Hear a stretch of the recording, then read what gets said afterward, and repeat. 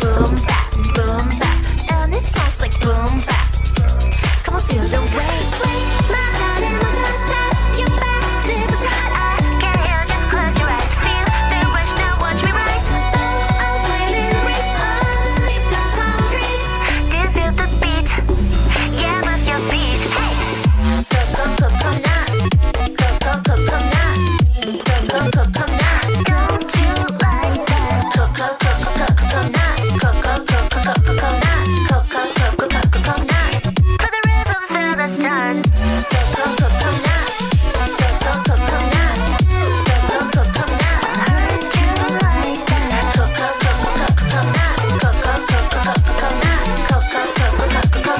Crackle like a coconut.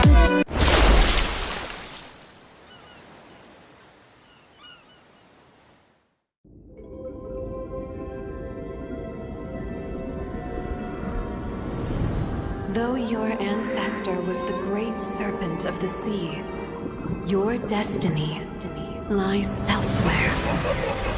Your feeble human form shall never wield the great serpent's power. Why can't I?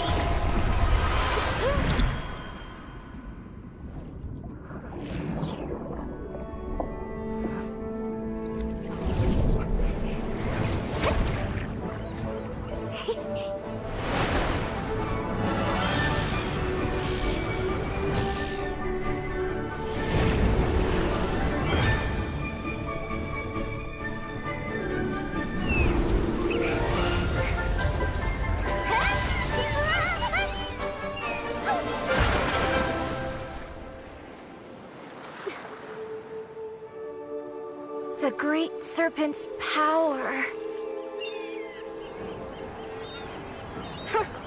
Only weaklings live on land. Born with this awesome tail, but stuck in this plain body. That's me, the great serpent's heir, Kalea.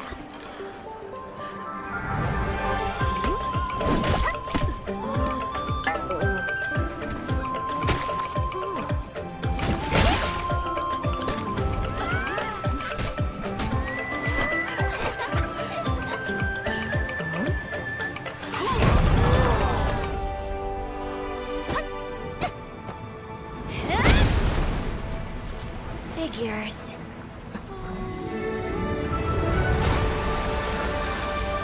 Hello everyone! Today we're introducing our newest hero, the descendant of the great serpent, Kalea, the Surging Wave. Kalea is a support hero who specializes in close combat and offers strong, reliable single-target CC. Not only can she charge in and slam enemies around, she can also heal herself and allied heroes just by attacking. Surging Wave, Kalea!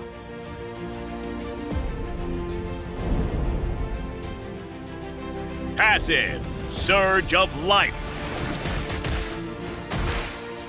After casting any skill, Kalea creates a water zone at her current position.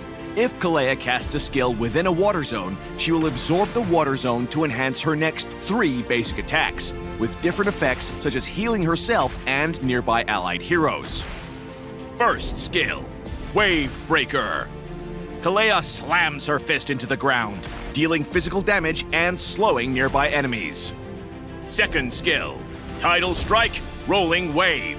This skill has 2 parts. In the first part, Kalea dashes forward and grabs the first enemy hero she hits, going airborne and slamming them down for physical damage. If Kalea hits an obstacle or the edge of a water zone during the dash, the second part will trigger and Kalea will leap into the air. The skill can then be cast again to dive at the target location, dealing physical damage and knocking enemies airborne. Ultimate, Tsunami Slam. Kalea grabs an enemy hero with her tail and jumps into the air before slamming down in the chosen direction, dealing physical damage to the target and nearby enemies upon impact.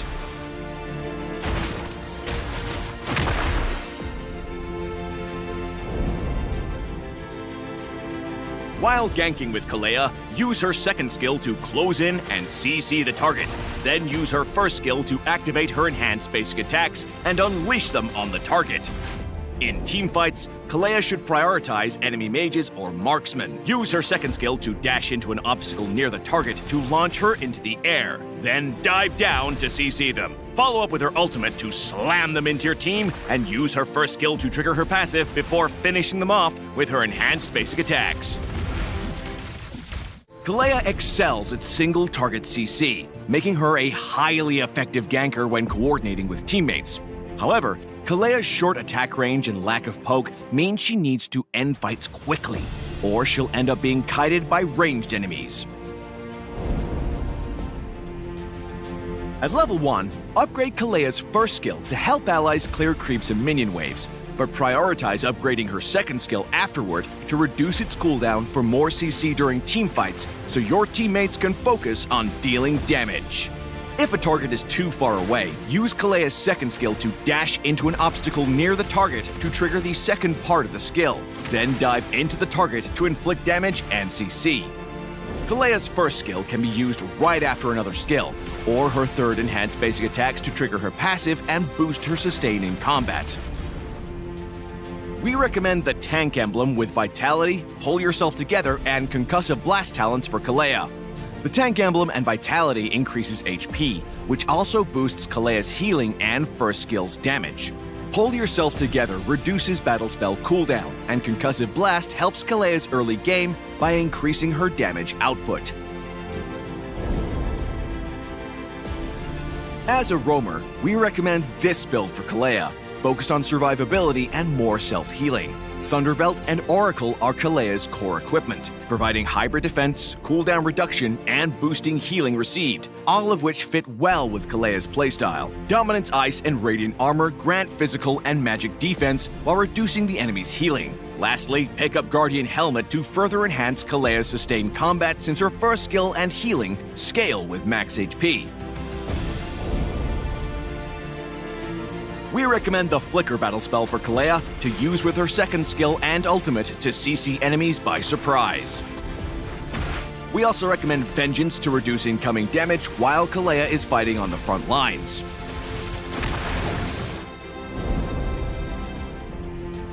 Kalea is good at dealing with heroes who lack mobility, like Layla and Chang'e. However, Kalea cannot grab enemies with control immunity, so heroes like Diggy and Minotaur can effectively counter her. Kalea's strong single-target CC makes her work well with heroes who have high single-target burst, such as Eudora, Harley, and Clint. In the early game, use Kalea's excellent support capabilities to assist the side lanes lock down targets for kills while using her passive to heal allies. In mid to late game teamfights, Kalea and her team should avoid poking with the enemy team, especially against supports like Florin and Rafaela. Kalea can initiate by diving into the enemy team and using her ultimate to slam key enemy damage dealers into your team for a quick kill and numbers advantage. Kalea, the Surging Wave, will be arriving on March 19th. Participate in the limited time event to get Kalea for as low as 0 diamonds. Pick up her Shimmering Wave skin for just 51 diamonds in the first 14 days. Come, break some waves with Kalea. And until next time, we'll be seeing you in the Land of Dawn.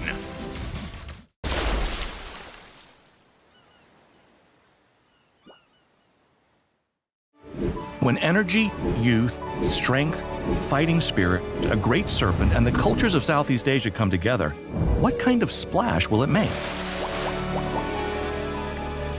A girl born with the power of the great serpent and an indomitable fighting spirit.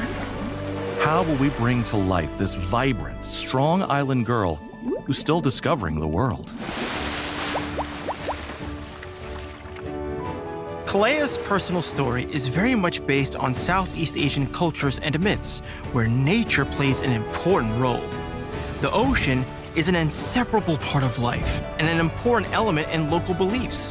And among them, sea serpents or dragons stand as a symbol of the ocean's might.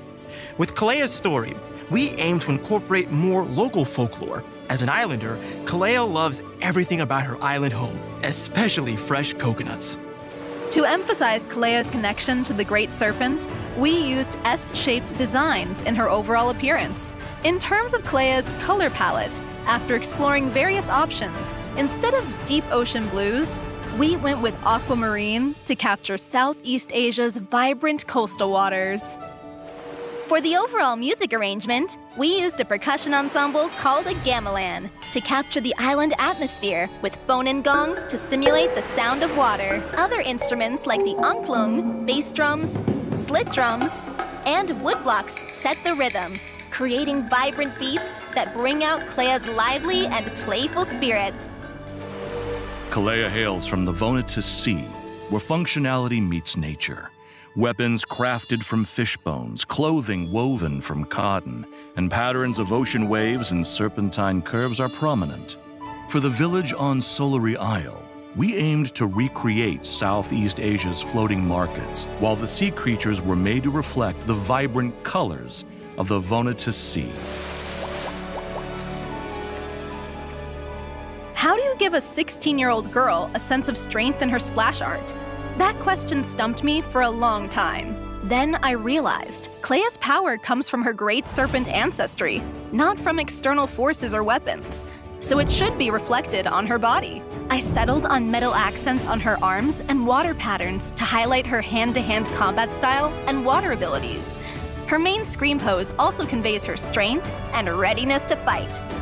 She may only be 159 centimeters tall, but she holds power far beyond her stature. Kalea excels in close combat and can heal just by attacking, but this mechanic proved challenging to implement. Her kit had to be designed to flow seamlessly. Her passive works by creating and absorbing water zones to enhance her attacks with the power of the Great Serpent, allowing her to heal herself or ally with the lowest HP for self-sustain and team support. Kalea is a straightforward girl, and that trait is evident in her fighting style. She uses her fists and tail head-on without tricks or deceit. Her animations and effects emphasize the power of the Great Serpent, such as her healing appearing as little serpents. Her first skill's Water Zone has elements of both rock and water, to highlight her bond with Badang and Kadita. Since Kalea's ultimate has her body-slamming enemies like a high-flying wrestler, we explored various ways to make the move more impactful and dramatic. In designing Kalea's in-match animations, we used big water splash effects to enhance the impact of her tail strikes and highlight the dynamic motion of her tail and the power of her punches. The scenery in her main interface background visualizes the iconic ocean waves, like giant ocean waves repeatedly crashing into the cliff, carving it over time, as another symbol of Kalea's strength. We wanted Kalea's healing and power to feel rooted in her island home and her mentors, Badang and Kadita.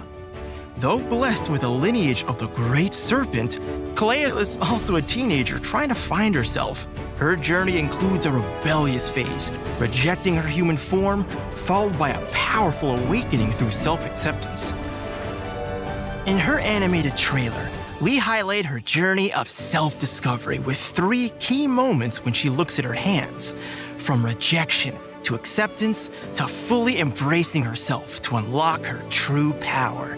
Throughout the trailer, we used many first-person shots to give players a better sense of immersion. The final scene with the sea monster has multiple layers of significance. Through Kalea's perspective, stylized visuals show that she's not just defeating the sea monster, but also overcoming her nightmare of never becoming the Great Serpent.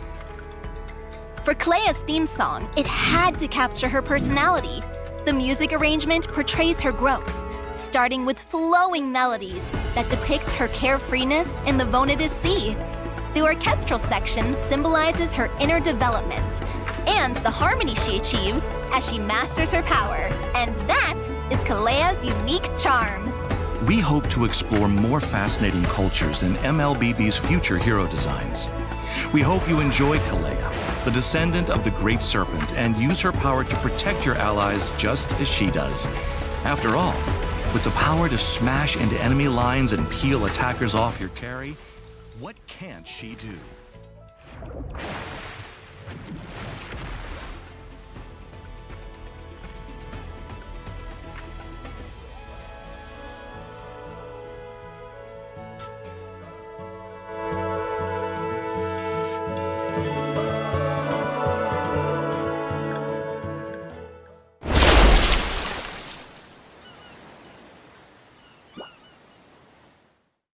Hello, everyone, and welcome to another patch preview. Today, we're thrilled to showcase a ton of new content coming in the new update, so let's jump right in. New hero, Kalea! This descendant of the Great Serpent from the Venetis Sea is here to make a splash. As a roaming support fighter hybrid, Kalea's core gameplay involves healing her team by attacking enemies and body slamming opponents around to create a unique close combat experience for the support role. We can't wait to see the amazing plays you'll make with her. This patch also includes a number of balance changes, many of which came directly from your feedback. We are committed to listening to our community and will keep fine-tuning game balance in future updates. Also, starting from Season 35, the seasonal settlement will align with Patch Day. During the patch's new event, bases will have a chance to turn golden during matches, and destroying these golden bases will reward extra event currency. Keep an eye out for more hidden Easter eggs. And of course, we have lots of new skins and events lined up for everyone to experience and share. So grab your friends and join in for awesome rewards. But that's not all. There are even more exciting events planned for next month, so stay tuned. And that wraps up our patch preview. We hope you enjoy the new update, and until next time, we'll be seeing you in the Land of Dawn.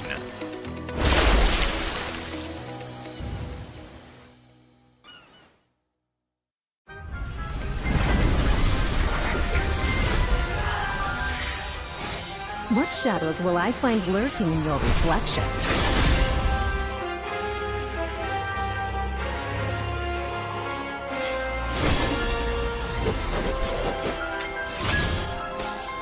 Swift and deadly.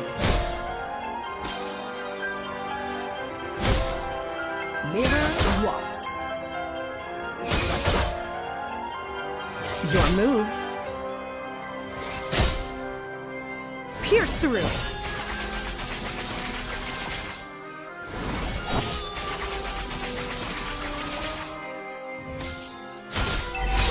Guide my blades.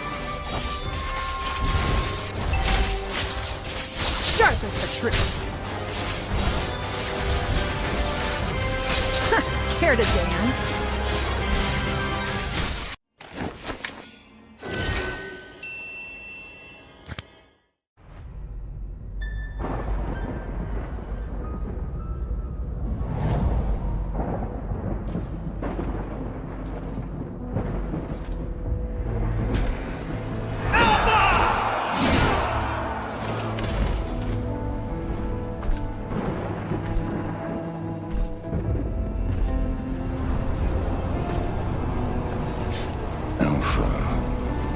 Dear doomed king, the time has come to cast away that frail mortal shell.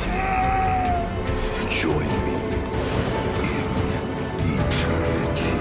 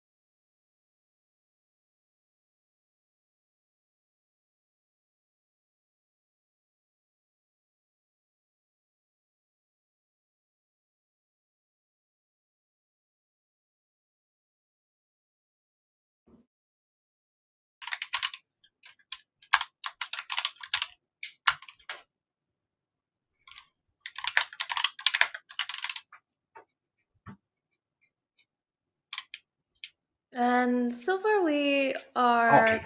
well, walking far. Okay, we're finally in the Yeah, yeah, sound. I finally can hear It you. means that okay, it means that we're getting ready for our 4 matches day.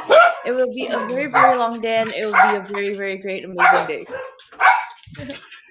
Yeah, yeah, yeah. It's a truly good experience for me to be doing this broadcast in English. As far as you may know, well, I was last year a broadcaster for the Spanish transmission. So right now it's quite challenging to be here with you. And thanks for the chance to you, to the team, also to all the people there at Moonsoon.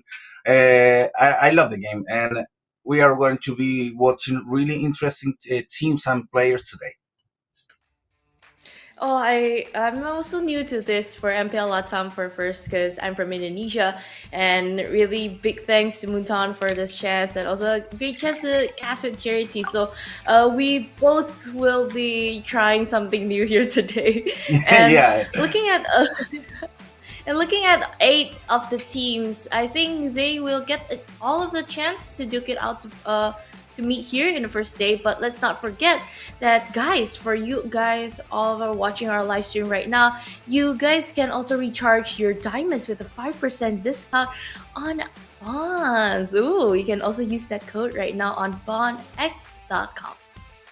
yeah. Bonus is a great way to have your diamonds in your account. So please use the discount code. You won't be regretting about that. And also, well, you were talking about the teams that we're going to watch today, and the first ones are Corinthians and Entity, and they have a lot of experience. They have a lot of history back there, so it's a good chance to talk about that, especially for Corinthians and Entity, because well, in the case of Corinthians, Corinthians was a low tier team last year.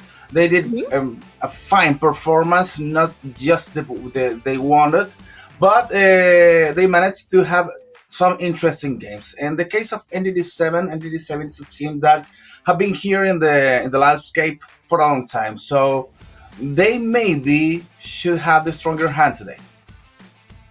Oh, okay. So 2 different regions. So Entity 7 from Peru and Corinthians from Brazil. And so far, I see a few familiar names here in Corinthians, like Luis, one of the top roamers, and also a GOAT. I hear in the Brazil, hands down the most popular player in Brazil too. And right now he's in the position as a roamer.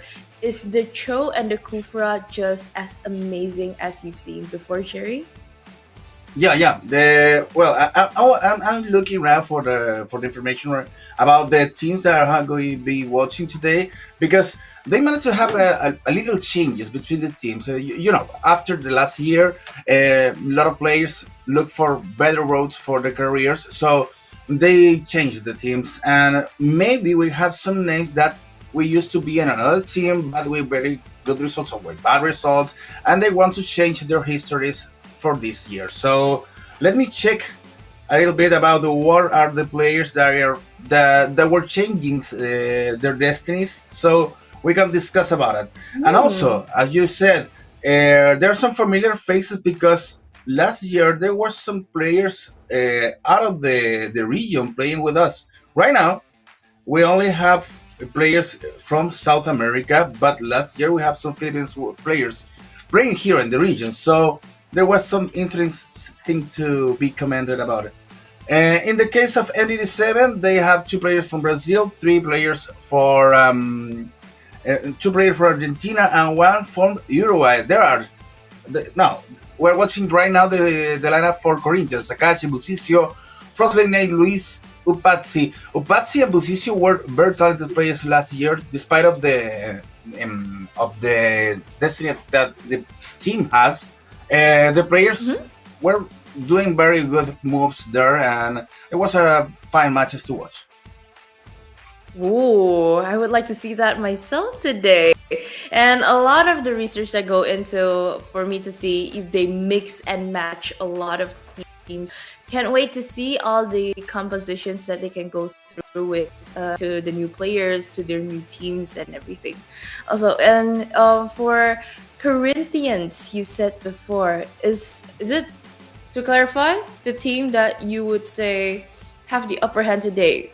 How about you, Jerry? No, Would it be a uh, 2-0? Oh, no, or a I 2-1? believe I believe this match uh, maybe is going to be decided in a 2-1. But I believe Oh. more in entity right now. Despite of the game, the team Ah. is the origin of the team is Peru. They have two very good players from Argentina, also players from Brazil, and a player from Uruguay. So the thing is, when you mix those nationalities, when you mix those talents, you Mhm. can't mess up. You can have a bad result about that because you investigate on the whole region to have the best talents on your team, and that's the thing that's going to happen maybe with Entity because despite that they're from Peru, they don't have Peruvian players at all. Okay, quite interesting to see. So a bit of mix and match here and there, so they can actually learn more, probably from learning from their own regions, and to bring it in and to make a good combination out of all of it. Can't wait to see that also for Entity Seven. Yeah. And I don't know if we're going to be watching right now the lineup of entities, so we can talk more about that. But the thing is, also, guys, we invite you to watch the broadcast in all the official channels, and also to be commenting on the chat because we want to know what do you think about this region, about the players, and why are you watching the English transmission instead of the Spanish transmission? Also, it's something interesting to know. They all come here to see Jerry, a familiar face No, for no, them to no, not see. at all. Maybe you, but I'm a little. I was talking about.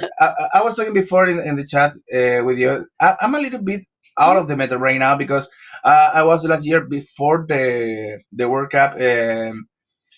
Doing the broadcast, I'm very into the game. And after that, well, I took vacations and I left the game for some time. But not so much has changed between last year and this year. The jungles are very important for the whole gameplay, and also the same champions remain to be important. Hayabusa is one of the top tiers heroes right now, and maybe we are going to be watching something about this, especially on Entity, because the styles of play are different from the teams from Brazil that used to play very Mm. strong in the meta, and from the guys from Argentina, Peru, and also Chile, because they want to experiment some things. They want to create little Ooh. bit different things, not just playing around the meta.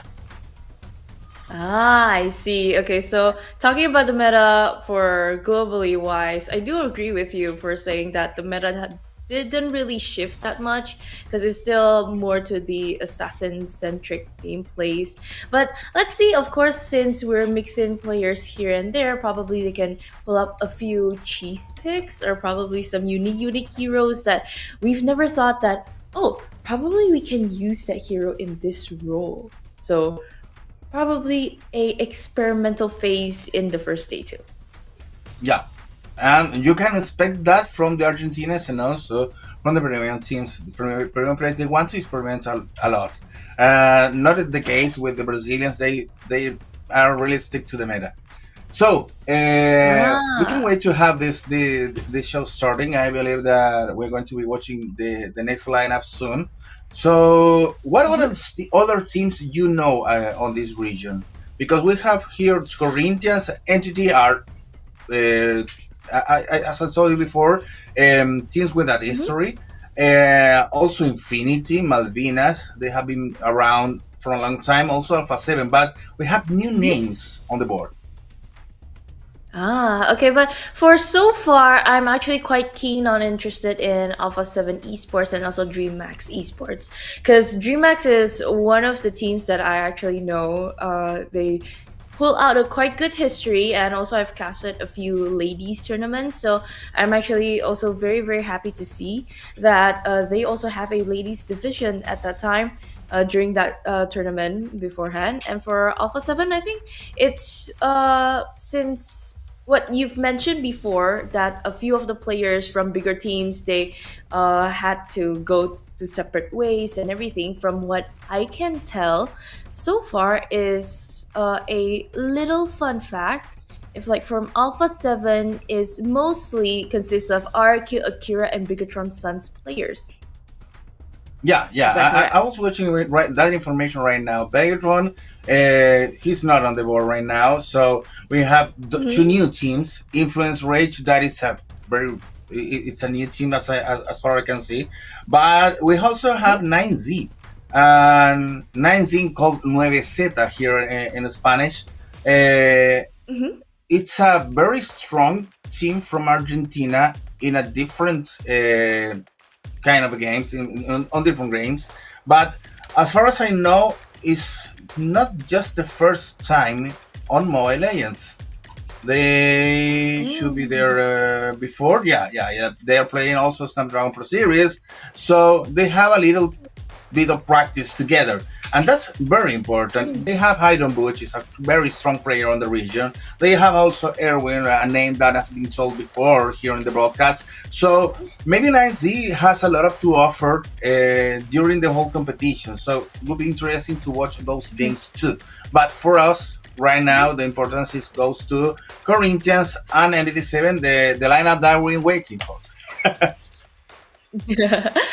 Can't wait to see all of the players' faces, of course, fresh new faces for the new season and season 3 here, other than we've seen before. And we can just jump in to the drafting phase of Yeah. match 1 in game number 1. Wow, so far, still in the meta, first ban Fanny, close off Jusin. Yeah, but different styles of game because Corinthians are up to ban to left out an assassin as you said, and 87 goes to block some of the strategies that you can make up in the mid lane. So they are not going to be just focusing only on the guys who are going to be having the killings. And Corinthians also with another block, but in this time goes to the upper line. I think so far that between these two teams, either from Corinthians and also Entity 7, quite unique because of the meta didn't shift that much, but the first exit out during the game fight for a gameplay usually is executed to the gold lane, right? Now it's just shifting into the EXP laner. So I think it would be a very interesting to see between Akashi and also Markino to duke it out during the EXP lanes in their own lane. And so far we can see that Fovius is one of the prime heroes that we can pick right now. It's just closed out. No Luoyi also, but so far I can sense from Entity 7 they just want to close out more of the mage heroes. Harith, one of the prio heroes, to also close out. Last ban from Entity 7, I think if they better to close out another jungler or probably a EXP lane. So you can kind of narrow it down a bit before the first picking phase. Well, the things looks like Corinthians are blocking heroes that are going to be played, that can be played for a specific player, not the whole strategy at all. But ND7 is blocking around the strategy. As you can, as you may watch, because Luigi is a very important role. It's a very important hero if you want to surprise your opponents, and worked very good for the last year. Now they focus around the killers again, blocking a hero for the gold line, and trying to ruin the ideas of Corinthians to having easy picks on the first game. And so far from what you said before that Corinthians they would go with the meta, I was thinking of probably a Granger or a Suyo. It's just locked in that easily for the first pick. For Entity 7, I think they can chip down a bit too, take the Hayabusa maybe if they really want to take that chance, or probably Open. they want to go prio on the Granger. Oh, deny. Yeah, Granger is really it's coming back to the meta. I was watching some information about that before, and it's a very powerful hero right now. So going to be interesting to have it. In the case of Suyu, last year when I was doing some broadcast, Suyu was a hero that wasn't allowed to be played because it was just new. So right now it's going to be very interesting to watch the game with Suyu pick, and also for Corinthians to have a very strong decision on the jungle.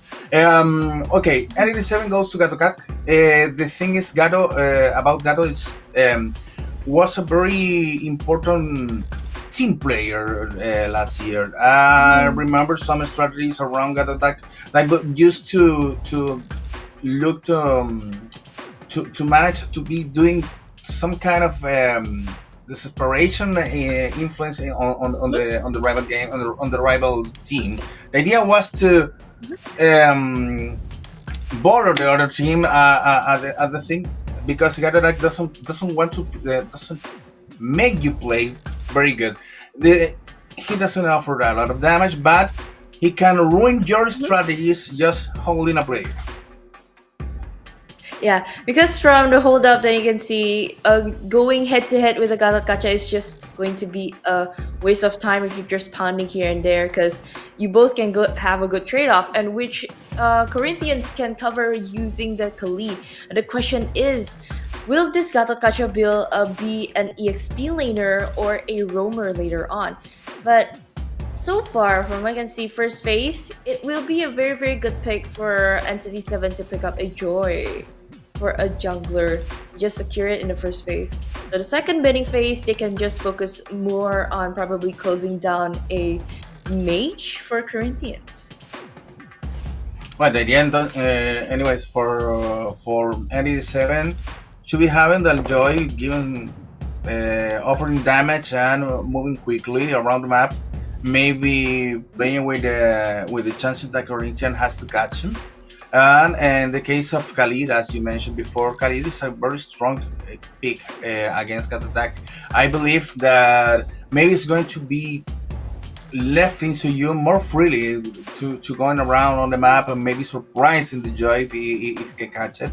So very balanced decisions right now between those two teams.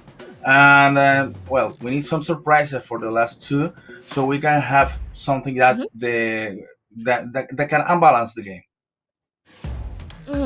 So far I can see Entity 7, they opt to close out the Vexana because, well, they're using the Joy. Either that or the Tigreal, if you really just want to get Joy in that area so Corinthians can put up a good gang. I do agree on what you said, that the Khalid would be a very good vision opener because it has high mobility, it has also a high good stun. Very good for a semi-frontliner, I would say. I wouldn't say it's the first frontliner because you will need somebody who is more tankier than that later on. For Corinthians, probably they can pick up the Hylas if they want. But so far, still on the second betting phase, Entity 7 closed out the Selena. Last ban, probably a good combination between the Gato Gacha and Novaria, turns out, because Entity 7 hasn't picked up their mid laner. Yeah, two strong decisions for the mid lane. As you said, Vexana and also Novaria are strong picks for the mid lane. Well, Valentina is going to be theirs, but I don't know if Valentina can play with the other heroes on the picks on 87. Maybe something's left there for the last pick, so they can have more some kind of a team plays between Valentina and another hero. Ranger and Joy used to play alone. Also Cat Attack. The idea is to somebody to make some synergies there. That's the word I was looking for. Maybe Valentina's lack of synergies right now in NT7. I see. Probably can help to burst down and balance out. Going up against the Sicilian in the mid lane would be quite hard, but it would be a good early clear so far. But for range wise, it kind of closed down the idea of there's expensive ultimates that the Valentina can copy. But so far, the only very, very expensive thing that they can get is the Khalid's Raging Sandstorm, even if the Valentina would like to copy it. And last pick, it's a Lucas going on. Okay, so far from both of this draft, I would like to say Corinthians, they would like to go for the brawler type, the early let's go fight, let's get the objectives, let's get this early finish. But in case if there's anything happening in the early phase that we can drag into the late game, there's Sicilian and also Irithel. But for Entity 7, on the other hand, they really need to finish quick. Because they have the Granger, they have the Joy. Their power is in the early. But if they drag it into the late game, it would be very, very hard for them. But the idea for them maybe is going to be adding this game as quick as they can. Well, we're going to about to start I'm going to about to jump to the arena, and MD7 and Corinthians are ready to go. So, guys, please enjoy the broadcast, and any comment you want, you can make it there at the chat. Right now, we are going to be starting them. Yes. MPL Latin America Season 3, guys. Okay, first match, game number 1 against Corinthians and also Entity 7. Let's just jump in and enjoy the game, guys.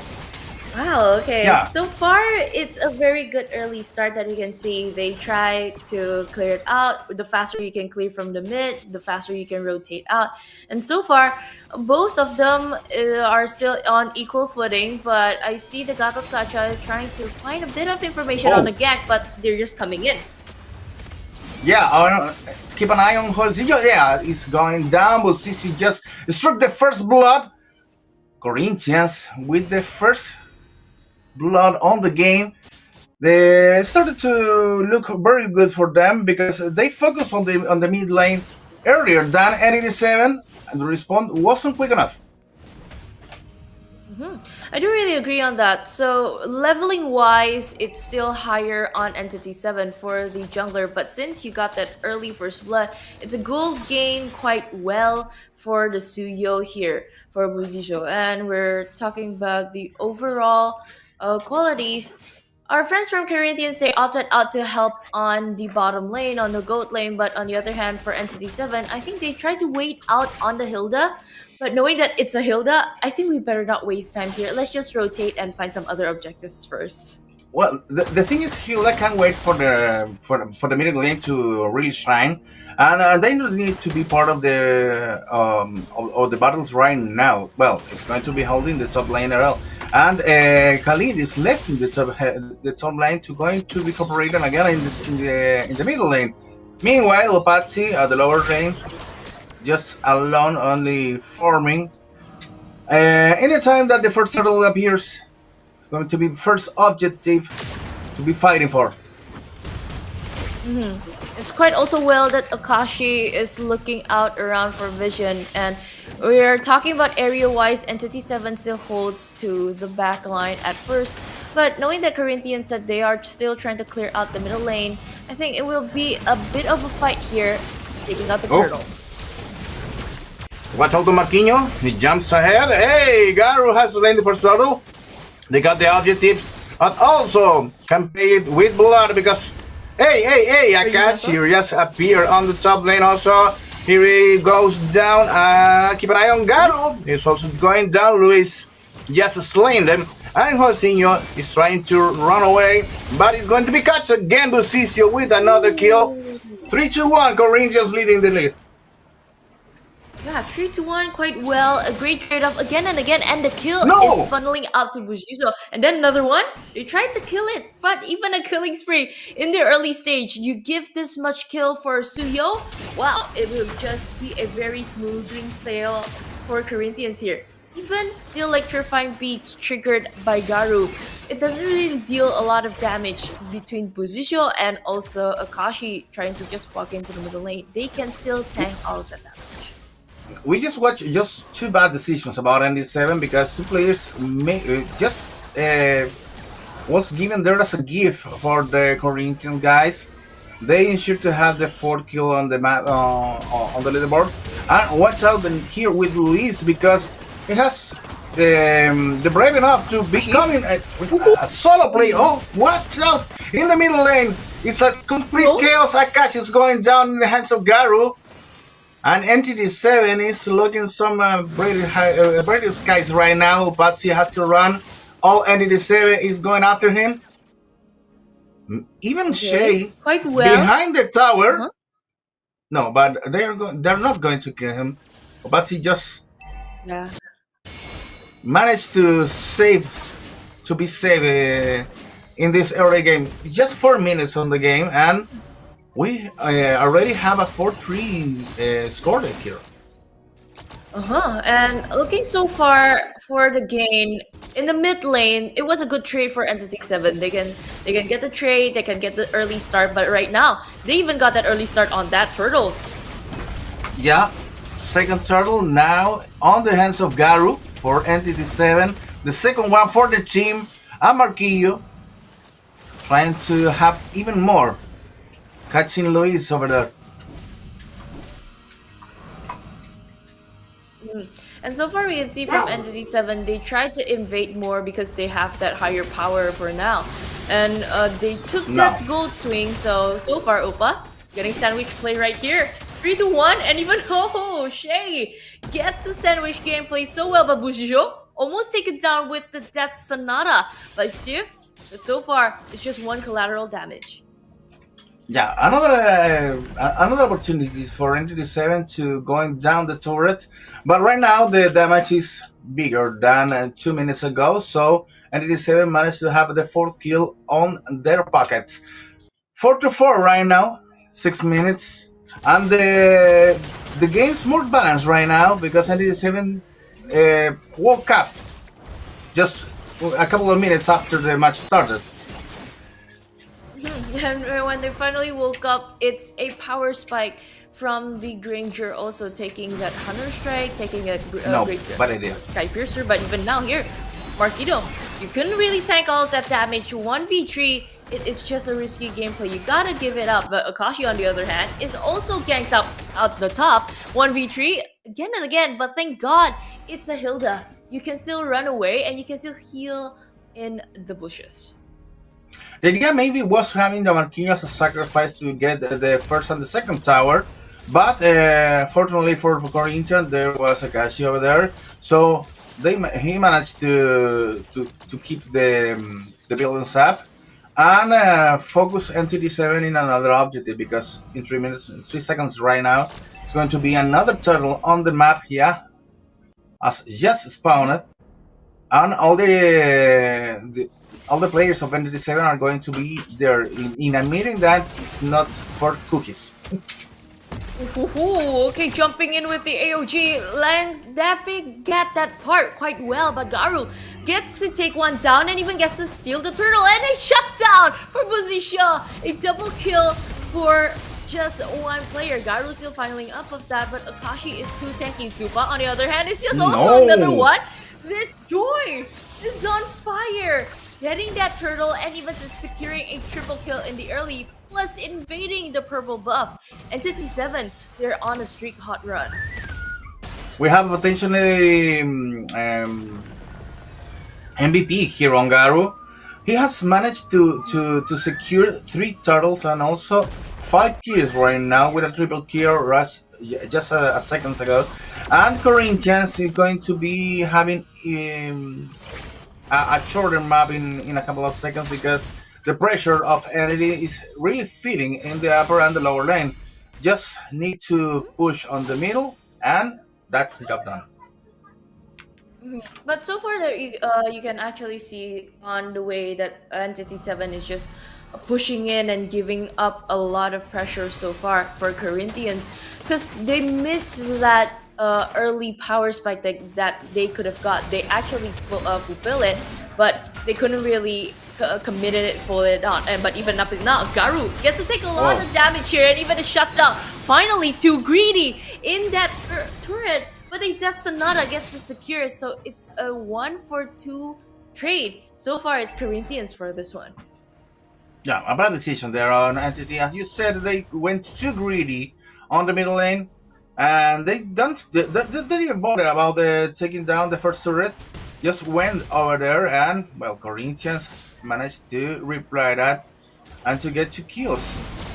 This happens in a moment when entity needs to be more clear about their strategies and also to put a sign on the on this match. Keep an eye on Bosisio. He took a lot of damage there, but it wasn't enough to have some worries about. I think from Entity 7, they already know where their target is. For example, like this now, Luis, too much in the front. Raging Sandstorm popped up defensively. So far for Corinthians, that is one expensive skill right before the Lord. And it will be a very free one so far for Entity. Garo even gets to secure it with the Retribution. And so far for Corinthians, since they missed that early power spike, the only way that they can win is just buy a lot of time so that Upa and also Frost are able to gain a lot more stacks, able to gain a lot more damages, so they can actually strive later on in the late game. But the question is, how? Well, in the case of Entity, they have the roles very defined. You may see in the first Lord battle, Marquinho and Juelzinho went as the front lane, keeping Corinthians out of the objective and just making Garo to make it to close the deal and do this business. Right now, they are all pushing, but when we need Marquinhos and Juelzinho are ready to jump in and keep Corinthians out of the damage dealers that Entity can protect very well. And so far, even though the Lord is just marching on top, Entity 7, I think they will try to pick up a fight now. Yeah, it's gonna be their fights. Well, position of passive taking a lot of damage. The tower is also receiving some, but Entity just keeping the lines up. They don't want to be too greedy right now because just tossing their heroes to the base is a bad idea, and also because they're trying to set a trap over there for Sinio, tempting Akashi and his partners. So Sif can make damage from behind. Ooh, okay, Marquinhos trying to find a way, but so far it's just baiting out things. But good thing Corinthians, they had the willpower to just, okay, let's not start a fight yet, because we have a almost 5k gold lead from Entity 7. They really need to farm more for Corinthians. And for talking about the overall equipment, so far it's just a Sicilian, just Frost having that more gold for around 1k other than the Valentina. And because of all that, I can see that even though the Iritel just gets the Great Dragon Sphere, you get the Haskell's and the Berserkers, it's just not enough knowing that how Shiv is just funneling onto the Hunter Strike and even the Skypiercer. Plus the penetration, this will kind of melt down a lot from like Akashi or even Lewis. The thing is, Corinthians knows the game hasn't been decided at all because, well, the score line is right now is 8-7. Just one, but one mistake from Corinthians, and the things can go all the way around. And in the case of Entity, they had 3 turtles, but they doesn't make a lot of importance right now because Corinthians can have this battle rate very good.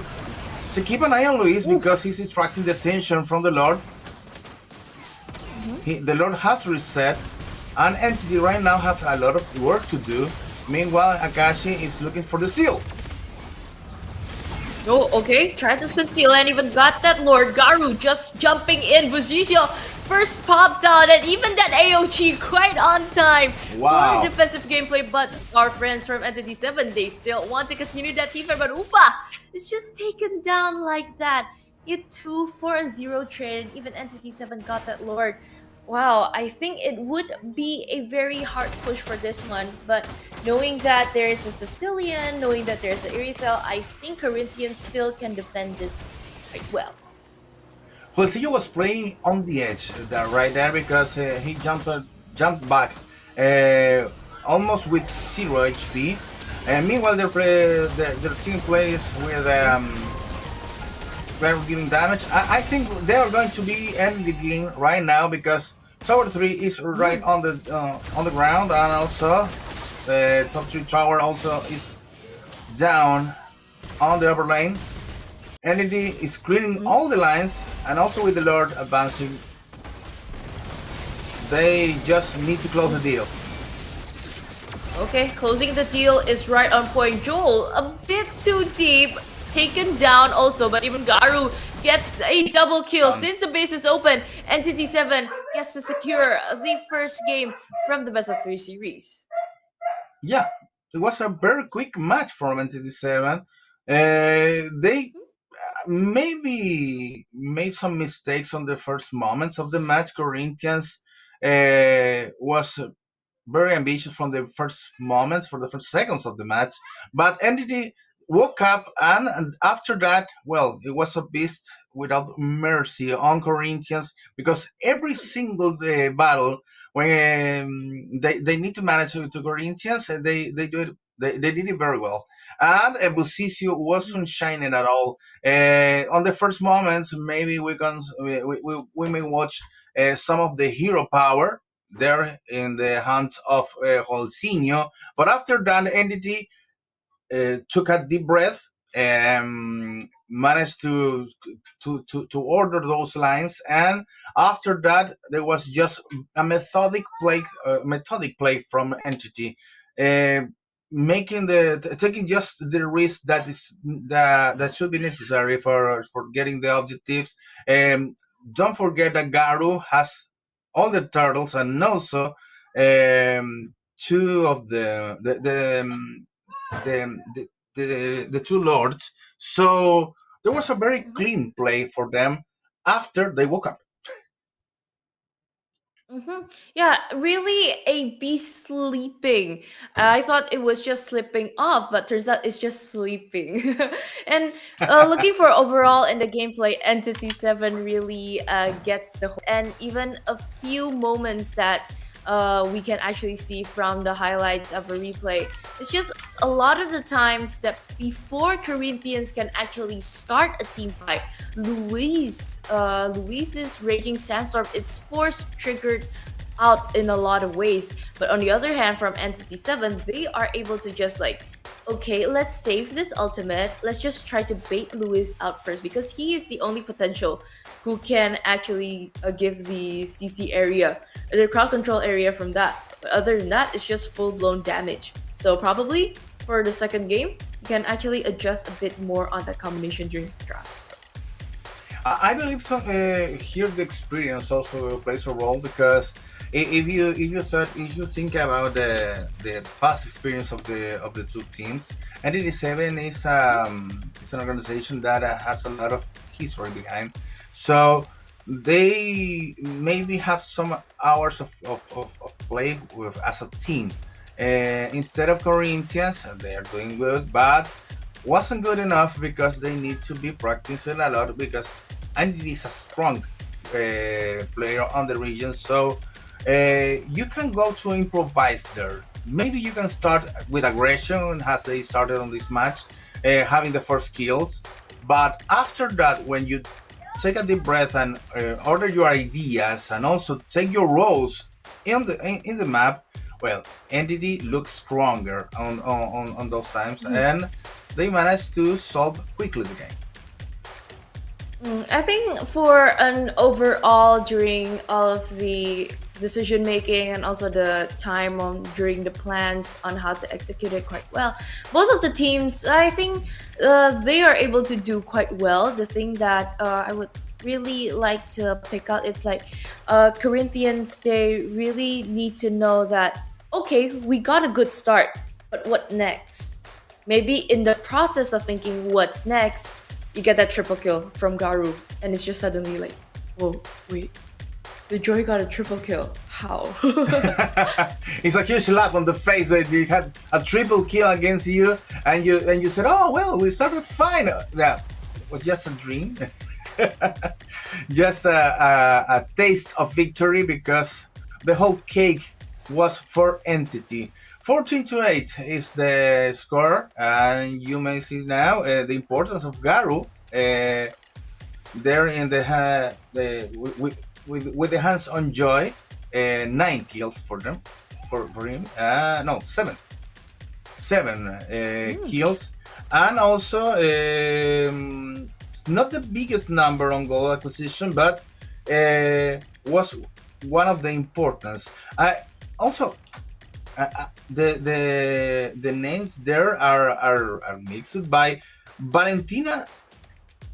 Didn't even play an Oh. important role on the victory. Yeah, because about the draft that we've talked before during the drafting phase, it would be a bad idea if the Valentina wasn't given a chance to copy out a lot of the important ultimates. Like for example, didn't get the chance to copy the Raging Sandstorm, didn't get the chance to probably get the heavy crossbow or the bat feast for damaging wise. But so far, since the middle lane was so well taken care of by the Valentina and also by the roamer to help around with Gato Tacha, so even though without copying those expensive ultimates, they're still able to survive.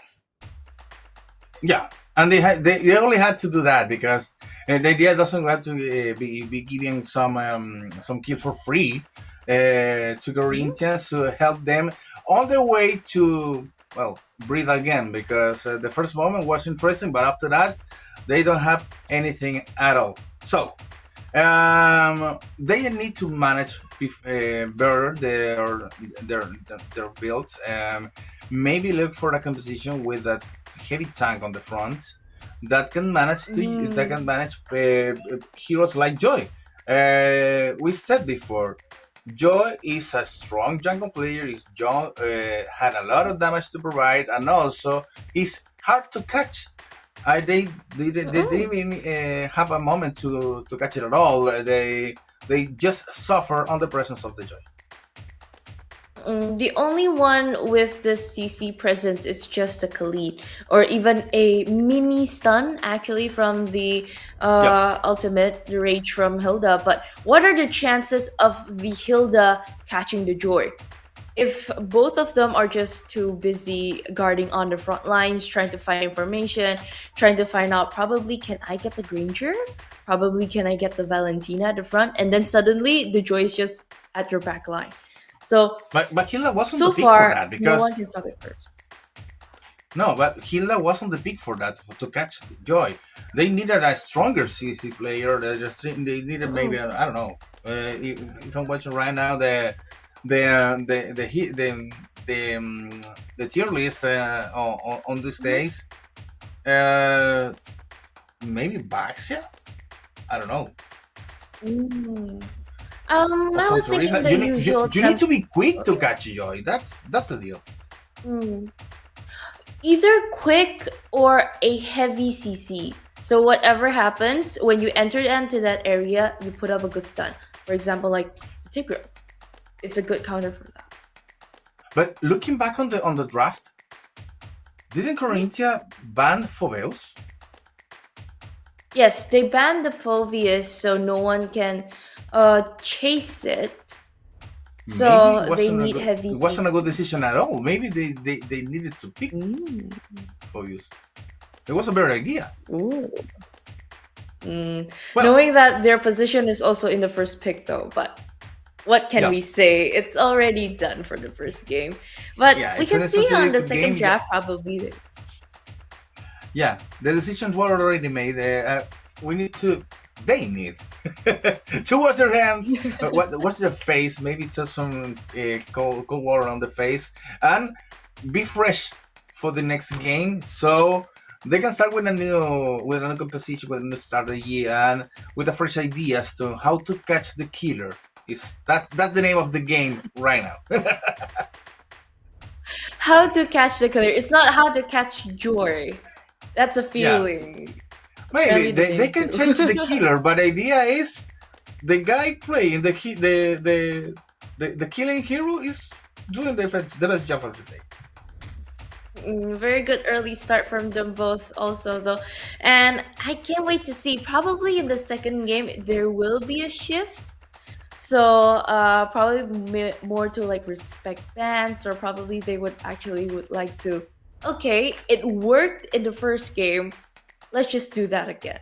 Ban out a lot of the mages, ban out a lot of the burst potentials, ban out a lot of the crowd control potentials, so that my joy can be free. But the first pick right now is going to be for NGD7 because the first And ban, just, yeah, in the past game was for Corinthians. They banned Fanny, so maybe they're going to be banning Joy, and after that, I don't know. respect, respect. Respect ban. Let's take a look. Okay, Okay. the same first bans in the hands of Corinthians and also for Entity. The thing is, Jin, the last year was well, a very strong hero, a pain in the soul. I'm going to say for Oh, the teams. it's a menace. It's a menace. It's a I menace. agree with It's a you. menace. It's quite a menace. It's a menace. But despite of Hayabusa looking up, staying up on the tier list, nobody plays very good Hayabusas last year. What about now? Maybe you won't watch. You have the opportunity to see our Hayabusa in this game, despite of the bans are well, like the same of the past game. So far it's still Until a now. temple ban, if So you far. can see. Close so far. Oh yeah, Yeah. it's still a temple ban. Close off the Harith, and NCT7. Will you still close off the Moskov for the sake of the joy to strive? Or probably a I don't know. Selena, probably Vexana. If they still want to focus on the mages that they want to close off. Ooh, okay, but it's Yeah, a Moscow again. deny pick. But the joy Again is for in Moscow. hands of Corinthians. Well, the thing, right? The question now is there somebody in Corinthians who can play Joy as good as NTD7 played before? True. And what's going to be the response of NTD7? Because if you're good playing a hero, you're good at countering him. Okay, true. And so far, they still prioritize taking that Gatot Kaja and also Granger. For Corinthians, would they probably shift to get a mage first? In case if anything from Entity 7, knowing that their favorite bands are so far for the mages, or probably they still want to take a tanky guy first, or probably want to take the Khalid and the Irithel again, going up a Granger. But so far, Selena is still on the list, taking a good stun, taking that Irithel. 3 main damage dealers just secured like that for Corinthians. On the other hand, Entity 7, I think it would be a good time to pick the Hayabusa. So you can probably pick off the Irithel, or probably avoid the Selena's Abyssal Arrow. In the last game, we said before the game started that NTD7 was looking for a quicker game. For a quick game to end. So they picked up Joy and another damage dealers to end the game quickly. But right now Corinthians have 3 damage dealers that is important damage on their hands. And meanwhile NTD7 picks show you that well it's a good idea but doesn't convince me at all right now because with Joy, Selena and Irithel they have a lot of damage and they can wipe out if they want. So I believe that entity needs to aim for a longer game right now, looking for strong tanks for the first line. Even they close out the Hylas knowing that it would be big homework to do to close off if they open up the Glorious Pathway, you slow down the Suyo, you slow down the Granger, because the potential of the Suyo entering and the Joy entering, of course, Suyo will have to take a little bit a while popping up the Soul Server, but so far Corinthians, they choose to close out the Novaria again and Entity 7. Last ban, would they want another tanky player to be closed down? Probably the Hilda or the Khalid, if you want. But no, I don't know. I don't know if Ooh. Hilda. What? Cho? Oh, Why? They it's a already had 3 Cho. damage dealers. Why do they need to block Cho? I think they need the tank right now, but for the pick-off strategy, a combination between Corinthians picking up the Cho or not, I think they just worry that if the Cho gets to suppress the Granger and the Irithel gets more gold, it will be a very good game for Corinthians. So far, the last ban for Corinthians, Badang, taken out just like that. And for Entity 7, what will be a good next pick? The mage? No, they need a heavy tank before a mage. Hmm. True. 3 strong damage dealers on the other side of the map. They need a strong tank. I don't Other know than a if tank, Alpha is a good idea. Great.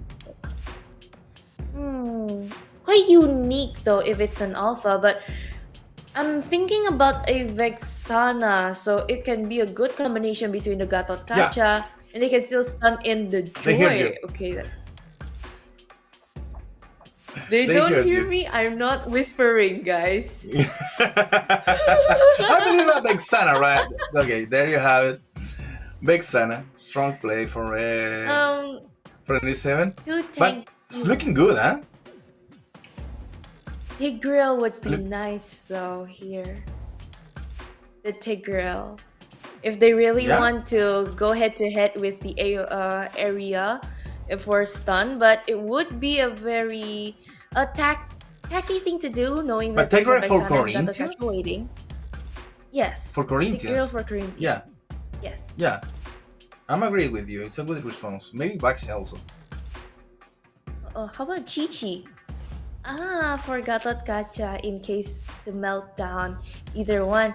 And a last pick from Entity 7. They from Corinthians they opt out the Chi-Chi and the Khalid. So this would be a very, very heavy bodily tank for the Khalid. To tank a lot of damage from the Vexana, probably the Granger, and last pick from Entity 7. To match it up, probably a glue would be nice if they want to go head to head because there's no more Phobias. Or they can opt out to go from Hilda. So you can walk around here, but Lucas is their choice. Again, just a few changes on the composition for 97, and well, the changes they made made them look even stronger right now because with a Vexana in the middle lane, I think, in my personal opinion, and also in my personal opinion as a player, I prefer a Vexana over a Valentina. And well, the damage they already have it. So far, both composition for the draft, I would say it's more balanced than the first game to see. But then again, with the conditions played on to both sides of the team, early game is still crucial for both junglers. They need to get the objective quite well and everything. But we're talking about sustaining moments. It'll be better on Entity 7's side.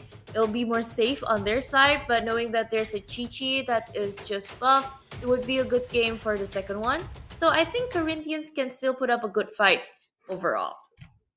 I'm curious about how the focus on Corinthians will be because they managed to have 3 strong damage dealers on Fosla Upa, and Luis.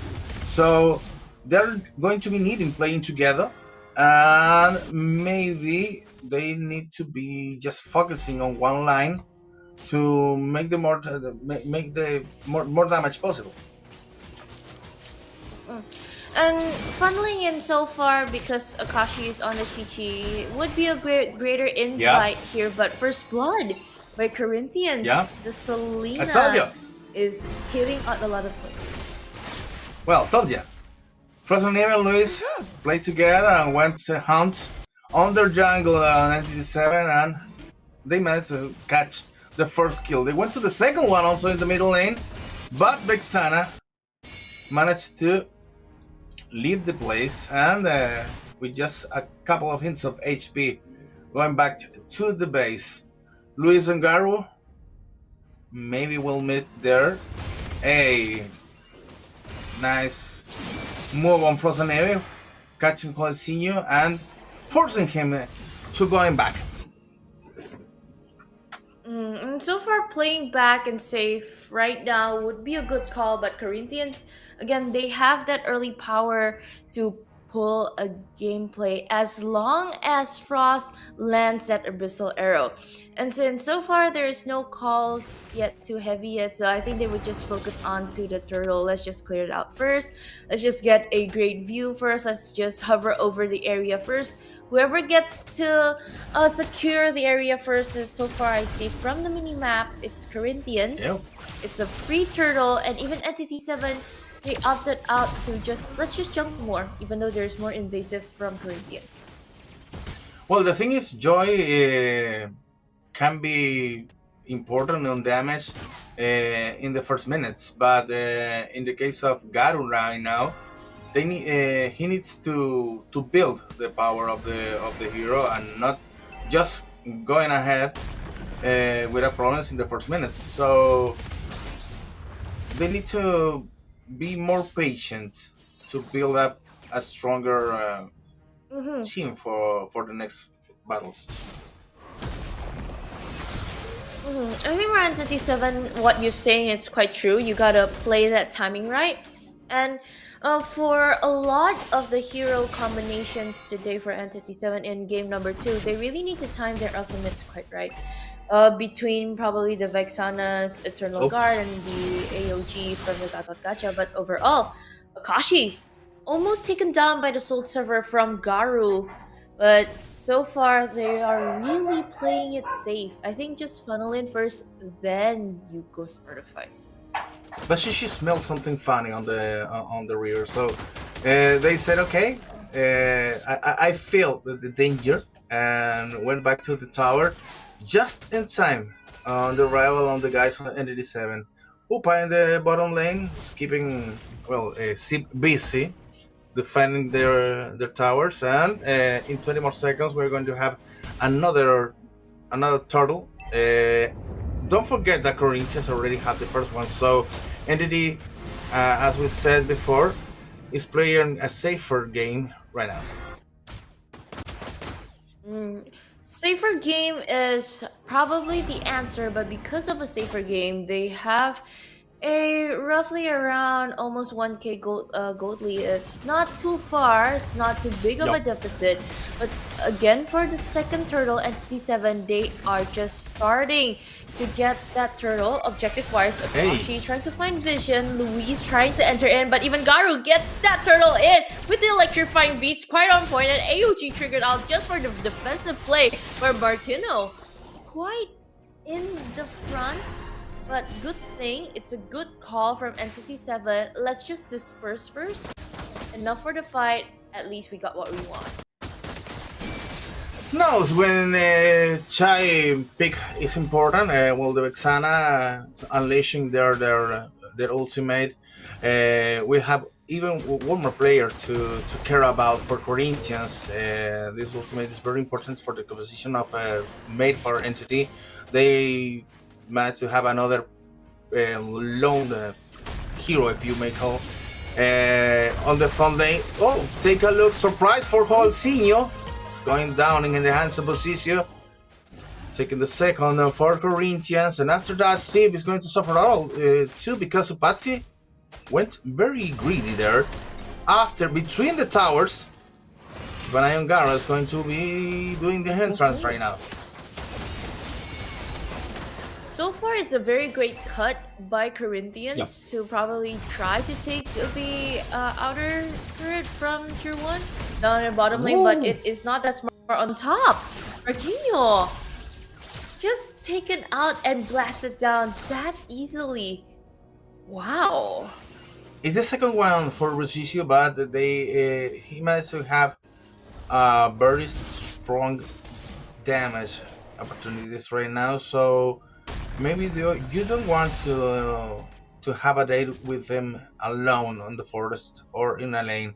So entity need to be playing together right now because Bushishi is already a hero with a lot of power and a menace for them.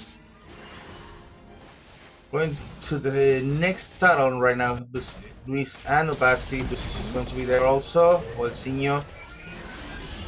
And with the They're going to with a secure lot the of power next that talon. tried to come in. Ooh, that's quite well actually for Corinthians. A 2-for-1. It's not a clean turtle for either both sides of the team, but so far Corinthians they still got that lead, and with a 2K, a one. Okay, around 2K, they can actually they actually got that early for the gold lead. So Entity 7, I think they really need to farm up their game. Yeah. And now they are in problems. Problem because Garu receive a lot of damage position once again with another kill, the third one for him. And they even don't take care of the turret right now. They left her there only to be more aggressive on the middle lane. Now Busicio is going to take So it. far, Yeah. oh, but so far both of the teams they tried to sit out, but now it's not balanced because Corinthians get here 8-minute mark. So knowing that knowing that Upa has that so far, it would be actually quite nice.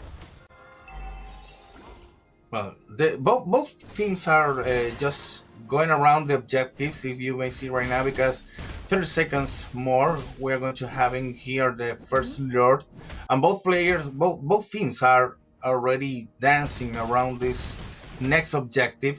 Only Marquinhos cleaning the line in the bottom lane because they already missed 2 towers over there, so they need to be carrying of that area. And take a look of the damage of Ultisio. It's gonna take one more. Marquinhos managed to escape, but just for a couple of seconds. After that, also Garo is going to be taken away. 6-1 for Corinthians. Oh, Totally in control. oh no, that is a very risky call to take, to be honest. Playing the far lane, you don't get that turret down. It's still okay, but no retribution power for Entity 7, and it will be a very good clear cut for Corinthians to just storm in and a shift. Almost taken out. AOG to the back. Defensively, again and again, Entity 7, they just really gotta play it safe. Since the early it's too safe, I think now they are forced to play it safe. I should say it's free lore, but it wasn't free at all because Corinthians managed to work that. They managed to have some kills and make Entity doubt about the defense. So they left the objective for Corinthians. Another first lord is going to be walking on the lower lane. Meanwhile, Batsy is pushing on the topper one. Corinthians playing the whole map with really a big comfort right now. And so far they're trying to pressure in the 3-lane push. The Lord is just leaving on top, but leaving on down bottom. But on the other hand, on top of Zisho, he's trying to push in slowly one by one. But no one has touched that middle lane turret yet. Well, they're going to be working with the Lord on the lower lane and also catching the second tower on the middle one. Opazzi just destroyed that objective. And the Lord saying goodbye for a few moments. Corinthians in totally control of the game. Busicio still growing on damage. It's going to be quite interesting. I said told you before, I'm going to be watching game 3 between those teams. Okay, quite interesting if this unlocks a game tree. And looking at the positions, it's actually a very good trade. You get 3 turrets down, you get with 1 lord. And so far, Entity 7, I think they're just waiting for a good moment to pop up or probably take one of the players from Corinthians down. As long as they try to gain a good momentum from there, I think it would be a Oops. great start for them. Oopsie, oopsie, oopsie. It's a lot of damage. Well, see, you can't manage it all. Akachi just took it away easily. Mingle Shay is also taking a lot of damage. Need to pull back. In the top lane, Marquillo wants to defend, but take a look. Just half of the life is already evaporated. Busicio with the mega kill and pushing even more. Oh, okay, evaporated as quite well. And Entity 7, they are trying very, very hard to clear out the minion waves. They're trying very, very hard to, let's just see, probably we can push back a bit of this pressure from Corinthians. But so far, Corinthians, they are just not giving up. Trying to take down, even the, no more passive, even tried to Nope. pull it in. Even Louis gaining a lot of good health from here. And so far, they are dispersing, giving them a little bit of breath, a breather for Entity 7. Well, I think Entity 7 hasn't have the space to breathe right now. Busicio is just taking all the opportunities for Corinthians, managing now to having the second Lord. And meanwhile, Marquinhos also suffering on the hands of the guys of Corinthians. They're already pushing on the middle lane. Hey, somebody's stunned there? Yes, Holzinho is away from the game right now. Garu also. Well, Garu hasn't played at all. Take a look at the numbers. Yeah, and looking so far, this is quite brutal for Entity 7 because people from Corinthians are just starting to get in Marquinhos, tanking half of the damage from Buzicio's electrifying beats. And that's so they're able to push or just keep them at bay without the Lord marching in yet to the base. And so far buying a lot of time for Entity 7 for a full-blown team fight of 5v5, but they need to play it smart this time. I don't know if smart's enough to have a comeback here for Entity, because Corinthians is already pushing on the upper lane. They managed to give a lot of damage on the tower. The 3 towers are already very close to the end, and the Lord marching on the lower lane. It's going to be a chance to push even more on the middle one. That's about to going down. That's it. 2 towers in just a second, and the third one is going to have the same destiny. Now Corinthians pushing to the end. Okay, pushing through it is the answer, but no minion Nope. waves are there to support their last push. Still taking a good breather, but Entity 7, they managed to defend their base quite well with a very, very expensive trade-off where they have to just turn down 3 turrets so far. But we're talking about in-game equipment. So far, 5 of these players are Yep. on the side of Corinthians. They got that massive gold lead even up until now. But other than talking about the gold lead, if it steps onto the 15-minute mark, it is the late game. So whoever gets the momentum, whoever gets the kill first, I think it would be a good chance for them to just take a good pick off, and they can start actually pushing back. Yeah, you see something interesting here because, hey, meanwhile, see, oh wow, what an explosion of damage! 2 players almost evaporated again. Civ, 1 down, and Marquinhos saved just for a miracle. Corinthians pushing on the middle lanes. Right now, they have 1 more player. Entity, they only have 4 on the defense, and Huelsin is already suffering the pressure and the mega kill for The base. one of the guys. And Corinthians Garu is down, and then the next go out. Corinthians wins the game and keep the things 1-1. Okay, a hot gameplay that we can see from the second game, how Corinthians try to fight it out. Early, I can see that both of the teams that they don't really want to go that aggressive. But since Entity 7 is just playing so safe, knowing that we cannot give kills to the Joy, we cannot give a lot of the opportunities. But even though Buzisho didn't get a lot of kills in the early game, you can actually secure a lot of the objective wise, like from Garu's jungle, a lot of them are actually just taken out by Corinthians. And so far, because of that early slow but steady gain, they are able to take down Entity slowly one by one, like in this moment right here.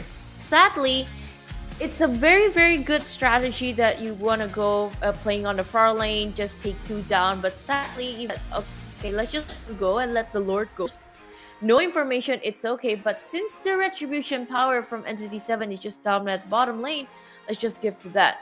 And so far, from Entity 7, they just tried so very hard to defend their turret, even though up until the last breath, all of them, three of the tier 3 all down, they still managed to survive. But because of that one turning point where what I just mentioned before, as long as you get one player down, you can get that good momentum and you can Yeah. actually push till the end.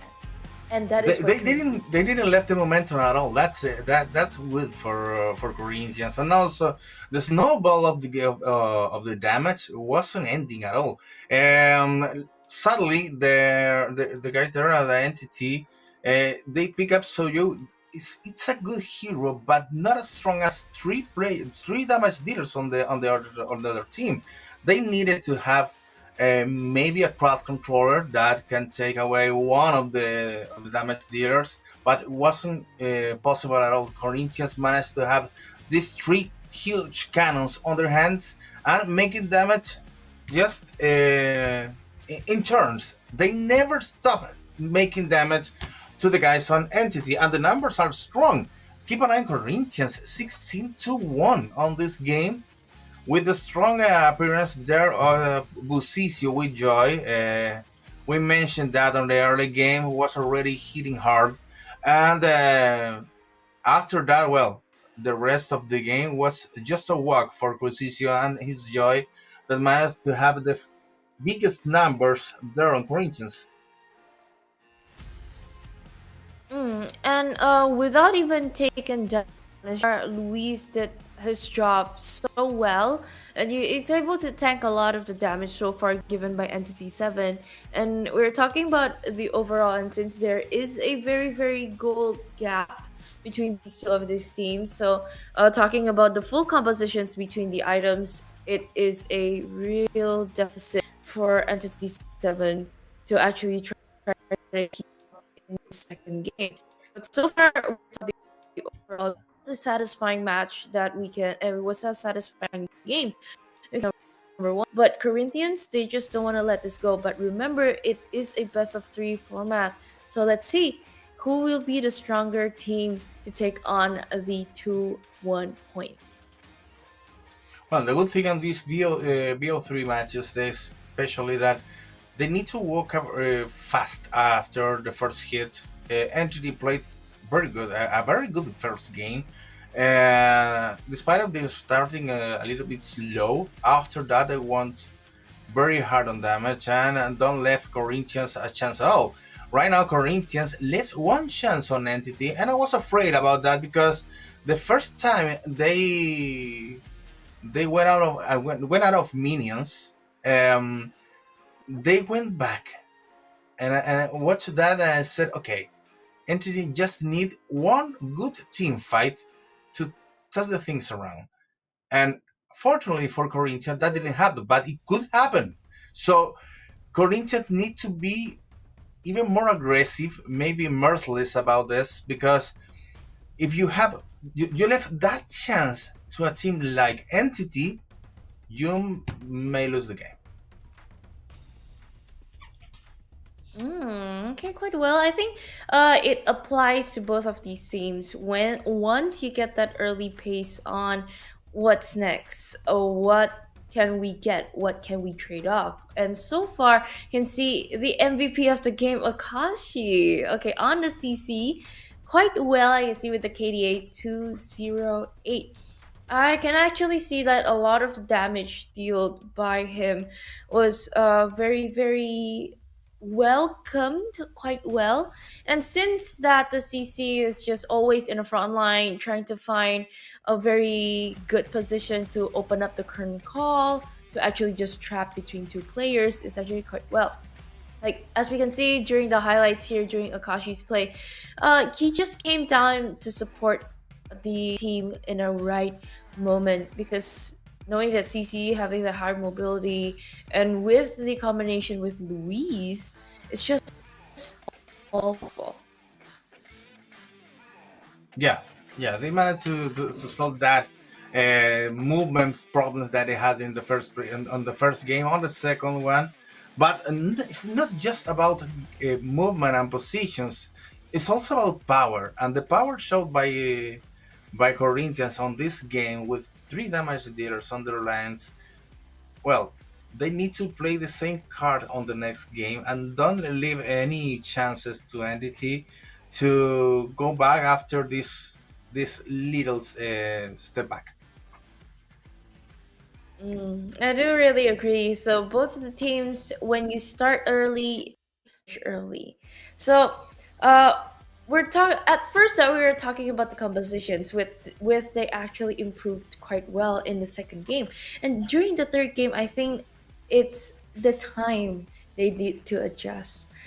Other than draft, other than already know what to do, how to create the moments that when to end so you can actually secure the game quite well. I'm sorry, but there was some a little bit of lag on the transmission. And quite I didn't hear you well. Can you repeat maybe Oh, question, for please? before that, I was saying, of course. So at first, we were talking about the first game. We need to Yeah, adjust the drafts, and they actually did it for the yeah, second one. So I think for the third one, they need to, other than readjust the draft, which is already good, they need to know when to end for at the end for the quite well. yeah. Corinthians managed to end the game after all, but if they hesitate just one more time, Entity wasn't have a didn't have the mercy that they had before. Corinthians need to be merciless in on those decisions. Can live any moment to Entity to come back again. And let's see, let's watch what's happened on the next game. Um, I'm quite surprised about the chat there on YouTube because there are some guys from Jamaica and Venezuela watching the game in English. Well, it's interesting. They are choosing to have to accompany us, but it's good to have you here. And also, if you have any other friends that enjoy Mobile Legends and also they want to watch Latin American games, let's share the broadcast and invite them to come around because we have even more one more game between Corinthians and Entity Seven. Well, let's see what Corinthians had to offer because right now on the past game, I have to tell I never seen a stronger Corinthians that I saw in the last game. And we're talking about so far on how they play both actually quite to execute quite well. We can actually see both of the teams on how separately how they shine, and I would really like to see the third game. They won't repeat the same mistakes. They would actually go in and go out quite early. Let's just put on a great show where just full blown team fights for both of the side of the teams. It would be quite fun to see. Yeah, I believe that for decisions, Corinthians need to play even more aggressive than they went on the last game. The first moments of the match, they managed to have the first kills on both game, not in both game, but to have the most important aggressions on the two games. In the second one, the kills were on the side of NDD7, but the aggression we started with Corinthians.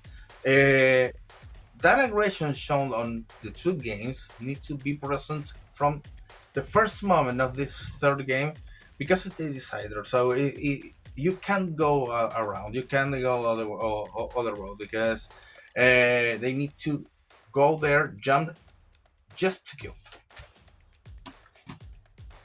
And so far, execution wise, I guess for game number 3 for both sides teams. And so far, I think phase it will look quite the same. I might say it's quite similar. From game number 1 and game number 2, unless they suddenly want to change strategies. But I think so far they can actually try to just stick with the Joy. You can stick with the Suyo either way. Or probably if you say that Suyo gains a bit of attraction quite late, you can pick up the Hayabusa too. It's actually a great alternative if you Well, also want to go juke it out or head to head with the Joy. but we already had two Joys on game one and game two, and Joy was the protagonist in the first and the second game. So they need to ban Joy right now. Yeah, And- I think it's a gamble though, Jerry. It's a gamble. But I between understand. I should understand the first ban on Fanny because Fanny it's a heavy hero to play with. So if somebody picks Fanny, well, you're going to suffer. That's for sure. But Joy, going to suffer earlier. yeah, you will suffer for sure. But there are still some options. I'm watching here again the hero tier list, and well, there's Julian open. There's Julian Hayabusa open. Also Hanzo. Maybe even Saber on the S tier. I'm happy for this because I'm a Saber player, but I haven't seen it at all on competitions, and it would be nice to watch Saber right now, guys. Since you already picked somebody on others, well, suggestions. Let me watch a Saber right now. Well, we have the first ban. It's not for Fanny. It goes. Oh, Yeah, we have another ban right now. goes to Selena. Selena. Okay, goes to Selena for a respect But- ban, of course. But you believe that Selena was that important for Corinthians in the last game? I think it's other than the buff given to the hero. It's actually a really moment maker for that. I would agree. It plays an important role. It wasn't the biggest damage dealers at the end, but for the early game, Corinthians was actually quite much from the Selena knowing that deals the damage getting the first blood. It also helps stealing 1 or 2 junglers for the objectives. So is just quite a menace when even dragging on to mid and to the late game, where the Abyssal Hero just hits right on point. You can actually hit the Vexana, so you can delay that Eternal Gut stun, and because of those Abyssal arrows, I think it will just be a hindrance, I guess. I might put it at that way. So better to ban it off than to get stunned in the middle of an important team fight where when you really need to get that ultimate out. Okay. Next bans, well, Corinthians is playing for Manuel again because I think it's on the script that Sujin and also the ban on Luoji are again the guys on Entity. Moscow again, Phobos again. Well, you have now Fanny open. Let us watch it. The Fanny powers on the arena. Ooh, okay. So Jerry is requesting to see a very fast hand Fanny. So between all of that, but so far for Entity 7, they still keep it in their ways, fan off the Moskov. And for Corinthians, probably they really want to focus on that mage since Moskov is also taken out. Or they want to respect the joy. It's a gamble. Because if you don't ban it They, out, Entity 7 will definitely get it. yeah. If you want to start for the assassins, yeah, you have Fanny, Joy open, Hayabusa open again. Please don't pick Soyu. We already saw that Soyu doesn't work at all in both teams. So you have a lot of possibilities here in Mobile Legends when you have your draft. So it is funny to watch the same heroes once again.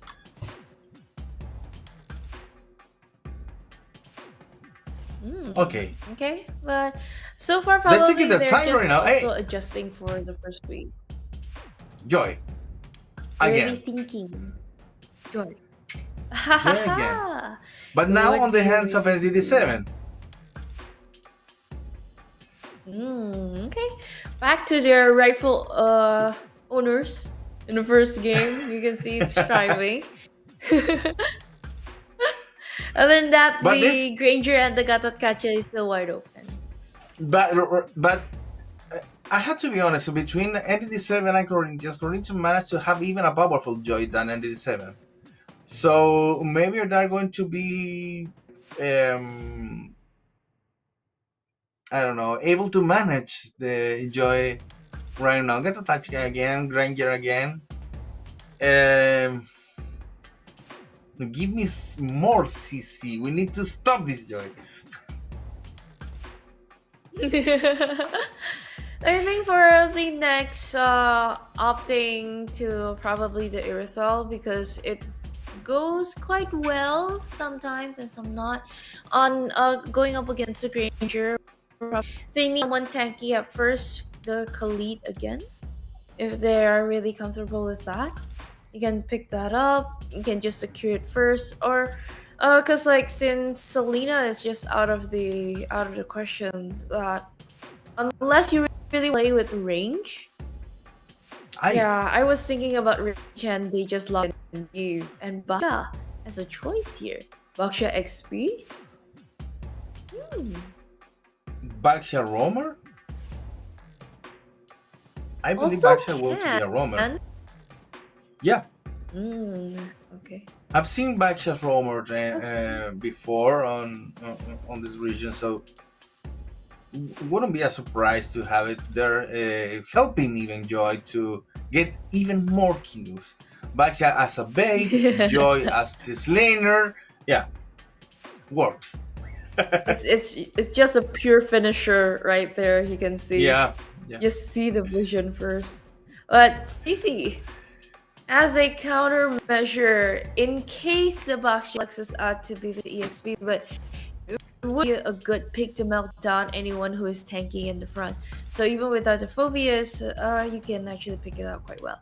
Next bans. I think you can ban out the Irithel for respect also, because you can see that it is one of the comfort heroes that was picked out also. And A for ban over Entity Vexana 7, is you also can suspected. close down. Yes. Close down the Vexana, close down any heavy CC mages that you can actually counter on. Even Novaria for range. Or I don't know if Novaria, wanna because you close have a down the strong push? movement there on ND7, so you don't need to ban Novaria. Maybe maybe need to ban Sicilian, Vexana again, and that's it. Sask, but they are not playing Sask. Yeah, but I think it's more to a unique pick if you want to pick up the Zos. For me, I actually agree with the Novaria ban because Novaria and Granger, or even like Selena and Granger as a combination in one, I was just straight up broken. I saw it how it worked, but so far Corinthians opted out to close down the Hylas. So Entity 7 they wouldn't have another body to be up front again other than Baksha. And since there is no jungle answer from Corinthians yet, so just close down the alpha. So we close down the true damage potential. We close down the Spear of Alpha CC that you can actually dive into the back and go messing around with the Yi for Corinthians. Next pick, I think they can afford to pick a one tanky first before securing the jungle, so they can adjust later on. Vexana is their choice. The thing is on oh well, Vexana is here for Corinthians, and the thing for 1970, if has they already have Baxia as a front laner, they can play with a front laner, not just a front laner, but a damage dealer on melee who can work with Baxia. Maybe a Torres as an opener. What? I think Khalid would pair well because both of them have high mobility, but they play with range. Let's just deal with the Granger first. Let's pick up the Bruno in case, if ever, we know that and Corinthians picked out a non-fast movement jungle, they can actually still counter in. Ooh, okay, Khalid last pick. Yeah, Khalid is the last pick. You already said that Khalid can work with Baxia, so and Baxia can work with Joy. And Hive just need to be playing with himself. So they don't need, he don't need to be accompanied. Yeah, he can manage the things by their own. He needs nobody. The same as Vexana on the middle lane there for Corinthians. So the main focus here is going to be around the jungles, especially on Joy, and what is going to be picked for Corinthians to end Sujo again. Whoa. I believe it's a bad idea. Oh, I believe that they're still trying. Will this finally be the answer against the Joy? They're trying so. It will be hard though. It would be hard. Yeah, because now you have another problem with Soyu, because Joy can manage to kill Soyu just by herself. But what happens when you have a Joy with a Baxia? It's even difficult to manage the both heroes. So you maybe we have it's the baddest possibilities to have for this Soyu. Let's take a look at the lines also, because I thought that Baxia was going to be roaming, but it's going to be held in just one line. Khalid will be the roamer. Okay, quite well to start all of this. And of course, we got viewers for the first match, game number 3 against Entity 7 and also Corinthians. And so far, it's a great early start that we can see from both sides of the team. Still same. You finish out the early in the mid quite well, so you can roam out fast. Even go down in the EXP lane, force him to go back first. You have to heal. You probably have to play the turret, so you can gotta play it safe. Because you know that Marquinhos on the Baksha wouldn't give sustaining or like so against the CC, I think they would have to help be more time. We're talking about drafts. I would have to say, Jerry, I love Entity 7's combination so far, but for Corinthians, it would be just a risky move right now. That was I was talking about. Marquinhos, a huge tank, and Garu just making damage without the importance of the tower of the other players. If they are together, it's a quite killing unit that Entity 7 has to, well, win the match. Again, in the bottom lane, Marquinhos surprised, 3 players over him. 1-on-1 right now on the score. Entity 7 and Corinthians that react on the lower lane and managed to take one of the kills. Okay, one of kills. It is a very good start so far. It is a reset a turtle right now. Marquinhos tries to join a team for level 4 yet, so it will be a very tricky thing to come in. Akashi trying to find target in Marquinhos. Even the real world manipulation going on, and even taking one down. Jay gets 1 kill. Zone 3 out. Corinthians still trying to find an opening to get the turtle. Turtle Dance is still over there, but they still have Marquinhos and also Joaquinho to be a great frontliner to just zone everybody out, take everybody out. Just stay in your lane, it's okay. As long Garu takes the first turtle, it would be a very good for them. Was funny to watch there, the turtle watching the fights and asking somebody wants to play with me because I was the objective and they just started just fighting. Well, Corinthians and Entity left the objective for a second instance, and after getting the kill and after pushing Corinthians back, Entity took the turtle. The first one is for them, and now 2-1 on the score, and again with the pushing on their side. Pushing in is quite well, but looking at how Corinthians move, they try to move in as a group, so probably a lot of gang team fights will be on the horizon to start here so far.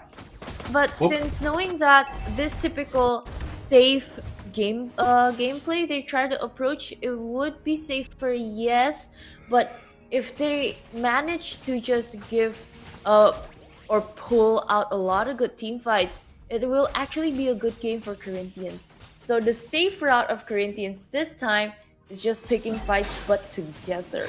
Because they already have that potential. You have the Vexana ready, you have the Gato Gacha ready, so whatever happens, let's just have a good team fight.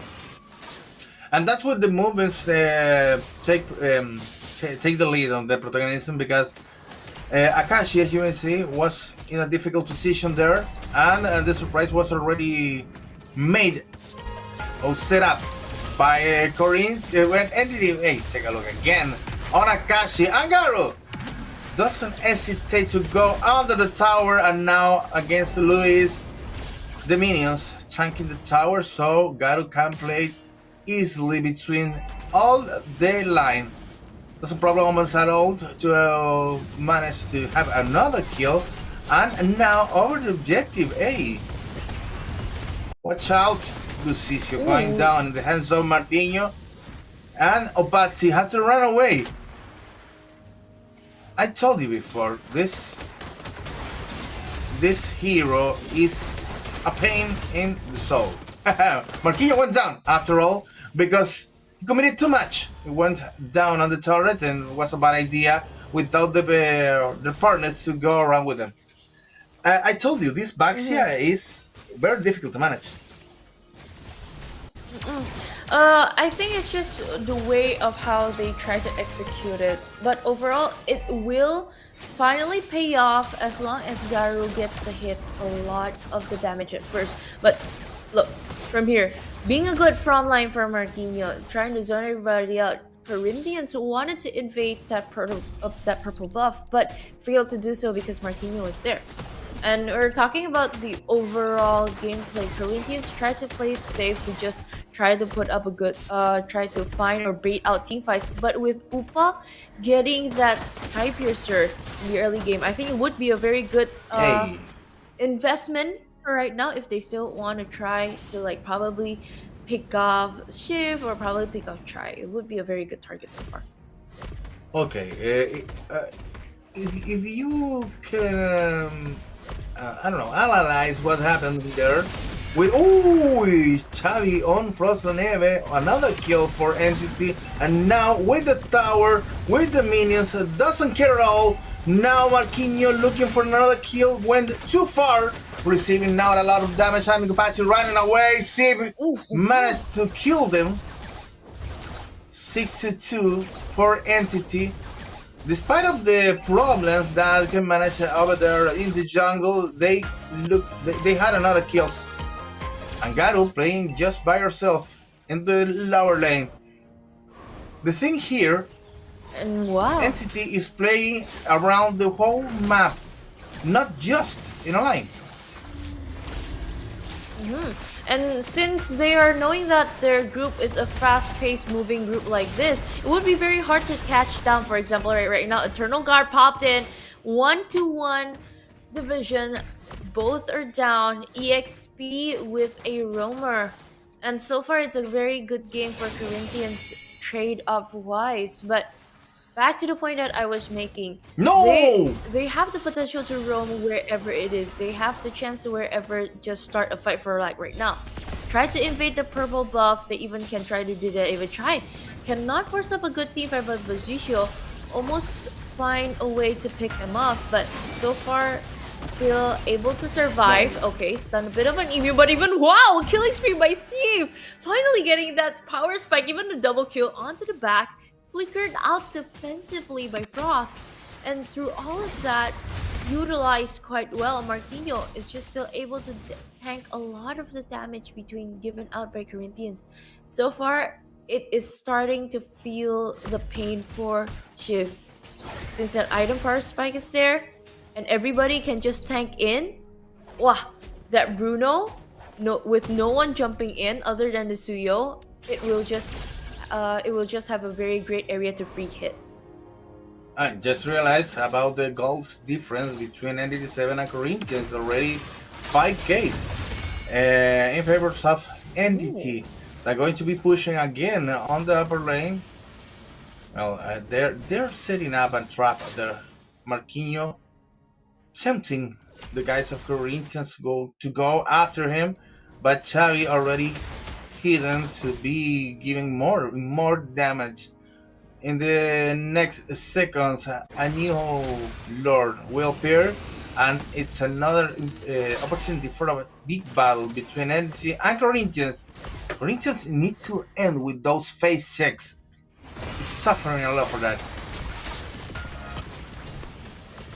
Since you're suffering a lot, you get to zone out quite well. Also, Raging Sandstorm didn't hit anybody, but Akashi tanked out half of the damage just by two things. Shift caught in the middle of the Eternal Guard. AOG jumping in, didn't get to hit anyone yet. But through all of that trade-offs, a lot of the utilities all popped out. Entity 7 still gets to secure that Lord quite well, and even so clean that they can go through the to a maneuver on top, so you can just clear it out. Pressure again as what you have done in the first game.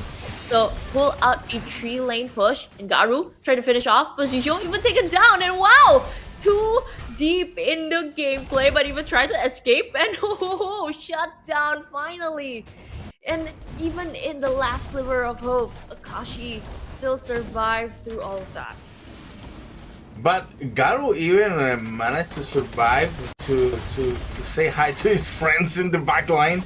So Corinthians' damage is, well, just a few here on comparison with the Entity that is already pushing again. The Lord does arrive and hit the tower, making quite a damage. The difference again is huge by Entity, and the damage power on Entity hands is bigger than Corinthians right now. I don't know if Corinthians can come back over here because well, Frozen Neve also hasn't participated at all on the fights. Upats is not giving the damage he needs to be making. And Busisio, well, he appears and after that disappears on the damage that ND7 managed quite well with Marquinhos on the first line, avoiding all the possibilities to hurt Corinthians to develop an attack to build an attack over the entity guys. And I think for Entity 7, they have the potential to just, okay, let's go in, let's burst down. But so far on how they play, they just still try to play safe. As long as Marquinhos is able to provide vision for Entity 7, as long as Shiv isn't taken down or probably tied to the curtain call or probably dragged into the Eternal Guard, so far it's still okay. But for Corinthians, on the other hand, since you didn't get that early power spike from the Suyo, you gotta rely on the Granger, and because of you just handle on the Granger for just one item power spike, and looking even at the Vexana, it's just a glowing one and a wishing lantern. That will not be enough to burst anyone down in one go. But so far right here, okay, they tried to burst it out, AOG coming in, but because of that, it is a very great information taken out now. Shiv, no more Purify.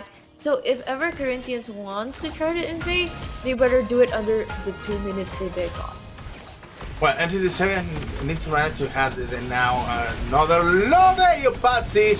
Racing Holy Marquis responsible Luis Garu taking out this. Patsy? Yeah. Well, Entity took again the Lord in in a fight that could be a disaster for Entity. Keep an eye on Corinthians and Nupa because he's making a lot of damage right now. The balance of power here is now evenly for Entity and Corinthians. Marquinhos disappeared in just a couple of seconds on the hands of Corinthians. So the Entity gave Corinthians right what they needed. They needed time to build up their damage, and Upatsi now is hitting very hard. And since Entity 7 got that Lord, they have that advantage, and Baksha cleaning out the far lane is quite well. Because of that one momentum, I don't think it's enough.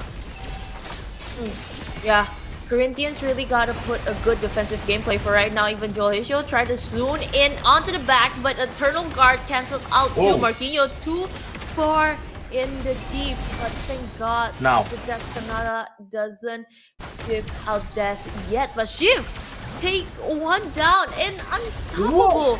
Forced out, and even the last kill, thank God there's a vengeance. Shiv, bit aggressive here, taking one Lewis down, but the base wide open, free hit. Entity 7 secured the first 2-1 in match number 1 today. Wow. Good for Entity 7. I told you before, Entity is it's a team with quite a experience here in the region. Also, they had a name, a reputation to save. And Corinthians they are grown.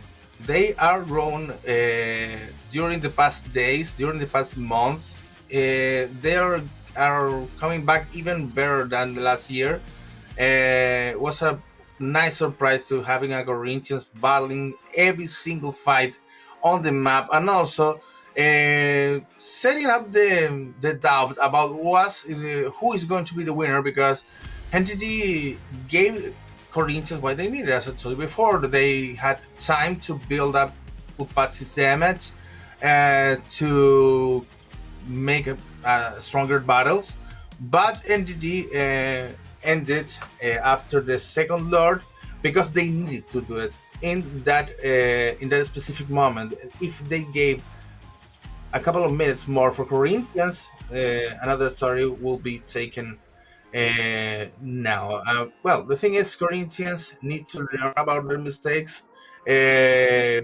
Was a good team against Entity. Entity left some things on luck. I believe they need to close the games even before they did it today, so they don't have any bad surprises in the future of the tournament. Okay, and I do really agree for a lot of points what Jerry said before. Also, like, it was just a sweet spot for Entity 7 to finish off right in the correct moment. You got Shift's power spike. You're able to deny the Granger of that growth. Yeah, and for Corinthians, it's just solely relying on the Vexana to just let me help burn, let me help do some crowd control. So it's just all burdened into one role, which is quite heavy for a mid laner to do. And since they weren't able to withstand all of that damage from Shiv, and they weren't able to actually shut him down because Marquinhos was always in the front line, ready and guarding them. So like from Corinthians, they couldn't jump back or even reach the back lines. So because of that, they weren't able to funnel out the Granger, and it wasn't a very great investment to put in and buy this Skyper specifically for the third game, because it wasn't able to funnel out the stacks needed to actually burst anyone down. Even the last Death Sonata, it was not enough to take a little low bar of hate from. Yeah, yeah, they need to manage even more those times, those power spike you mentioned before, because if you left the power spike just for a moment and you help to build the range of damage, and we're already seeing that in this game. Well, maybe not Corinthians, but another team can take the opportunity and take it away your victory. That's the lesson for today for Entity. They played quite well, and Baxia was awesome during two of the third of the three parts of the game. In the third one, in the late game, well, Baxia declined on the power of being the main tank on the or the only tank in their teams. As far as Khalid was participating in that on the fights, but wasn't strong enough as Baxia. So Marquino managed to help with Baxia during the important times of the game. And after all, the damage provided with Joy, with Garu, gave Entity the victory. I didn't saw an important role when for Ive during the match. Despite of Bruno yes helped a lot.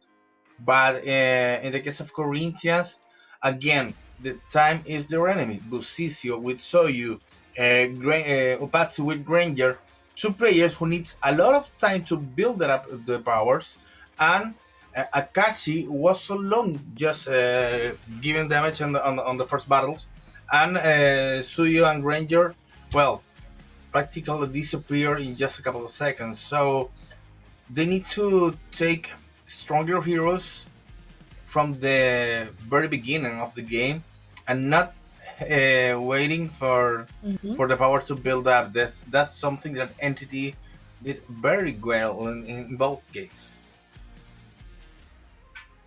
And we were talking about the overall stats for both sides of the team. And for specifically game three, it was just all up to Entity 7, getting through all of that from the total heal, from the third damage, from damage taken, and even dealt. So, like, overall, it was a very satisfying game for game number three, where they are able to execute it quite well. They were able to buy enough time where Shiv can finally gets to just free hit anyone. But overall, it's other than just timing, it's also the execution, and it's also the drafts. And we got to talk about that a bit with Jerry on the drafting phase during the third game. It's somewhat of a clear go that which side that we liked more during the compositions. Well, despite of everything, they gave us a good show. That's the important thing here. One game, one-sided for Entity at the very beginning with the quick heals on Corinthians in the first minutes. After that, a Corinthians powered game. Yeah, Corinthians ruling the game on those on the whole map. And after that, an Entity who said, "Okay, that's enough. I'm going to take the victory home." So we're going to end this, but they managed to end it, but they didn't end it at all from the for the very beginning. Corinthians has a lot of bad moments also, and it could be even a comeback for Corinthians, but Entity managed to solve that quickly. And the MVP of this game is Civ. Okay, so yeah, okay. Finally, we can see that the Bruno shining here with a 502 KDA with the Yeah, kill participation of like 54.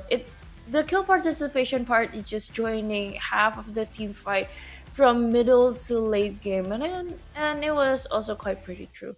Overall, for Emblem, well, it's just building up for a killer group. the thing is, Civ was there every single time, and they needed to be Mm-mm. there as a support. So it's okay. It's is doing his job. The KDA, well, it's a consequence of that because he was on the battles.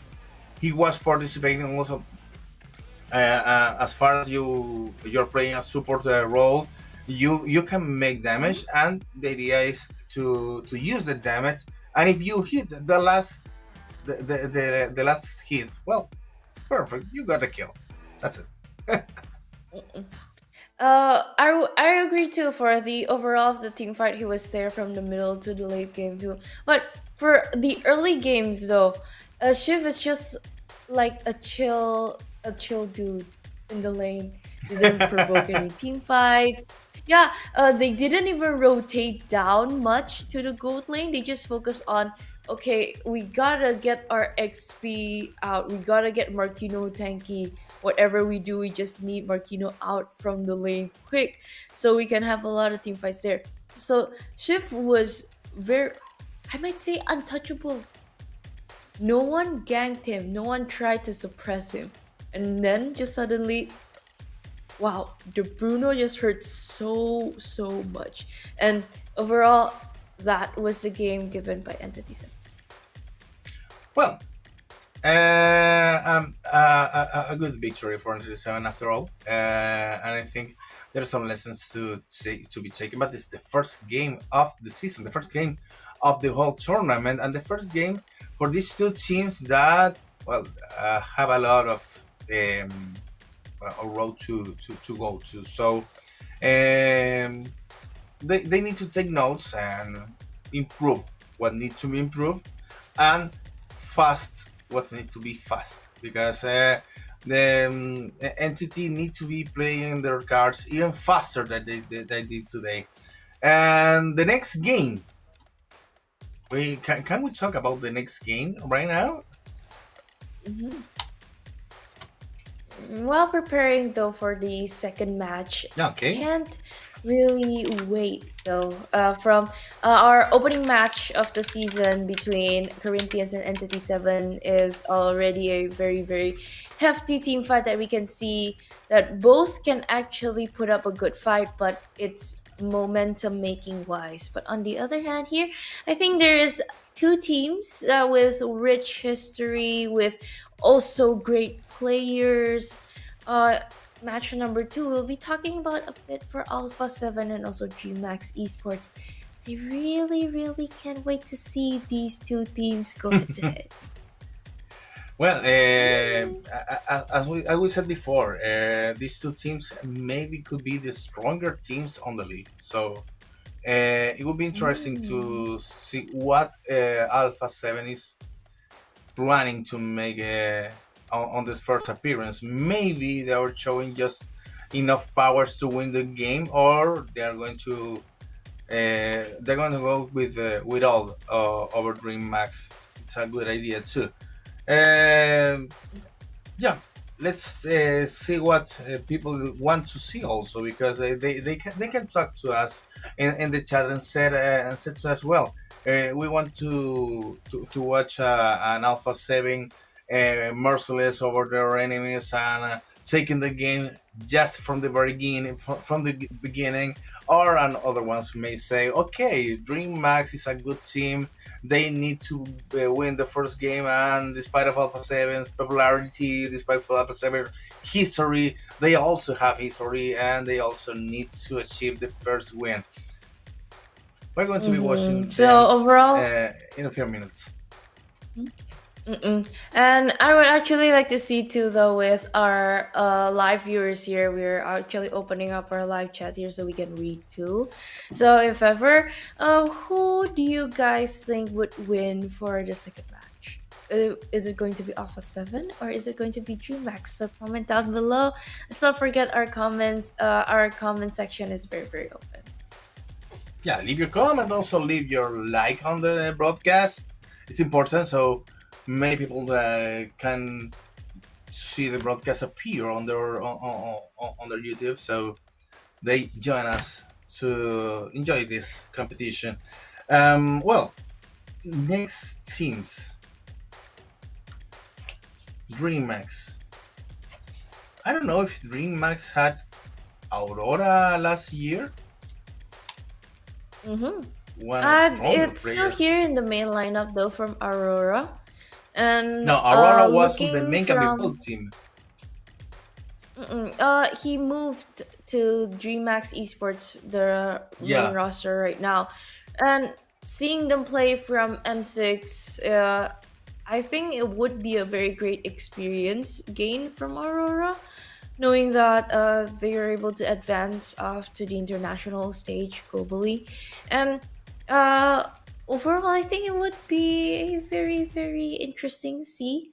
So, because if I'm not mistaken, Aurora's signature hero is played on the YSS. So it would be a very unique pick if he wants to pick up that signature hero during this meta.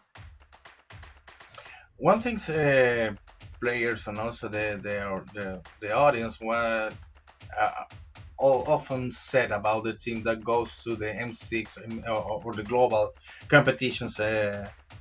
They said, okay, they went there, but they went to lose. You don't learn from winnings, you learn about losings. And those guys, if they lose, well, they lose with a bigger teams that is already here in Latin America. So it's good learning that they had last year. Here we are with Alpha 7, Tekashi, King Sila, Syndra, Bagin, Gusta Lagusta. Well, Syndra and Gusta Lagusta are guys who needs no introduction at all. Gusta Lagusta is a heavy player, is a good player and a heavy damn, a good a merciless player also.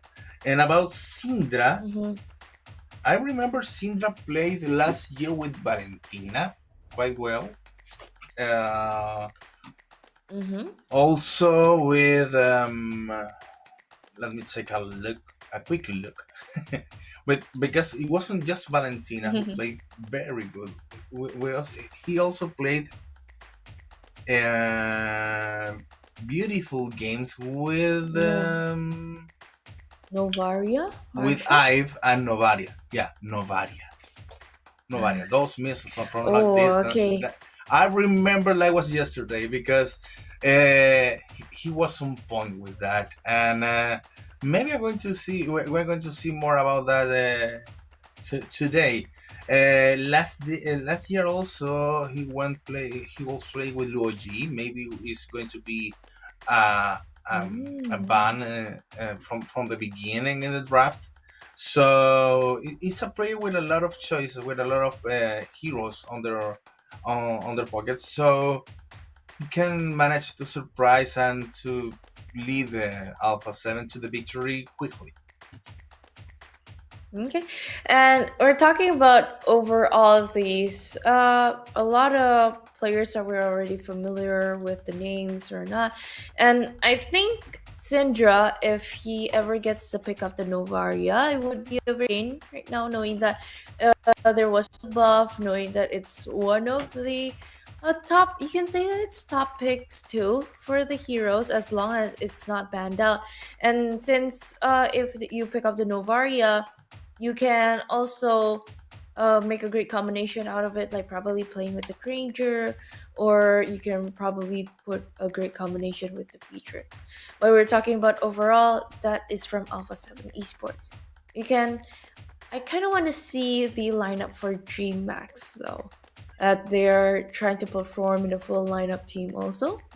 and also getting ready for the drafting phase later on for match number 2. Okay.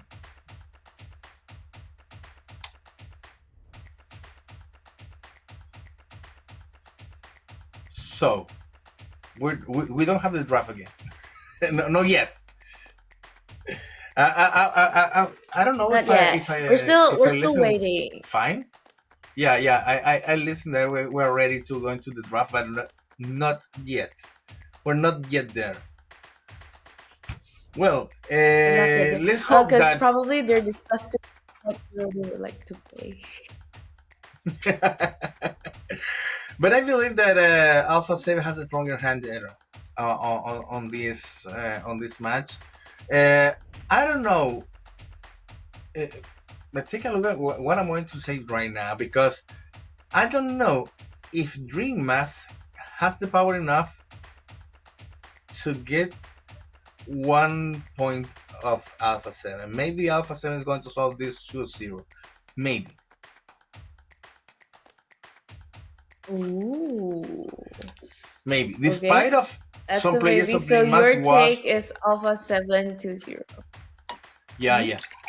Yeah, I was thinking about last year about because some players mix change for teams, and also Make Me Ball is not here right now. Some players of Make Me Ball are in Dream Max team, but Alpha 7 needs to erase from our memories the games from last year and the way that they lose some chances last year. So they need to win right now. I believe they need to win right now They because really yeah, yeah, just to ensure that they are stronger than the last year.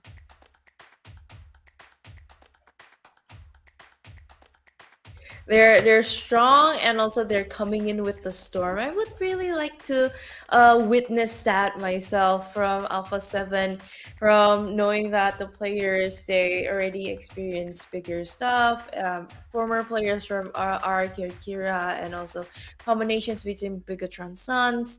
And but for me, let's not forget from DreamMax, they also get the opportunity to be on the global stage, to actually feel how it feels to go up against to other countries. Also, I would still like to be hopeful, probably a 2-1 from for, but going to Alpha 7 to 2 points.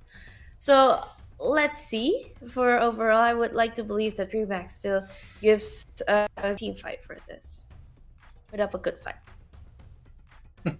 I'm looking here for the information of the players that are part of DreamMax right now, because last year was some of them was part of in the case of Aurora, it was player from Make 'Em Evolve. Some of them was part of Infinity, no, Infamous last year. So they have a quite a nice mix up there between players with experience, with some experience, with a lot of experience.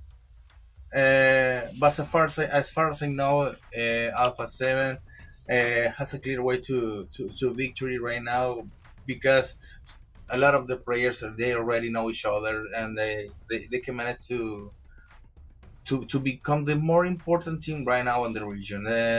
I think that's the role for Alpha 7 on this MPL.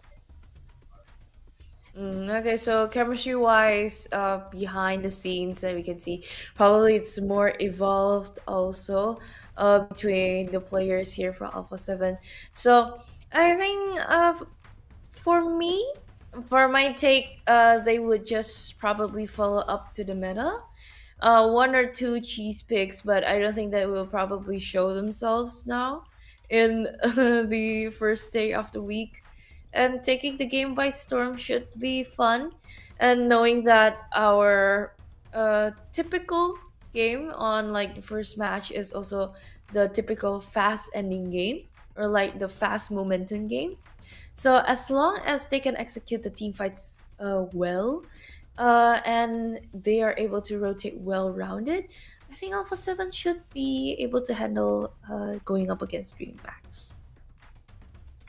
Okay, but what about the people there in the chat? Who thinks would be the winner today? There are some talking about Gusta La Gusta. Maybe I don't know if because the name of the player looks weird or funny, or just because they know Gusta La Gusta and they know it's an important player. Also, Malvinas said Enzo. Malvinas is a team who already has participations during the last year, but now they have a whole new team. None of the players have any experience at all in Mhm. different in the past. So it's a mystery what Malvinas can offer this year. Don't forget that after this game, it comes Malvinas with Influence Rage. So keep up on the transmission if you want to watch Malvinas during their part of the tournament also. I think it would also be a great challenge for Malvinas Gaming in this season, knowing that what you've mentioned before, it's new players, which is for me, I feel that it's good because the regeneration of it, you can see that new players are coming up. They're getting chances to play in the MPL league, and even though they're actually far away, they're from Argentina, and for Influence Ray, they're from Brazil. If I'm not mistaken, that the former Entity 7 coach Blackjacks just transferred in, and they actually acquired the whole team. So even though it's under influence, so a pack of new people in the team. Ah, okay. It's a new pack of people. It's a team already. It was a team already before becoming Malvinas. Yeah, Mhm. that's interesting. That's interesting. So we don't Yeah. know him. We don't know them yet. But we're going to meet. No. Yet. Yeah. Let's hope they give us a good match. I don't know if the production can say that about what's happening with Alpha 7 and Dreammax. We're already waiting here. We're really interested to start with the games because I really want to know what Alpha 7 had to offer this season. Let me check about Infinity. They have two Chileans also they're playing. Hmm, that's interesting. And also a bunch of new people again. New players. Refreshing I think airs on the team. it's also nice to see. Yeah, it's refreshing. Out A of new blood. the out of the four matches today, I would like to ask Jerry, which match are you interesting to look at it? I think the last game I won't be able to be here in the last game with you, but maybe I'm going to watch it anyways. But the clash between Infinity and 9C, it's important not just because their teams are interesting because they have a lot of new players in the side of Infinity and a lot of players with experience in the side of 9C. The thing is, Infinity and 9C are two big organizations here in the region. So it's important to know which one of them is going to be shining in a new game for them. Well, Infinity is not the first time that has a Mobile Legends team, but for this season, the team is almost new. So it's going to be good to know what of these games, which one of those two teams is the biggest to go against Alpha 7 that is already picking here, and also Dreamax. Okay, finally we get to see the drafting phase for match number 2, game number 1. Closing off the Gatot Kacha, closing off the Yves, probably closing off the Fanny No, or Fanny Sisi. Cici is a good choice here to be taken out, but it's not Well, I've seen some usually Sisis. prior. No, the thing is, I've seen some CCs last year and wasn't important at all on the composition. Not as much as I watched today, because today we already saw two CCs and they were quite important on the compositions, and not just a pick at random. So it's good to have it on the blocks, because if you have it on the blocks, you left other heroes open. Mm. Other than that, they still blocked off the Harith. It's still important to turn it down. So even if there's a potential you pick up a good marksman, it's great early one. It's yeah, gotta be a Granger. But overall, last ban from Alpha 7, if they probably wanna opt out a, a jungler, or they're just going to free will it. Whoever gets the jungler, go ahead. Whoever gets the joy, whoever would want to play a Fanny, who wants to see a Fanny, it will be an No, I don't know. exciting match to see. But a Matilda versus ties to close down. That's a ban on a specific player, because Matilda. I don't know if it was to ban it at all. Well, the first pick for Dream Max is Sojo. Well, Sojo already seen the two Sojos today. Um, Slow build on this hero, so there is a chance now for Alpha 7 to be quicker on the damage. Hylos and Granger. Well, Granger looked very well in the first game, Ooh. and in the case of Hylos, well, it's a heavy tank that can help you to go to victory and instead out of damage. It's a good idea for them to be with a Granger. After that, Green Maxwell with the Luo G and Batang. In the case of Luo G, I don't believe if that Sujon needs a Luo G to give us a surprise. Maybe it wasn't the best idea at all, or maybe you're building up something that is going to coming up with the next pickers. I think the Aloy Badang combination would be very intriguing. It would be a very good combination. So a surprise and a sudden factor throughout all. Probably you can take it on into two or three people. It would be a very good moment. Alpha 7 unleashing their guns with a Fanny pick for the last pick of the first batting phase. Closing off the Moskov, Dream back can close off any mages. City secured the Loyi. You can also close Chip if you don't want another teleportation fellow coming in, or an entirely sneaky Vicky gameplay. And so far, Selena is a choice for them to close down.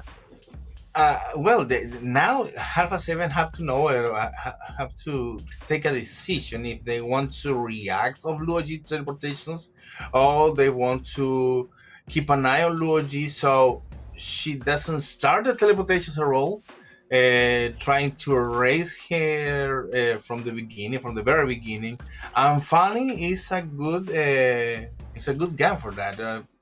Let's take a look what about Fanny has to offer. The thing is, in Officer, there's a lot of experienced people that maybe can show us a Fanny on their top level. DreamHack needs to ban Novaria though. It would be a very deadly combo between a Granger and also a Novaria. But at the same time, if a Novaria is present for Alpha 7, it will also pose a threat for Loyi. Because whenever you want to try to teleport or anything, someone can just open up a map and they can just already dive in. So we can kind of say that the diversion play for Loyi can be cancelled out. So less likely to go for a sneaky wiki gameplay. So it's just closed out. Alpha 7, probably they can pick up their um probably they can pick up their mage first. Should be okay. Since knowing that they already have their mage wide open. Okay, the bans are already here. we have a ban on Novaria. That's okay. Let's see what Alpha 7 has to offer again for Syndra. What do they pick? Okay, it's a Vexana. Ooh, Strong Vexana. composition there because I'm thinking about Vexana and their ultimate, also with the Ilos on the match. Funny just jumping around and making damage. Going to be hard for DreamHack to deal with. Sujo still beating up their arms. I don't know if that can work at all.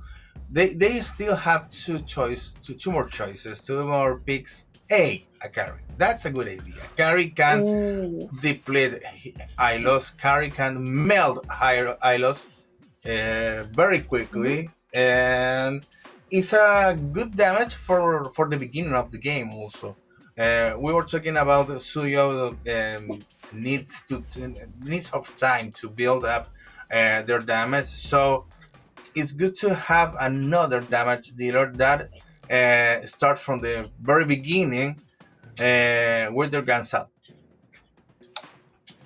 And we're talking about overall for DreamHack. I think it's very focused on let's just do a pick off, whatever happens. Let's just have a great target here and there. And for a last pick, wow, the hero that was closed off so well in the first match that I even forgot that it's wide open, Phoveus, becomes a choice here for Alpha 7. So Between whatever Phoveus happens, and either it's Hylos, the Badang or even the Cho on the lane. no, between Phoveus and Hylos, it's quite difficult to have a surprise from Luigi. Huh? I don't think that that is going to be a chance for Luigi to make their surprise appearance during between the map with these two strong heroes over him. I think Okay. as long as you provide the vision quite well, so let's just see. Okay, coming in for the second match of the day, MPL LATAM Season 3. Match number 2, game number 1, our friends from DreamHack versus Alpha 7. Okay, the first clutch here in the middle lane. Bagin taking some damage in the hands of Rainbow. King in the jungle, and Blink just bothering here a little bit, helping to get some vision about what are the ideas of Alpha 7. Keep an eye on Kingzilla. So he knows he's a monster on the jungle. And well, never for this scenario, as long as the Fanny is suppressed or probably with the blue buff taken away from them, it would be a very good call. And we're talking about the all and builds for both sides of the team. I think it's just purely if you want to roam, you gotta roam fast. Oh, blood triggered in quite easily. Zilla here from Alpha 7, a great early start.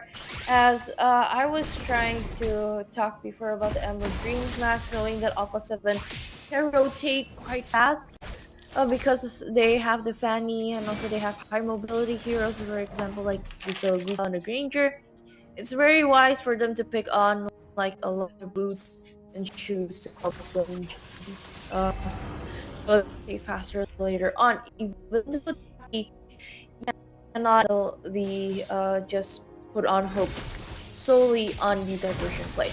But we're talking about overall. DreamHack started on the turtle, pulling in, but Vay tried to jump in, but Aurora gets the last hit. Takashi trying to open up the ultimate, but no one is giving an eye bat so far because Takashi doesn't deal a lot of damage yet. So, Dream through all of that. Well, the thing is, King needs to measure more the time when it comes to the battle because he arrives just a little bit late there to complete one more killing, and after that, well, Green Max managed to tie the numbers over there. Keep an eye on King, and now it's going down. Yep. But Alpha 7 is taking a lot of damage. Rainbow is making a fine work there.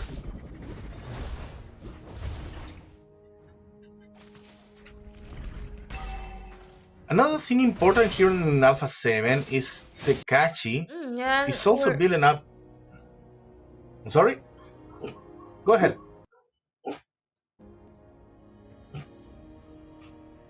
No. I was waiting till you're talking about Takashi. Yeah, the thing is, Tekashi is also building up his hero. And So, we're talking about. yeah, Tekashi needs to build up. He needs time to be important on the game. And King needs to be faster than is already right now. So, there are some difference in the timing that the players from Alpha 7 need to apply here. I don't know if King had another hero on their side, despite of Bagin, to be with, and not to be just gambling on their survival possibilities on each battle, because if you're watching him right now, he's just looking for a trap over the players on Primax. And looking for those little moments that I can say from DreamHack, they really gotta utilize that quite well from Alpha 7. So triggered in that Infernal Pursuit from Takashi is just cannot be beaten out quite early yet. So Blink is taking a lot of damage there. Gusta gets the job done, and even Val V2 down V2 melted it down, but Aurora in the end gets that objective turtle, but Takashi sealed the deal quite well. DreamHack so far gets to secure the kill and even gets a diversion out to safety to the middle lane. Well played by King. Wood response over there, taking out the first turret on the upper lane. After that, well, it's not a disaster, but the thing is, in DreamHack you have a lot of power in different players. Rainbow making a lot of damage to keeping the Alpha 7 players away, and also B2 appearing that way, one kill. That is important because Kerry, as we said before, is a hero that can make damage from the very beginning. Black over Bagin. Another kill for the guys on DreamHack. 4-3 now the score. And Bagin, well, he hasn't be doing anything there by himself. He needs to be with somebody else.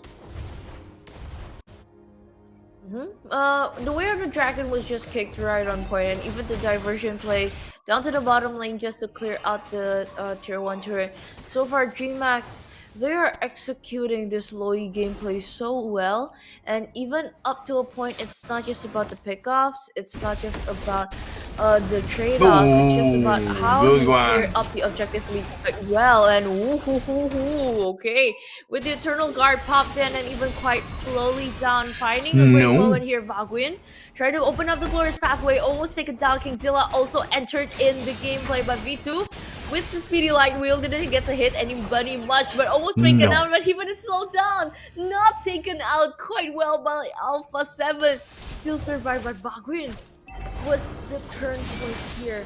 Even Kingzilla tried to get the tier 1 down in the bottom lane. It's just not enough to take a lot of damage. All of those trade-offs, they can just take Gusta on me. A 2-for-0 trade, and so far DreamHack is really on fire.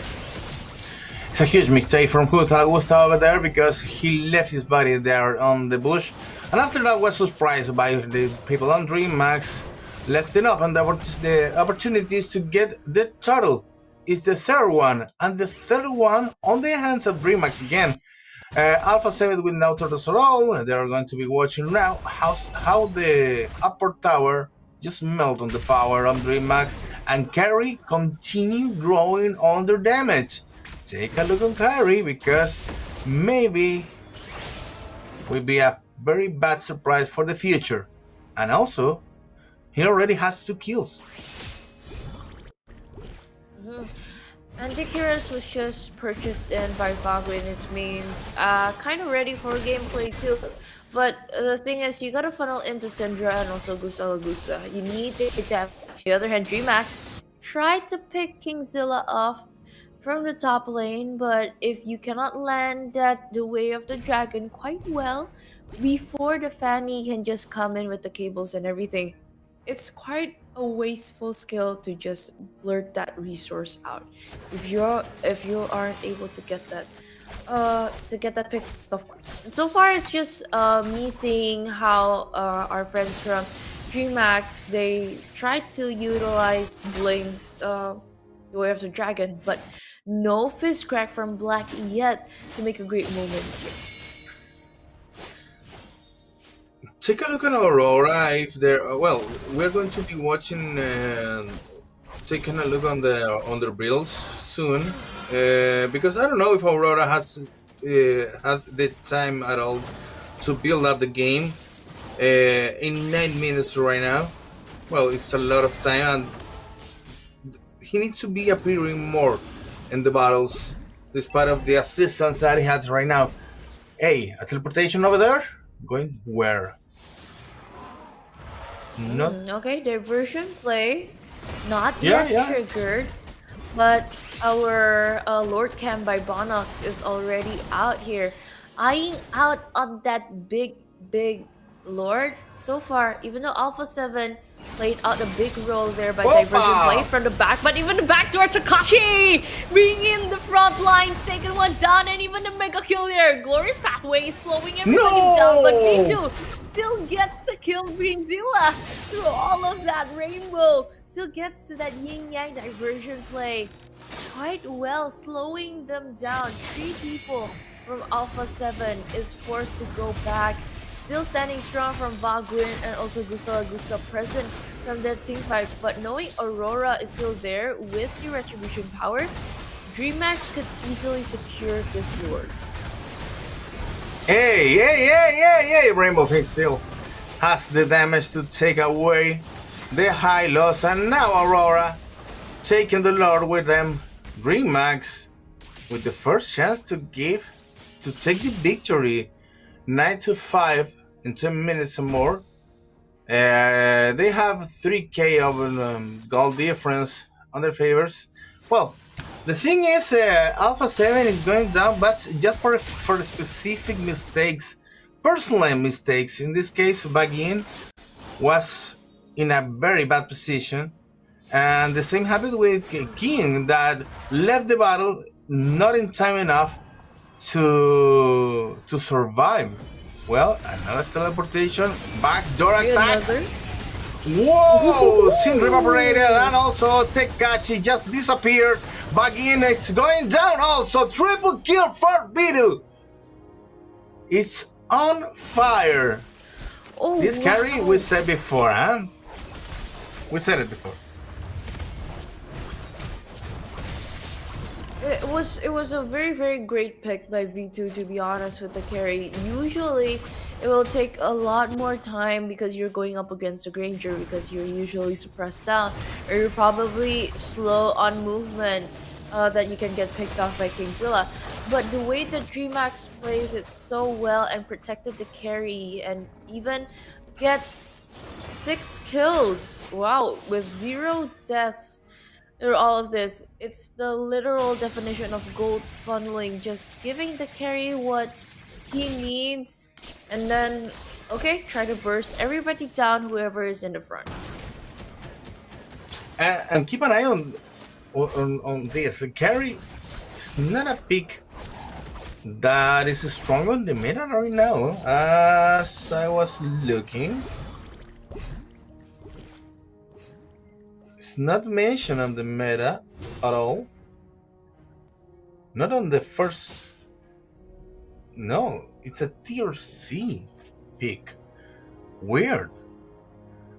But Bidu has taken the chance here to make this carry a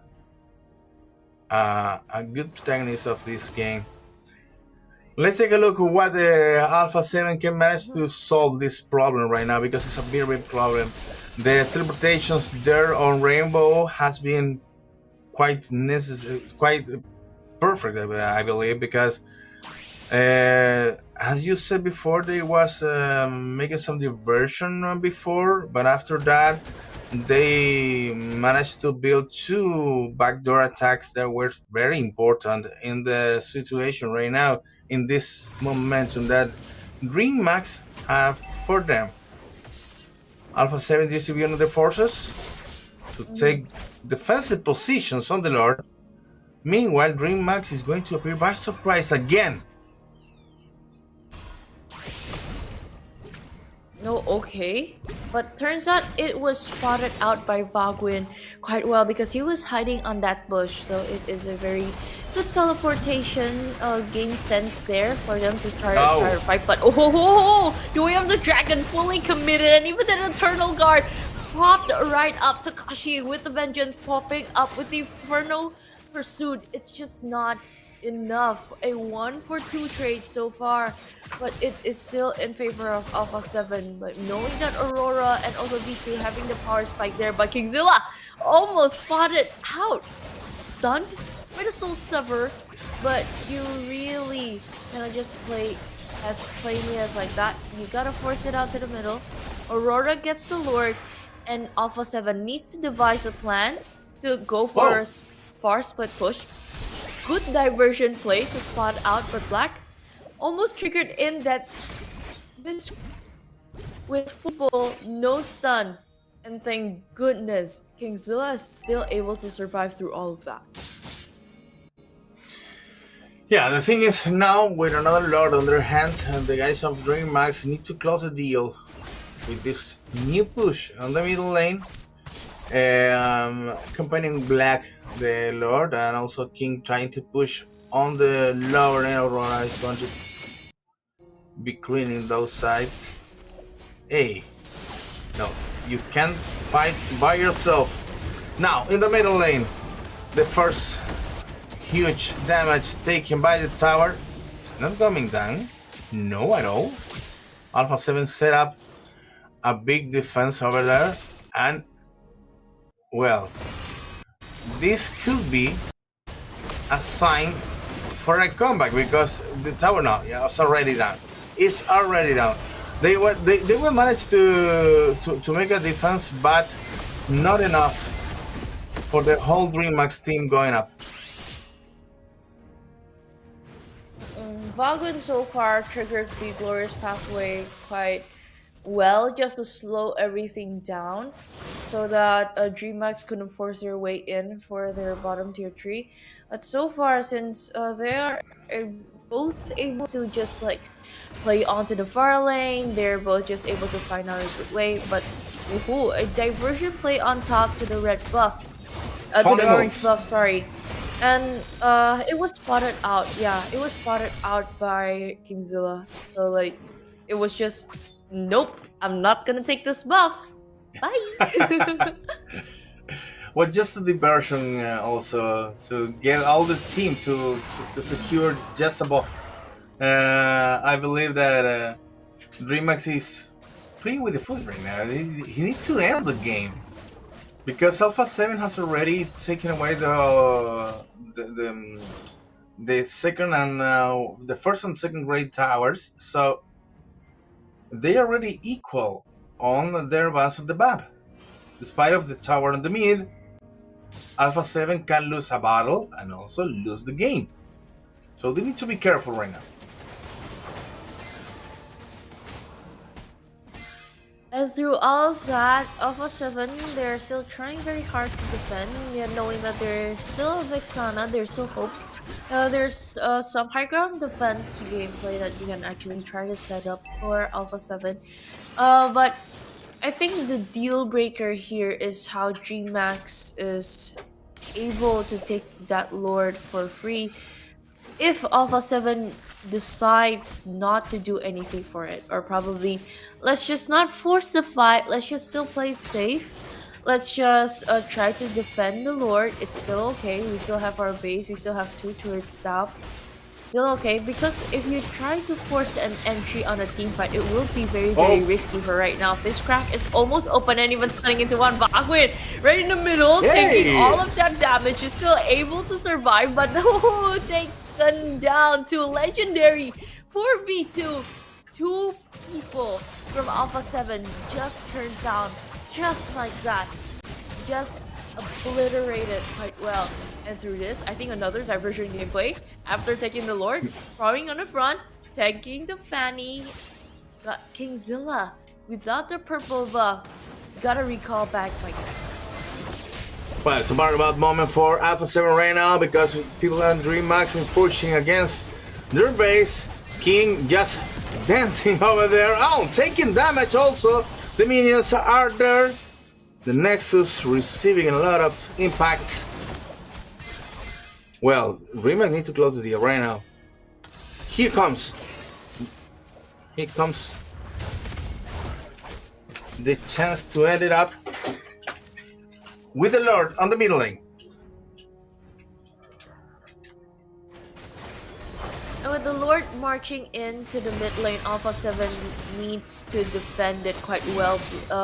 Blink tried to find a way with the Way of the Dragon, but Kingzilla even one to try to escape. It's not enough. Mortality even popped out. Even Takashi tried to find the Inferno Pursuit. Taken down by pure and true damage. Legendary by V2. Securely quite well. Last turret down by base here. Kingzilla tried to defend it with half HP bar of the base. Quite opened it and even jumped into the back. Aurora still survived through all of that. Kingzilla taken down. Even the Eternal Guard popped up. But it is just the buy time for Alpha 7. 3 more people try to put up a good fight, but thank goodness there's still Gusta, but no! It got stunned, and even one taken down. Aurora was able to secure through all of that, and no one is able to survive. And a clear victory for game number 1 for match number 2. DreamHack just secured it quite well. Well, all the congrats on DreamHack because, well, you can make mistakes. I can make mistakes. I said it before, Alpha 7 has a strong team and they need to show here over DreamHack what are they capable of. But instead of that, DreamHack managed very well the situation, taking some picks, some selection here with Bidu, particularly on this carry, that gave them damage from the very beginning. So they managed to have Alpha 7 always on a defense position. After that, DreamHack took control of the game. Bagidwin Hylos particularly didn't appear in very important roles. Syndra with the Vexana, I haven't seen a game like that for Syndra without even appearing at all. And also, well, King with the heavily banned Fanny didn't shine at all. So there was a mix between DreamHack's decision to take the game and Alpha 7 mistakes.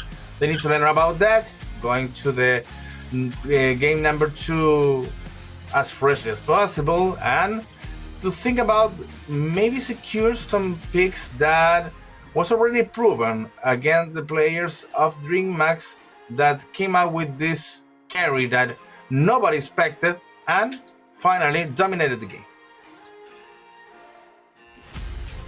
On the overall domination game started by DreamHack, V2 really played the carry quite well.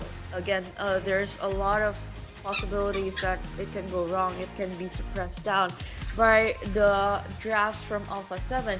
But because of our friends from DreamHack was able to protect the carry so well, and they can actually just, okay, let's just funnel you gold. Let's just give you kills. And with a 6-0-1 in the mid of the game, it was just so immense with, I think, through all of those items that was already secured that we can see, the emblem is just purely for team fights. You gotta know that it's quantum charge. You're ready to maneuver here and there, and you get that killer mark. from V2. And I would actually really like to see the items on hand. And with a game duration of 20 minutes, this first game for the second match, it's quite interesting. It didn't feel like it was a long game because it was just letting our viewers see and be at the edge of your seats because the combination between Rainbow and the positioning on how and where they teleport was just so well. And the holy trinity of the marksman was just there on hand quite well. All of it is just attack speed items, and no wonder with those combinations and also triggered out by the second skill, it just stacks up quite well for V2. And even though Alpha 7 they have like powerful and also tanky heroes like the Phobias, the Hylas, it's just not enough to sustain with a full build V2 on a carry.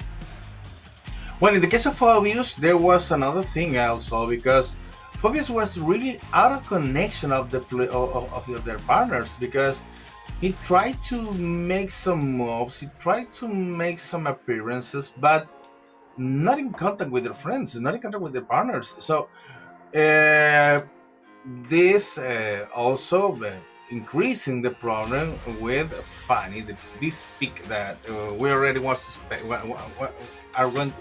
expecting, and unfortunately King didn't show the very good face on Fanny. I believe that maybe he can make another pick on assassins and play a better role that we're already seeing on Fanny because if you have a hero that is already banned 1 and 2 times and 3 times also, you said okay when this hero appears, it's going to be easy peasy for the game for the team that is going to take it. And no, that didn't happen at all. Well, the MVP goes to Rainbow. Despite of becoming Rainbow, it's just for those teleportations and for the damage on the early game. They kept Alpha 7 apart. In the time that Alpha 7 was looking for an attack for an offensive gameplay, they went over Dream Max, and the damage from Rainbow just split the team in two. So they forced to run away. They forced to stay back, and also taking damage. That after that the carry take control of that and take carry to finish practically those guys that was already damaged. That was happened, and also the why about the side of their teleportations made Aurora the best player for. You're talking about overall of the gameplay was a very very sweet game, I might say. A lot of the moments that it was recorded quite well. So it was a satisfying Loyi teleportation, I might say, and it all pays off. It's not the typical teleportation. Oh, I see you there. Oh, I cannot do that. Oh, I was hold back. And through all of those little things finally accumulated and even up to V2 playing on the carry just so well. And overall, I think in game number 2, the Loyi will be a respect that.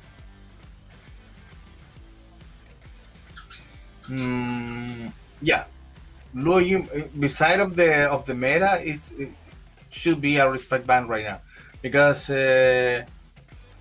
despite of the damage on on all the strategic side, it's important to have it to have Logi out, and also to pick more heroes with early game damage, as we saw with Kerry. Because I'm going to insist this on Sujo because they had it on we have it on two past games and now in another one, and take a lot of time to make their appearance, take a lot of times to really make damage. So you don't have the time. That's it. You don't have that time to build it up.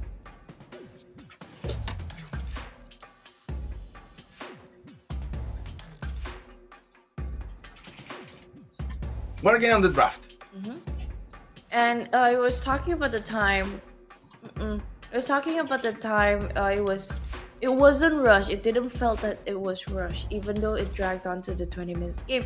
But it wasn't satisfying to see. But overall, let's jump in the second draft here, or the second match and the second game. Oh, all 2-2s. And with the Hilda banned out quite early from Alpha 7, and also DreamX. What's next? What is intriguing? Probably ban the Juicin, or probably ban the Fanny after this. Because even though Alpha 7 wasn't able to win that game, the Fanny was a menace. And the early game, they were able to get the first blood. They were able to No. even get some jungles off of Remax. So it didn't lead a great impact leading on to the late game, but for pushing onto the far lane and for picking someone off, Kingzilla really did a very good job on that. Well, despite of what happened on the last game, I still haven't seen a consequence on the bans of Alpha 7 because they are planning to make one thing, a bit different thing about what we were expecting. Hilda on the first ban. Why? It doesn't appear at all in on the past games, and maybe it's a hero that is going to be messy with one of the picks of Alpha 7, and that's why are they taking away right now. Remax goes with the ban on Granger, that's new, and also with Sushin, but Sushin is almost the first ban or first pick for every single team. For on the side, Alpha 7 decides to let's just close to Matilda. And without the Matilda, without the Badang, without the Hilda, I think Alpha 7 they would like to play somebody who is rushing around the map. Probably a Baksha would pop up again. Just what happened in the first match before.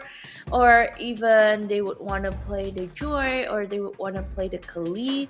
So anyone who with high mobility would be a hindrance for them. So let's just close this tree off. And DreamX on the other hand, they just feel like, I think that we should just close this off since we're not in the first pick. It's okay. Let's just forgo the Loyi, respect Gustala Gusta's Ranger. But because of this, Harith is open. And Suyo is still the first pick for Alpha 7. Oh, Arith now. Okay, so DreamX is coming out with these heavy guns. Arith, the first pick, and got attacked in the second one. It's a fine duo for the next game against Suyo. Well, it seems that Alpha 7 doesn't want to draw.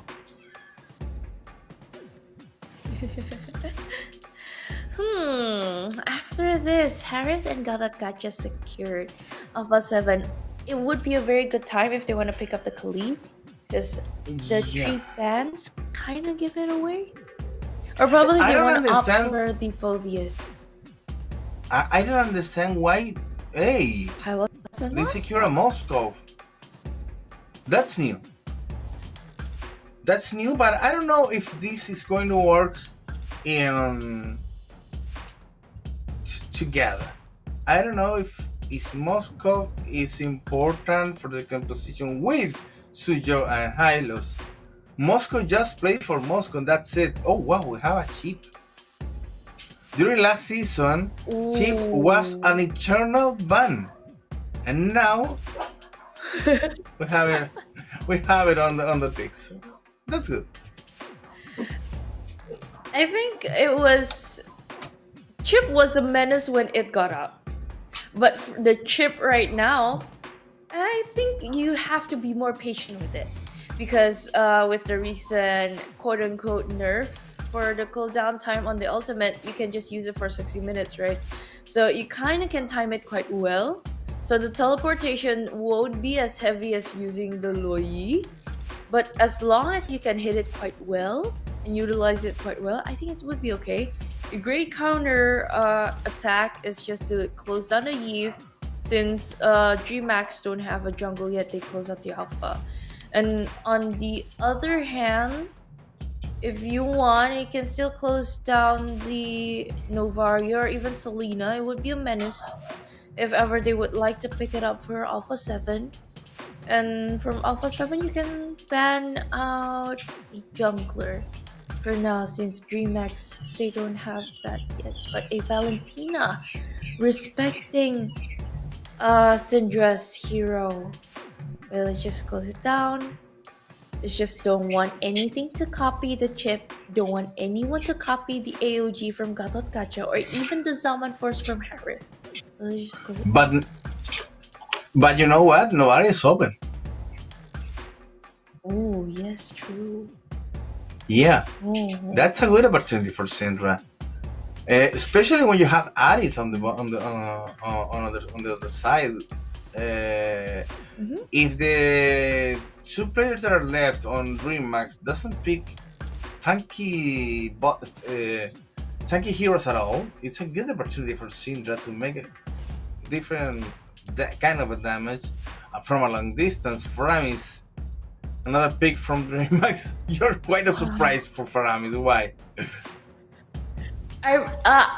I'm not it's not more of a surprise, but it's like, wow, this is really heavy team fight conversations. Like a stun, a teleportation where everybody can go in, and after everybody goes in, knowing that okay, probably the Moskov will later on hurt, there's a Faramis present to heal everyone.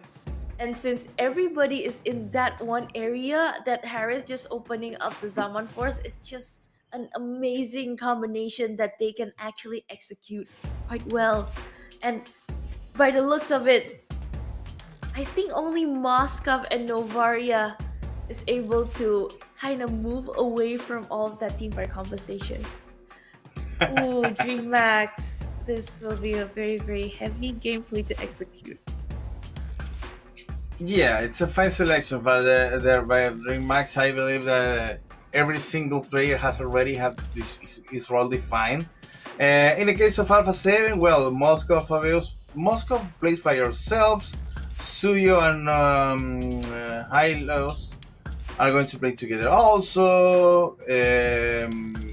But Moscow by herself, Phobius almost by herself, Novaria for herself.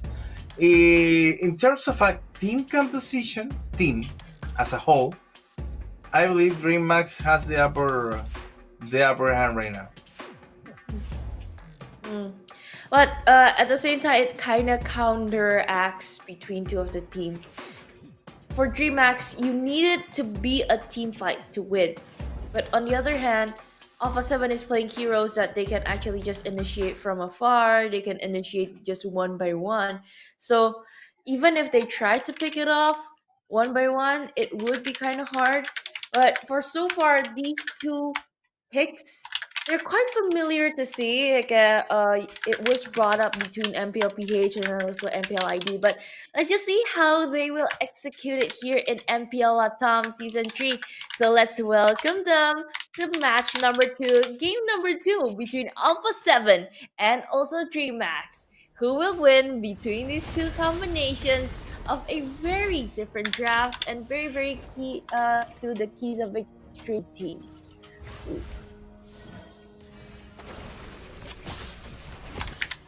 And so far we can see from DreamMax, they excelled quite well. From Aurora picking up the Nolan, it would be a very, very good reach in. So in case if you want to hit the Suyo, in case you want to try to just deal damage whatever you have in front with the Fracture, a great escape skill also if ever you want to see Vagrant and also Kingzilla trying to invade. And since there's no Nether Realm to triggered yet so far from Rainbow, so DreamMax You gotta go pace it, slow it down a little bit. Once you hit level 4, then you can turn the engine on.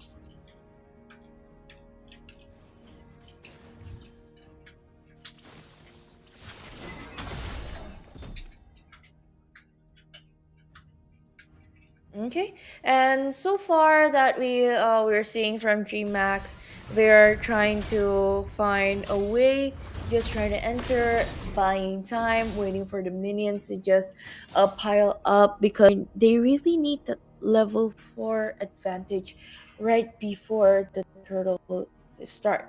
Because once you have that, it'll just be very very easy to see. Even though Takashi, they so far haven't unlocked it, and knowing that Dreamax still hovers over the area quite well, but Alpha 7 ends up starting that turtle quite well. And we're talking about the overall gameplay. And since Dreamax know, let's just vote whatever happens, let's just get level 4 first so we can invest into a longer team fight later on.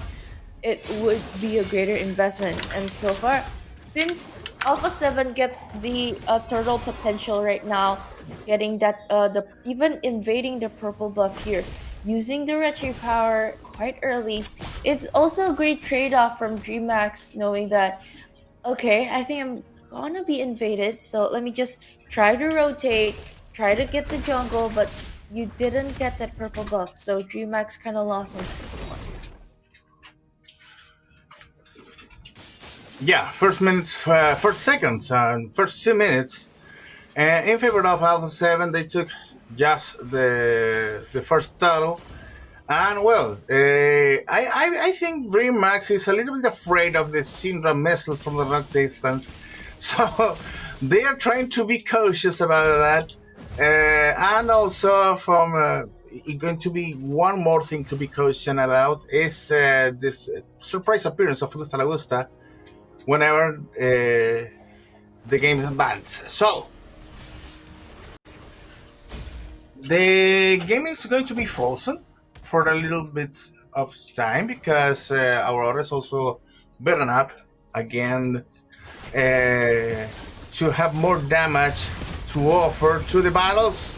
Take a look at B2 in a good position there, taking damage back in, had to run away. Kingzilla points with the first kill on B2, and Syndra with Blink. Takashi over Rainbow is 3 against 0, no, against 1 kill. Dreamax also gets 1, and King another one. It's the 4th kill for Alpha 7. Now taking control of the battles. The first battle is for them.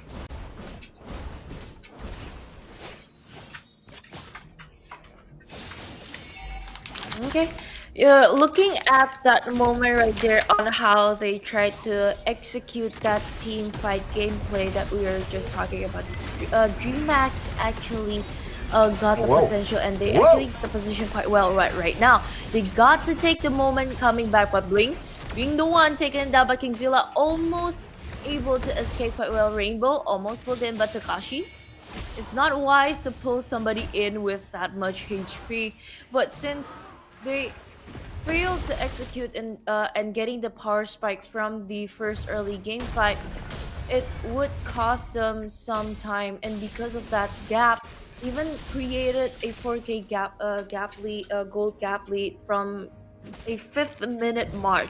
That is a huge thing that you need to try to consider ahead. Sure, they work great at team fights, but you cannot force out a team fight where a team, like for example, like Alpha 7, already have their powers and they actually can fight back. So with the Netherrealm not popped up prematurely, or probably even great combinations with it, DreamHack really need to rely on Aurora and also the Harith on getting a great damage. So far, since the fracture isn't triggered quite well or even accumulated damage quite well yet, no one can be the finisher from DreamHack if it's still in the early game. Well, DreamHack, Rainbow just disappeared again. King with the huge damage over him. Leave the things 7 to 1 another. One tower is already gone on the middle line. Bagin offering his body on sacrifice to help other players on Alpha 7 to run away. I don't know how he survived. Well, he's Hylos, but despite of his him being Hylos, the thing is, Raymax doesn't have any it doesn't have enough damage. Ooh, shortcut. Well, Takachi jumper there, Rainbow with the kill over Takachi. Gusta La Gusta giving some damage. Black Magin also appears over there to continue with the offense over DreamMax. They managed to survive and blink. The player that has the baddest of the lucks right now managed to run away also. It was just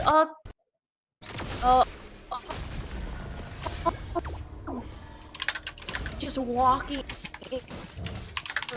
about with for right moment. Gusta, I think it would funnel up until then Moscow would just probably secure a few attack speed items. It will be up to par with it.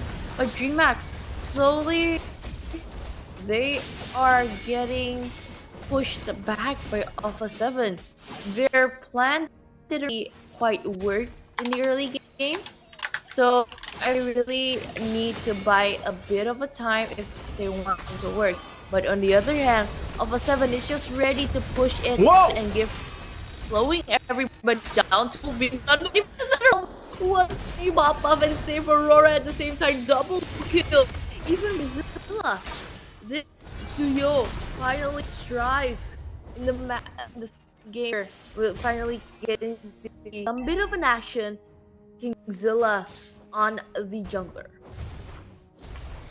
Well, I think King needs to help the other players how to play Soju because he has played well, beautifully on this game.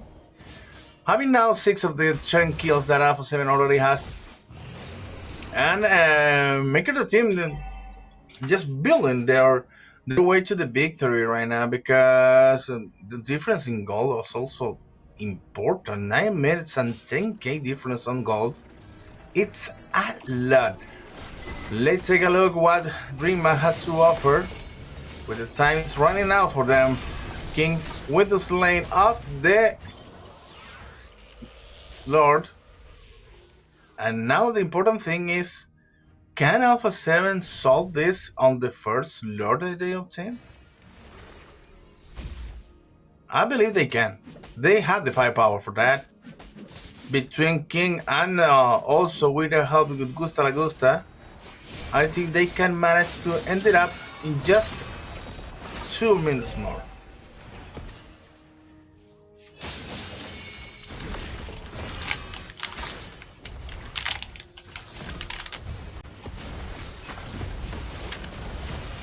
Well, the Lord is walking on the top line, on the middle one. Alpha 7 pushing, keeping the pressure on the side on DreamHack. DreamHack trying to gather to stay strong in other places on the phone. But it's impossible to manage. The damage is a lot. It's a lot. Gusta La Gusta almost obliterated that tower. On the upper line, there goes the Lord. Pushing again. Taking care of the next tower, and that's it. Open doors of the DreamHack base. They can't defend at all. Bagin taking some damage, but take a look. Blink is arrested. Evaporated again. One down, another one. King with 1 kill, and the Nexus goes away. Victory for Alpha 7 easily. They got the first match. The first Lord was the path to the victory.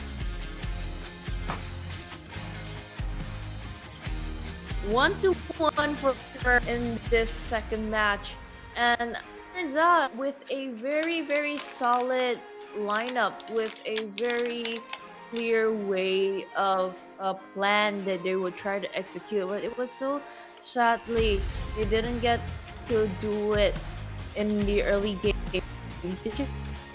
Because of that one, they were able to be taken aback. But DreamHack's composition, I loved it so much. I really hope out a number 3. When we're talking about how Alpha 7 tried to rise to the problems, they were trying to figure out not picking off, not by carelessly jumping into the team fights. They were trying to find a way. Let's jump into a team fight, but how do we bait everything out? How do we try to let everything out first before we can entry hearing of the skills or the utilities that needed DreamHacks and use all of their compositions out well? It was only executed 7, and in the end, Gusto was helped so much during laning phase, during the given out gold and everything. It was just an unstoppable monster from there. Well, this is the Alpha 7 I used to know. This is the Alpha 7 that I was expecting to see, because they had a very strong composition, powerful damage on each battle, and also the calm to take the right decisions on every single position that need to be taken. So I think this is the very good phase of Alpha 7. I don't think it's just for this draft or just for this game. I believe, and I want to believe, that for the next game we're going to be watching even more from Alpha 7 with this clarity of the game. And of course, to a 13-3 kills that we can see from match number 2, game number 2, with a 10-minute mark, almost 11, but they got the job done. Because of knowing Gusta, let him carry, let him get all of the gold, so it will be more of a marksman centrist, I might say, but all of this happened without the frontliners helping them so much. He also shine in his own way of how he tries to open up the map, how he tries to bait out a lot of the times the ability out from DreamHack, so Gusa can just entry and miniature. He'll be overall here again, marksman unity template as good without a high DA. You can even 5 assists is enough to funnel him 9.1 gold lead.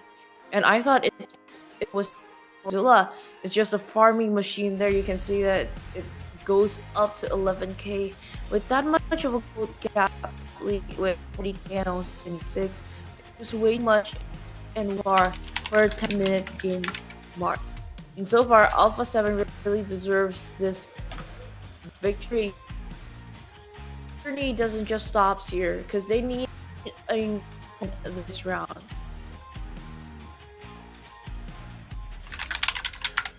Well, as you said, there are some players with the right pickup, with the right hero.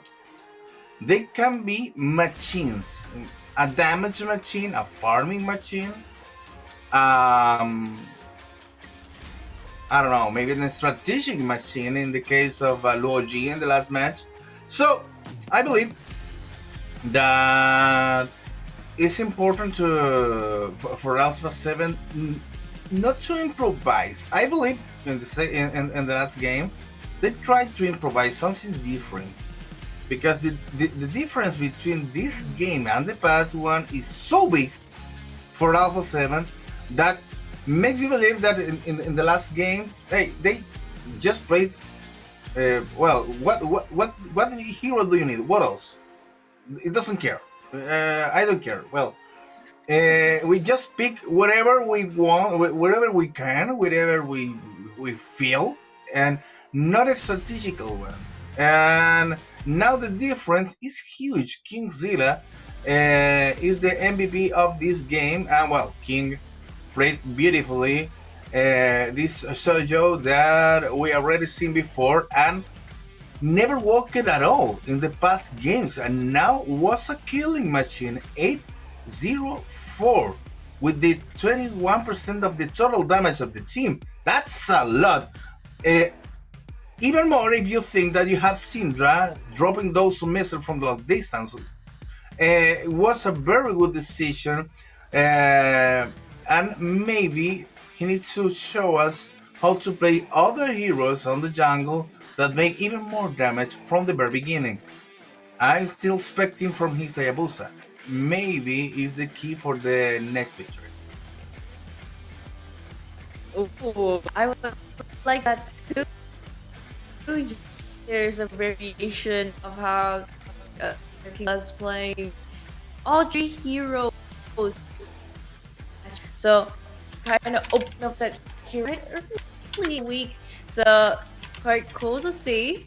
Can't wait to see that too. So we're also waiting for draft number 3 on match number 2 today to see the tiebreaker between Alpha 7 and also Dreamhack. Okay. I was expecting the music went down and I said, okay, we're going to the draft right now. No, it's a fake. No yet. Almost there. Not yet. They're trying to prep. They're just waiting into the room and everything. There's time. It's okay. And, they're taking a breath. They need to take a breath between this second and the third game because the first one and this one was really intense. So they need to take a break, a little short break, not so much. We need to continue right now, and maybe they are going to be showing even more for the next game, especially the guys on Alpha 7. They need to be just to receive right now the title of the most powerful team of this region, I believe. Oh, okay. That is one of also the key information that we can see.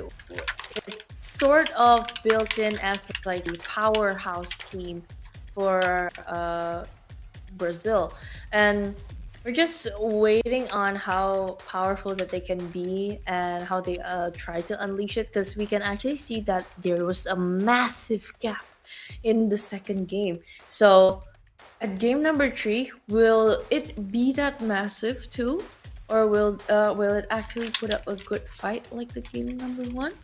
So it will just be a momentum maker to see who will win.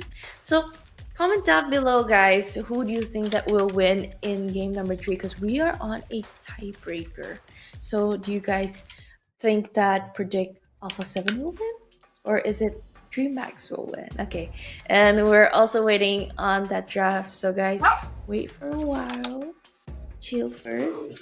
So also looking at the comments down so far. Our friends here still active and watching. Wow, even some from Indonesia still watching. Oh, it is 6 a.m. here, guys. So 6 a.m. nice. Wow. It's 6 a.m. here. And during the 6 a.m. event, in this bright morning for me, we can see the first ban from DreamHack. It's Gato Gacha. Yeah, it's the first ban. And I believe that Gato Gacha doesn't have any huge importance on the destiny of the past games. Maybe, yeah, it's a factor, but not the huge importance on them. And I believe that there's a lot of options that you can play instead of him. Well, the other band is something that we already expected. Nobody wants to watch that girl again in the arena. I believe they are a little bit afraid of what Joji could make. Well, it's okay. It's okay. The next bans are very important because you have the first one are the certains. After that, you have the consequences match, the consequences bans. Well, Harith again coming back at the bans. Despite of was picked in just one game, well, Harith is a powerful tool to play. So maybe they don't want to be involved with them.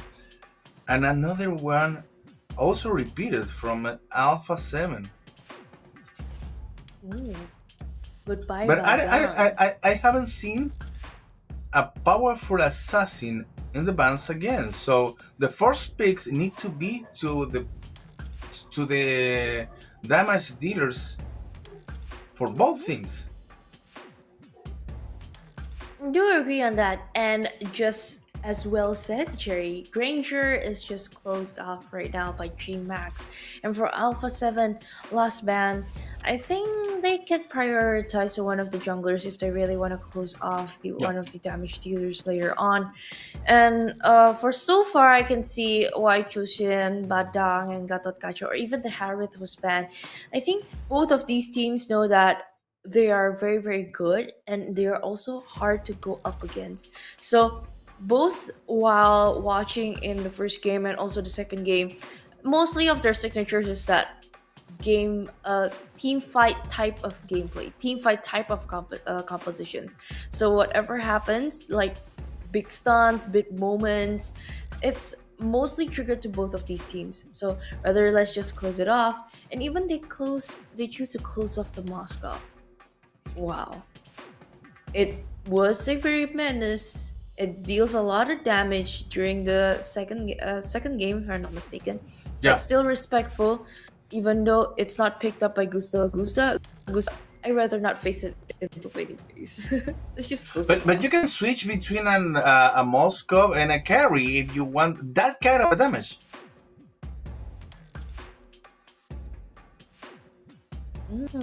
True. But so far, Dreamax opted to choose Suyo.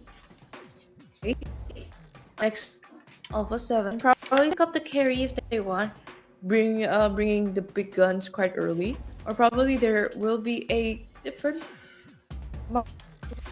Gusta. What would be interesting? Because usually after picking up the Suyo, it will be a combination between like the Granger Gatot or a marksman with Gatot. But since both of them are taken out, what would be a very comfortable first pick here for Alpha 7? A jungler too, probably is a Joy. Oh no, so opting out to a tank and a marksman, Cloud and Hylos. And I believe this is one of the signature heroes by Gusa Gusa playing on the Cloud. Even though it's not brought up quite popular, like probably in the Indonesia region, it's just locked in like that. A comfort hero will always be a power hero. Yeah. It's a nice nice phrase you got there. A comfort hero is always a nice hero. Can you repeat that? Because I'm 100% agree with you. Despite of the meta, if you have a comfort hero and you play it well, doesn't care if it's in meta or not. You're going to play it quite well anytime. And looking at the amazing draft right now, Loyi was picked up again by G-Max. I think it is also one of the sole info on how they win in the first game. But since area-wise, Selena was just picked up, Alpha 7, what are you trying to pull? You have a Cloud, you have a Selena. I don't think that it will be a pick-off type. On the other hand, Dreamax is just ready. Whatever roamer, whatever XP that you're gonna throw to me, I'm ready. I have a cheat sheet, so don't worry. Yeah, but for the whole team, Soyu, Luigi, and Cici are a part of a very meta composition that you can put it out there for the third game. And in the third game, you need to be surprising. You need to be showing something different. And I think Alpha 7 is building up something like that. With a Hylos for the front line, with Claude with a, as you said, a comfort pick, but that has a lot of damage on their pockets, and Selena that we already seen that in another game, and it was a very good selection also. My dogs are going crazy. Sorry about that. They're excited and waiting for you, Jerry. And just as excited to see Yeah, that that's it. Jawhead is one of the heroes closed down by Alpha 7. If they're closed down, and even Hayabusa, both are great bands. Again, I'm trying to wrap my mind on like what is Alpha 7 trying to pull without the Jawhead. Will they pull up a Hilda? Oh. I don't like Hilda at all someone for with- these compositions. I think even a Minotaur could be a good pick here if you have enough damage with Claude and Selena, because you need crowd control. If you have two powerful damage dealers, you need crowd control. Hylos could be a good opener, and after that you need control. So your damage dealers doesn't have to go hunting your or running after the target. They need the target to be still. So Minotaur is a good idea. Tigrel I think would for be Alpha 7. You mentioned Tigrel. Okay, I do agree. Yeah, Yeah, because it's good most for of the people think Dreammaster. of Tigrel as a defensive position hero, maybe. Yeah, a roamer, but used to just to be there only to tank.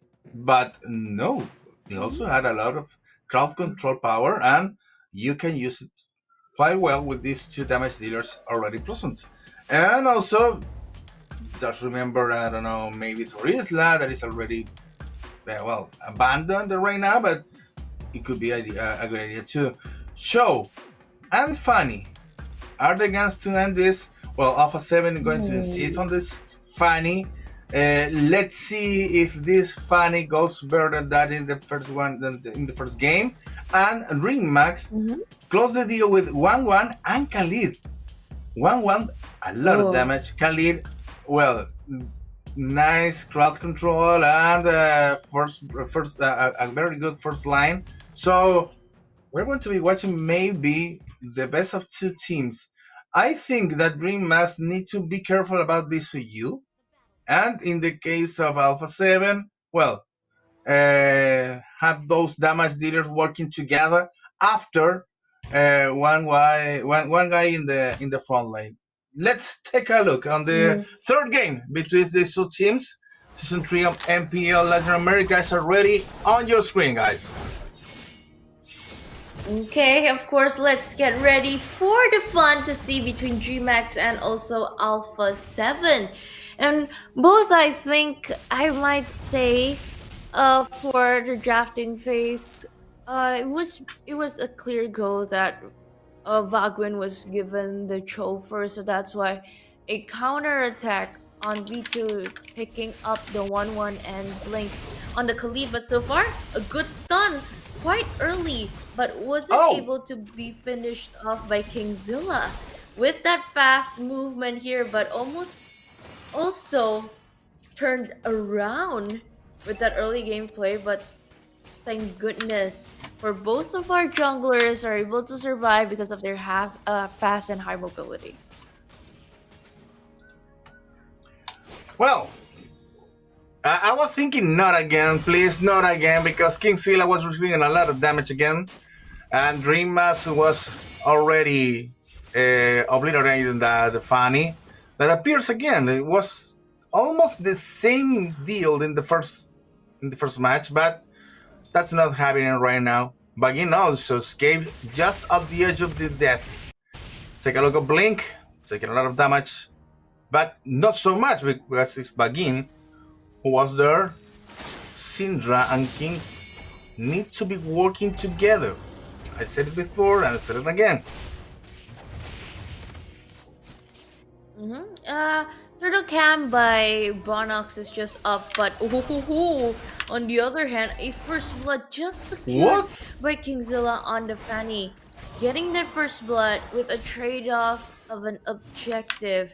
I think it would be a better trade-off for DreamHack here because you get the 500 gold to everyone instead of the first blood just onto the Fanny. But still a good start for Alpha 7 to funnel it out because Fanny, you gotta go in early, you gotta finish in early, you gotta accumulate those kills way before, because if you drag that to the late game, it's fully handled on Gusta La Gusta. Fanny wouldn't be able to do much unless you're trying to play on the far lane. Well, King needs to be with somebody, and Gusta La Gusta is already on the line. This Claude is just building up the strategies for what is going to happen on the next moments of the match. Bagin also hidden there in the match, waiting for Rainbow to come. The next turtle is going to appear in 50 seconds more, and we have a battle before. Blink already taking damage. Good there. Kingzilla going back, running away from the damage. Now it's a little kiss that he made it to Black, but back again. It's not strong enough to be in the battle. Alpha 7 1-0 on 3 minutes. They're taking this with a lot of calm, patience, and devotion. Those moments of calm and on how gracefully you play later on, it's a slowly bait out because Alpha 7 could actually have the potential to just go for full-blown team fight. Max, it'll be more situational because the deal breaker is later in the 1-1. It will be a solo focused hit instead of like Gusta's Cloud. You can actually free hit everybody. But on the other hand, it doesn't close off the potential where DreamHack is able to just fight it out right now. First pathway triggered in, but even the placing duet by Gusta haven't been taken anyone down. And even wiped out by the crossbow of tank by V2 Kingzilla. Trapped in the middle. Gets to take Rainbow. The turtle. +1. But 1-for-2 trade, and even Alpha 7 down on 2, and DreamHack secured the turtle. So far, it's still a very, very good trade for DreamHack.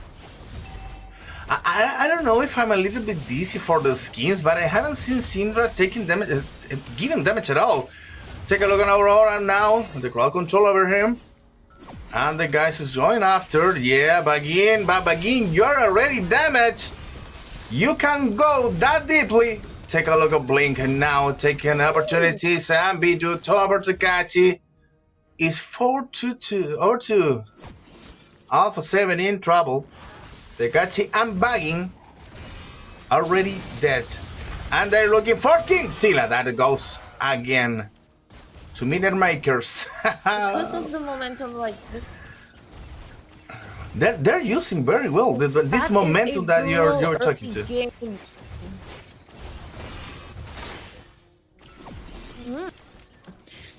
They got like quite well, and even breaking down turret in like 5 minutes with the defensive still up. I can't really imagine how much they're holding in. Again, for the moment we see DreamHack so far succeeding, it's because Rainbow is on the low E. Question is, can Alpha 7 keep up? Because if they cannot keep up and V2 gets that power spike, Rainbow picked off as by Kingzilla, it will just be a mess like game number 1 for right now. Even Blazing Duel even popped out quite early. And taken down just like that. Tried to engage and couldn't disengage that much, but even Alpha 7 gets that benefit right now. Good call there for Dream Max. Now and again, 5-3 is still up on this game, despite of Alpha 7 wake up call, because they are already doing something. Vito is already hitting so much, and Aurora securing their next objective. It's the third turtle for Dream Max. Clean work over there for the jungle Aurora. Once again. And very quite well, just to secure the buff, but no collateral.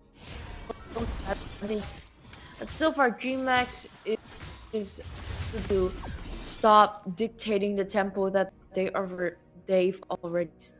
And since they know that DreamHack, okay, let's pull up the diversion, let's move fast, let's let Alpha 7 try to keep up with us. And since you try to dimple, the team fights will be wellly executed by GMAX.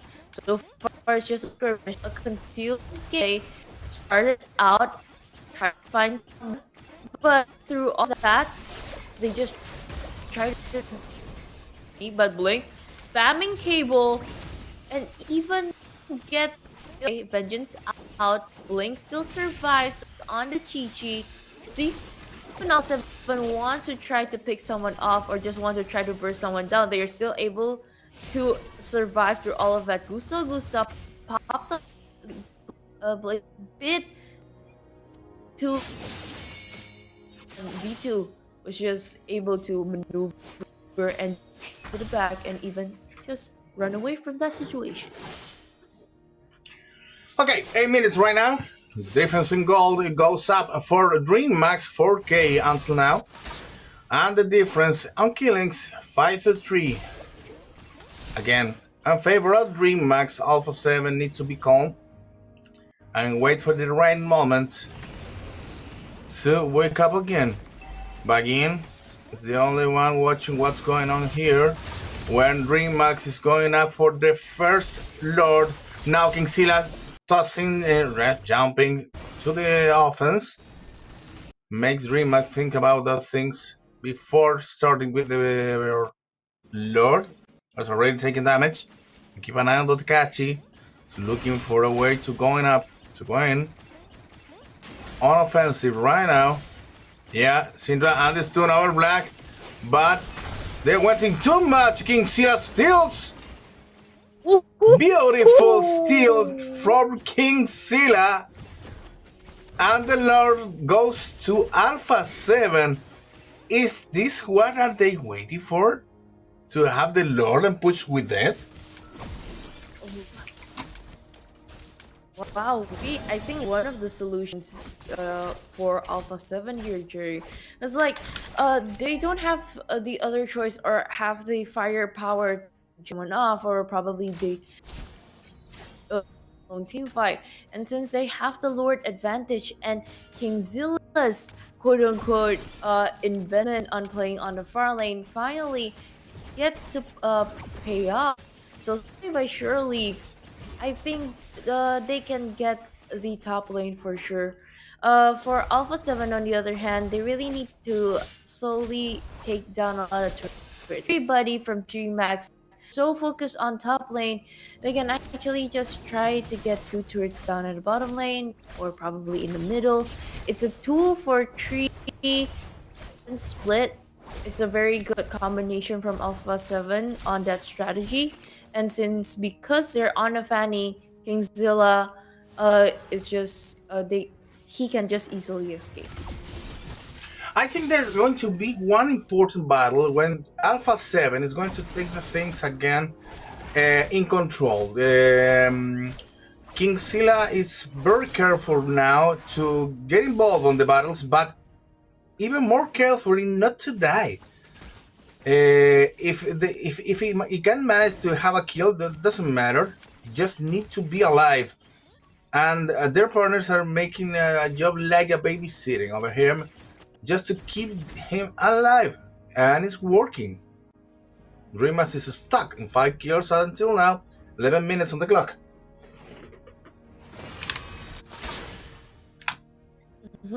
11 minutes on the clock starting, and that means our friends are going to enter from like a mid to late game, mid early. But so far, very, very good mid early. They can actually start. And we're talking in game item equipment. So far, Fanny, Kingzilla just focused on full blown penetration. So whatever happens or whatever items just accumulate from the CC, from the Khalid, he's able to survive and also sustain a bit of a concealed gameplay. No versus out yet so far. Well, once again, back in. Stepping up in front of Dreammax and holding. Rainbow shook his head as surprise, and again Kingzilla going down in the hands of Khalid. 2 players down, and the opportunity for Dreammax to push again in 2 lines, maybe not to get the Lord. They had the time to get the Lord cleanly. It's a free Lord for them, not free. Took 2 players to be killed, but Alpha 7 with 2 players less can fight that. That's actually a good trade so far. Again, that Lord Steel helped very, very much for sure. And for looking at the moments, they can actually give a pushback here from DreamHack securing the second Lord. It was a very great choice that they can actually try to push because talking about tower wise, it's kind of the same. Well, the Lord Cam shows that the Lord is already walking on the lower line, and the meanwhile in the top, Dreammax is already pushing Alpha 7 with desperate measures, trying to take away the first tower on the middle line and forcing Dreammax to be back. Whoa! 1 by 1, but Aurora survives, and Kingzilla has to run away because all the other team's players are going after him. Dreammax is already on a hunting season over Kingzilla. Okay, but knowing that he is able to just come in and out so easily on a Fanny, that's just his perks, I guess. Well, in the top lane, Kingzilla trying to work again over the tower and running away as fast as they can. Well, he has those lines, can drive over all the map. Whoa! Aurora just disappeared. Syndra being evaporated with all the damage himself. Back in trying to run away, but it's impossible. He started to run against the base of their other team. Yeah, now it's going down in the hands of Piru with a killing spree. Meanwhile, Kingzilla trying to push again on the top lane, helping Alpha 7 to survive just a couple of minutes more. It's impossible for them in this moment to think about the victory, but nothing is impossible if you have a good team fight. You have now to wait until your players, your companies come again to like Tekachi. Oh, in a very bad position to have the damage that is possible to take. And Dreammax think about this again and going after another push on the top lane with Black and their CC. King, yeah, just messing around, trying to just to be there and, well, trying to keep Alpha 7 on the game. Difficult task that he was to. Okay, another battle here on the Lord. 1 player for each team is down. Tekachi on the first lane is going to go deep, and Gusta Gusta over Black, taking care of Black. Yeah, I think it's gone. No. Black needs to pull out. Gusta la Gusta working over the Lord. Okay, finally a good moment here. Kingzilla tried to pick V2 off, but turns out there was a WO and ready for a defensive gameplay. Almost executed quite well by Alpha 7 to try to make a split push moment here. Diversion gameplay. Wow. Tried to take a shortcut, but it's not quite well. Okay, Aurora got that retribution quite well. Kingzilla almost paid for what he did in the first steal. You can just probably steal one, but DreamHack, I'm eyeing on you, Fanny. I'm eyeing on you, Kingzilla. You're not getting my lord this easily. Well, the thing is, Kingzilla right now is like a glass cannon because he has a lot of damage to provide, but he can receive just a few hits. So Aurora, in the moment that has a range, he can make Kingzilla disappear. So he needs to be very mobile over the whole map. And now with the new Lord pushing on the top lane, they need to be doubling their efforts in defense. The catching on the front line, well, Bidu already finished the work on the tower, and now whole DreamHack's team is already on the base, and the Lord pushing the first hit over the Nexus is going down. No, they clean it up. Take care of Gusta la Gusta, now shutting down B2. Wait! They still want to fight. And they disappear because Rainbow said, come on guys, survival trip over here. Let's jump it up. Yeah, let's get out. Let's get out before we get a death timer in game. But overall, Alpha 7 was able to defend it quite well. And for me, I think it's just important how DreamHack is just very aware of their surroundings on what it's going to about to happen, because they know that Kingzilla has the potential to just go in and out between lanes quite as fast. So the split push between far lanes is just happening quite fast. Thank God Aurora was able to spot that out, so like Kingzilla didn't get the chance to like even put a nick of a damage down onto tier 3 in the bottom turret. So overall, a diversion gameplay trying to be executed here, but since there are minions, they gotta be careful. They gotta be finding a good way, probably to entry in. But since I think after this one road out, they cannot camp too long there, because if they find out there wasn't a good game, it'll just be a waste of time. Rather, let's just find a great moment here. So let's just see. On the other hand, we can see Valgrind and also Kingzilla trying to find a good position, because no matter how long the game is, the Fanny, you gotta go to a late game. You gotta go for a split push. And since there was a diversion gameplay and even a concealed played out, V2 almost fight out with a flicker going out and a BMI on the right time to just trigger it out. But because of that, two very important informations out. No more Glorious Pathway, no more Blazing Duet. It's a clear go. If you want to go for the Lord, you can. Whatever happens, see where Kingzilla is. So as long as you can stop him, it's a clear go for DreamHack to get the Lord. Well, but meanwhile, they're already hunting. Rainbow and Bidu are walking on the Lord. Take a look at Baggy, now taking damage. Blink going down with an HP, and the Baggy also. No, he can go back. Aurora secures the Lord, and Gusta la Gusta going against DreamHack. He recharged very damage, but no even single one died. So they have the whole team, the improved Lord, and the Alpha 7 without any chance to respond.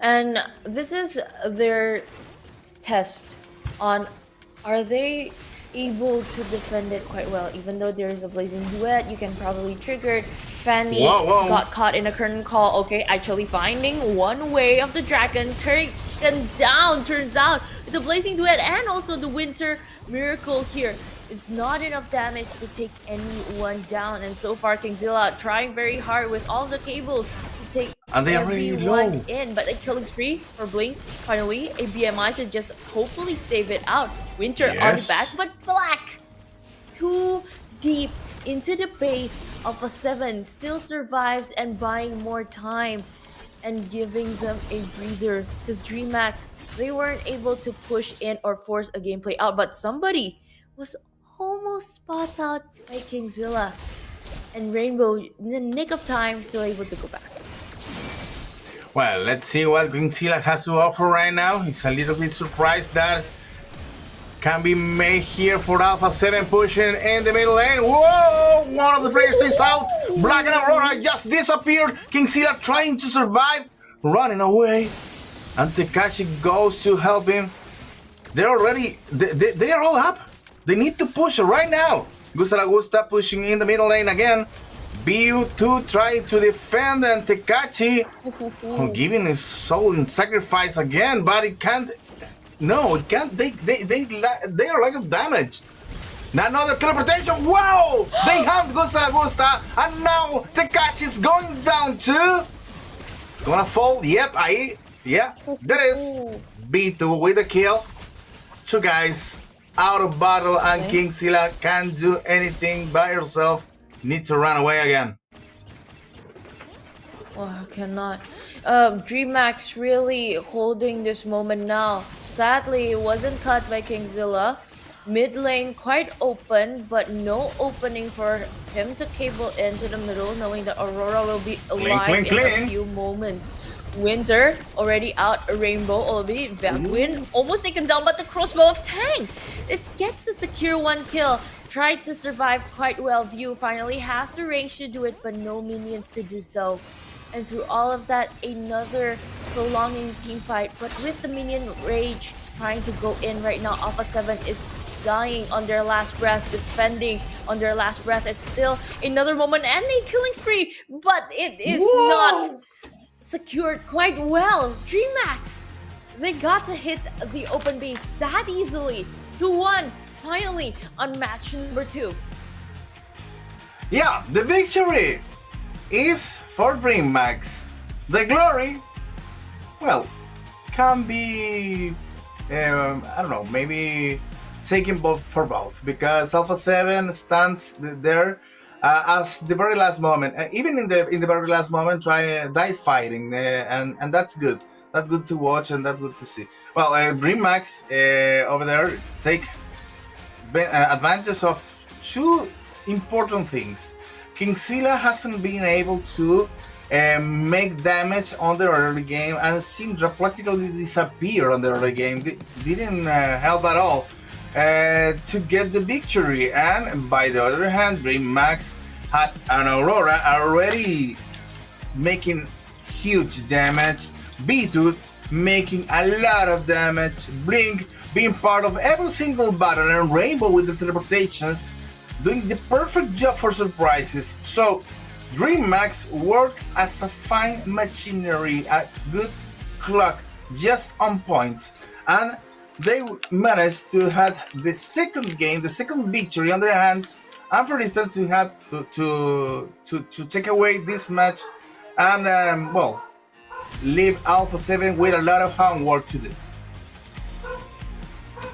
A lot of hard work that I really need to refine on. It's not about how you're trying to play it. It's more about how you reflect on it and what can you do to improve better in this short run of time, because knowing that tomorrow will be another best of 3 series for all of 4 matches, they would probably meet someone new. You can probably adapt, and I feel that it will be a very great moment for them to feel, because in the first day they basically got the quote-unquote GOAT team of Brazil.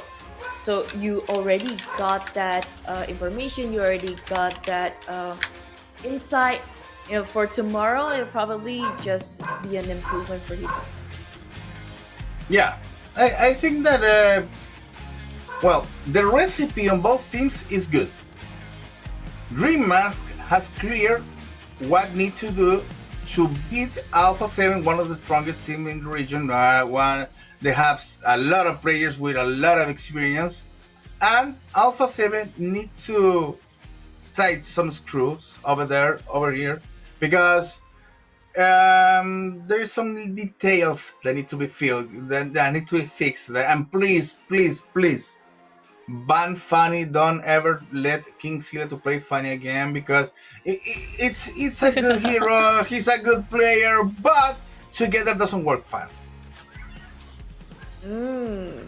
Quite well, but of course it is one of the respected heroes of Kingzilla. Now we can see that by stats and also by data.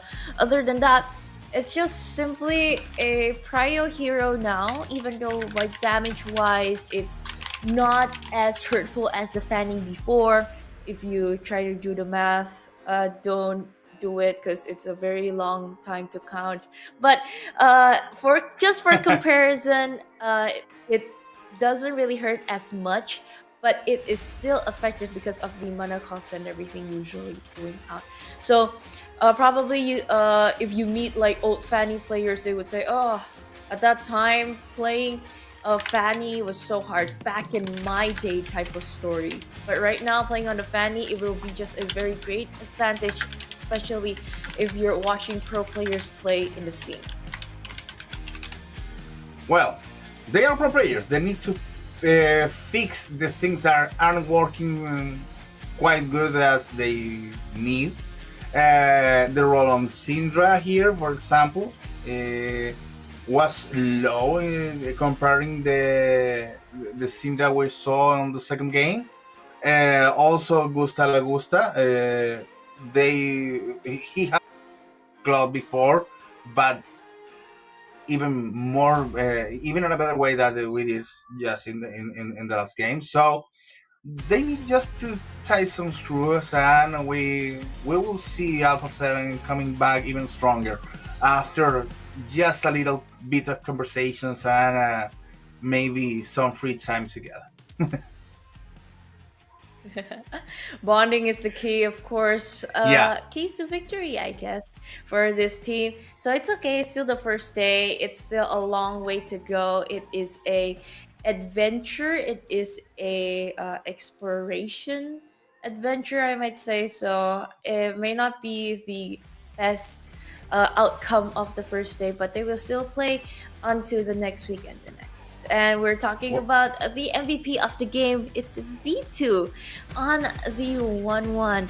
Most damage given, kill participation for 80%, and even the KDA is 517. The potential of this hero, and picked up just for the sake of a counter attack move because of seeing the Cho on the other side. And it finally paid off. Again, DreamMax was able to execute it quite well. It was able to protect V2 quite well, and because of the mobility provided by Rainbow and the range provided by Rainbow and also Blink, it was just utilized so well. So either way, V2 was a well-deserved MVP in the game. Yeah, B2 with 1-1, and also B2 was the one who was playing with Carry. I don't remember quite well, but V2 was playing the Carry. yeah, yeah. Two very comfort picks, women say, but efficient ones. So don't be afraid of pick your favorite hero, because if you play it well, you're going to be winning. Maybe if you have a team also. If you have a good team too. Practice is key. Practice is the key also. Yeah, okay. Well, it has been a pleasure to be here with you, because I was really excited to be here broadcasting in English. It's my first time for Mobile Legends, and it was very fun. So, I enjoyed it a lot. So the next two games, guys, You can't miss it. It's going to be great, great. And the last one, I'll be watching there with you. So don't miss out what is coming up next. And after this, of course, between our matches, after one or two matches, and bridging onto the third and the fourth of the day, we will have a little short break. So, guys, don't worry, we will come back. The live stream will still be Don't on. go so anywhere. worry.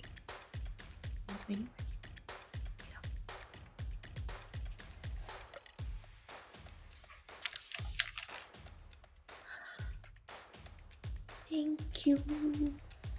Let me go to the restroom first.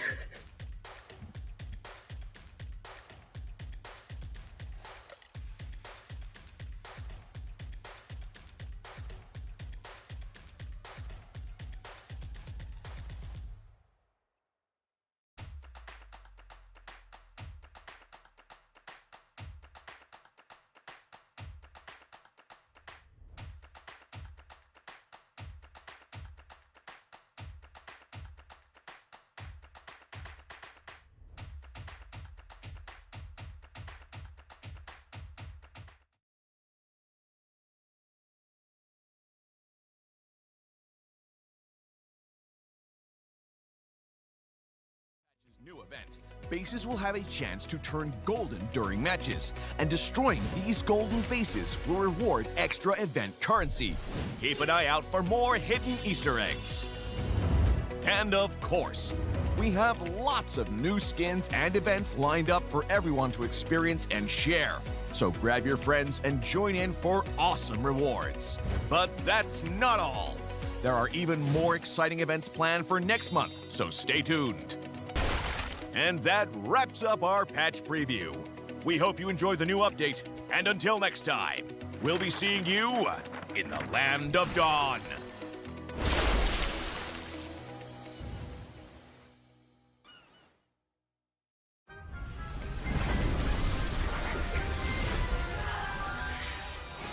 What shadows will I find lurking in your reflection?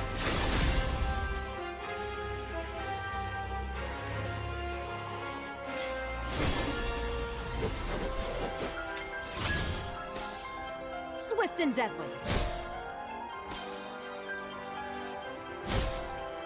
Mirror waltz. Your move. Pierce through.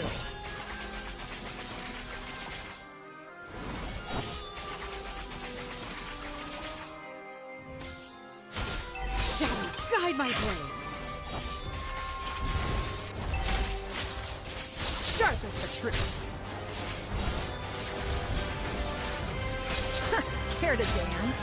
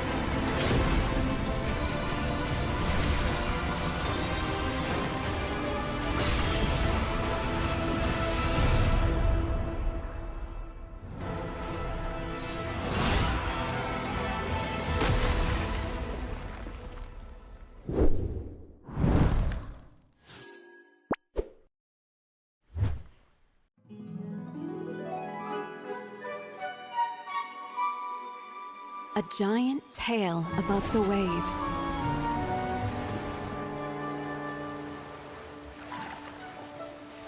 Is it a sea monster?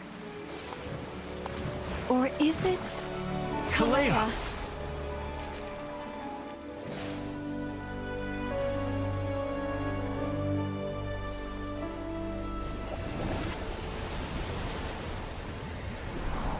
A clearing of downed trees. Was it a fierce warrior? Or was it... Kalea!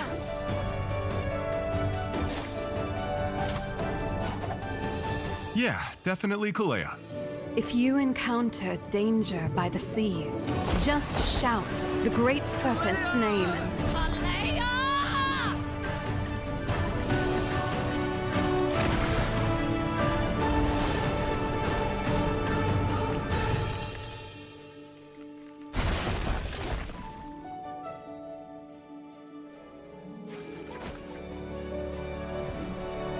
So the outcome may not be what you expected. When an obstacle appears before you, it might not be an obstacle at all, But a springboard to send enemies flying.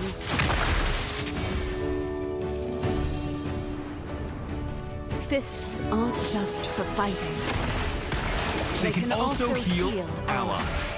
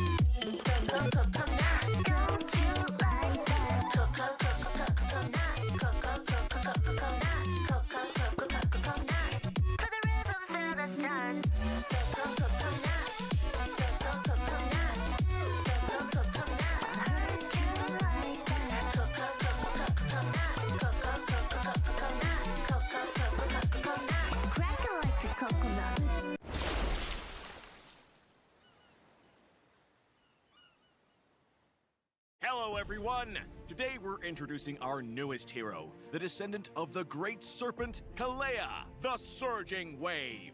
Kalea is a support hero who specializes in close combat and offers strong, reliable single-target CC. Not only can she charge in and slam enemies around, she can also heal herself and allied heroes just by attacking. Surging Wave, Kalea!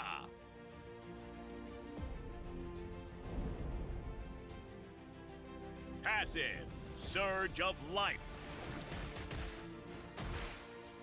After casting any skill, Kalea creates a water zone at her current position.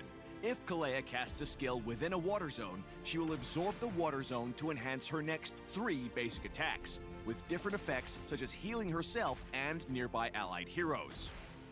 First skill, Wave Breaker.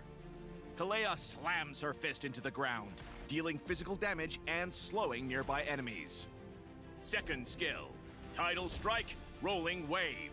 This skill has 2 parts. In the first part, Kalea dashes forward and grabs the first enemy hero she hits, going airborne and slamming them down for physical damage. If Kalea hits an obstacle or the edge of a water zone during the dash, the second part will trigger and Kalea will leap into the air. The skill can then be cast again to dive at the target location, dealing physical damage and knocking enemies airborne. Ultimate, Tsunami Slam.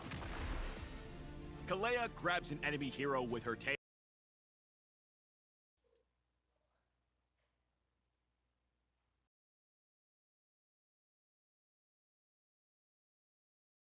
Today. Hey folks, nice to meet you. My name is Gabriel. I'm a Brazilian caster and I'm here with Vey. So let's go because the Pix events are already rolling. So let's go, Vey.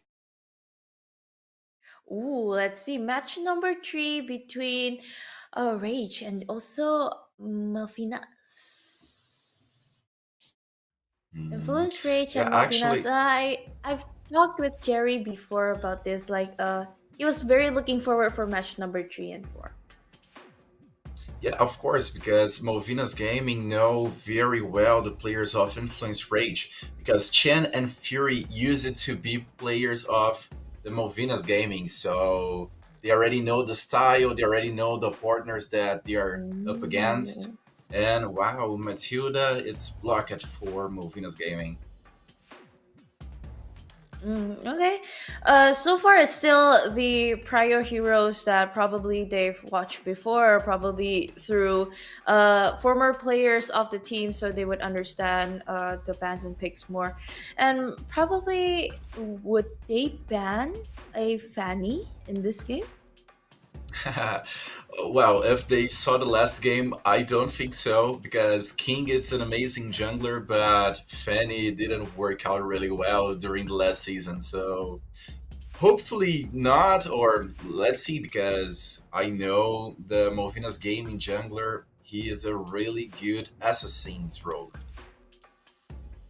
Okay, quite well to see. And Eve is banned out, so no mobility slow, no joy, no Povius. So far, it's still a template prio ban, so it's not. To me, it's not really specifically they wanna open up any strategy so far. Unlike the first 2 matches, that is very specific wise on their bans, so you can actually see what their strategies are. Yes, actually, they are very respectful because they are just taking off the meta and trying not to get a respect banning or something else. But Harif is the first pick of Rage, and oh my god, I know the gold laner of the Rage. It will be really difficult to don't get Fury up. Ooh, okay. It would be a heavy matchup, but there still might be a chance to go up against the Harith. But for a pure marksman, I think you really need that range. So I think it would be a very hard if you pick up the Granger, but it's still doable if you can make a good combination out of it with probably a good roamer. Yes, it's really doable, and but to control the Harif, I think they need. Oh, Hayabusa and Gatatka, it was a really good match against, but I still missing the group control because if you just let Harry poke free, it will be a really problem. True, I do really agree. But the question is that who can catch the Harith? Is the AOG enough of a big area to just stop the Harith during Zaman Force? That's a good question. I think maybe Ruby would be a good match, but Chino just brought us the CC that it's really, really sustainable. It's a huge XP laner as a tank, and Alpha, it's online. Oh, yes, quite well. Because from the previous two matches that we see, it's very assassin centric. So, looking at the alpha, it will be a very sustainable jungler instead of like full blown damage like the Hayabusa. So, it'll probably sustain more. But so far from Malvinas, I think it's a good pick if they pick up a mage. So, later on, they can just ban out a lot of mages on the side of Rage. Yes, actually, I do agree. Because after the pick, they have the banning phase and they have the advantage of picking first after. So it could be a great strategy to guarantee your mid laner, your mage, or no, they just pick Irithel. Ooh. Let's see what they are willing to do on the mid lane of both sides, but Irithel, it was a pick that just surprised me a lot. I think it would be a very slow matchup between the Iritha and also the Heth. It'll be more of a dead lane unless both of the teams they are ready for the first exit out on gold instead of the XP. But we're talking about the overall games for Malvinas Gaming. Say, look at the composition draft between Rage, Influence Rage. Let's just close off the Hylos. They don't have a tanky body yet. They just have a TT. They just have an Alpha. It's just both semi fighters. So on the other hand, Rage they can close off a one or two mages. Yes, the Loi you can close it off for probably Vexana if you want to respect one of the heroes from Definite. Yes, and actually they have Alpha and Chichi to do the front lane, but it's still missing not an engage, but a sustain tank. The banning of Hylos, it was a really great ban. They blocked really well, and I won't be surprised if they choose to block another sustainable doing in Roamer. Uh, but I'm willing to guess they will try Vexana to have a little group control and a lot of explosive damage. Jawhead, yeah. Oh, Jawhead. Yeah, it would. It's actually a very, very smart ban for me because Jawhead and Alpha, with that much firepower in the early game, it will just mess up everything that Malvinas Gaming is just trying to build up. And Novaria is the last ban from Team Rage, Influence Rage. Yes. I won't be surprised if Paquito decided to do his show because it's a great engager. It's a really good start of the team fights, and Paquito really loves this hero. Okay, Novaria was the last ban of Rage, so let's see what Malvinas will bring to us. I think so far you can pick up the it's yeah you can pick up the mage. So in at the end of the draft you're still able to pick up a probably a fighter or not a Wow. Farsha. You opted out. Wow, playing on range burst damage wise against the Harith probably be good wise. If influence rage do pick up the show, it will be a very great composition to always suppress the erythal. Yes, and also, for example, if the Harith increases his farm really well, it will be very difficult for Farsha could do it plays because she just opened the ultimate and Harriet go straight on the dash to Farsha. So it will be really hard to pick. And yes, as expected, Cho is on Paquito and Selena at the mid lane. Wow. Ooh. Okay, this is quite interesting for me. It's quite gambling. It means you put on the range. It's very pick off. It's a very pick off draft instead of the Perfect. areas you see that you can cover off like Malvinas Gaming. So I'm quite excited to see how it goes. Especially the last pick from Malvinas Gaming is Lucas. How Lucas is another front lane from the Malvinas Gaming, and wow, it really surprised me. Uh, in one hand, we have Rage with a really peak off, a really single play composition, Mhm. and in the other, we have a group team with Lucas, with Hayabusa that can also be really good at 1v1, but the composition it fits better in the team fight. And we have Influence Rage against Malvinas Gaming. That's our third game of that third match of the night, the game one. Okay, quite interesting to see two different compositions, but always just one outcome. Will it repeat itself? Even though there's a different team between these two from the match before, will they succeed on executing a great team fight composition draft? So far, so let's see how it goes. And I have a question for you, Gabriel. What Please. are your thoughts about Lucas?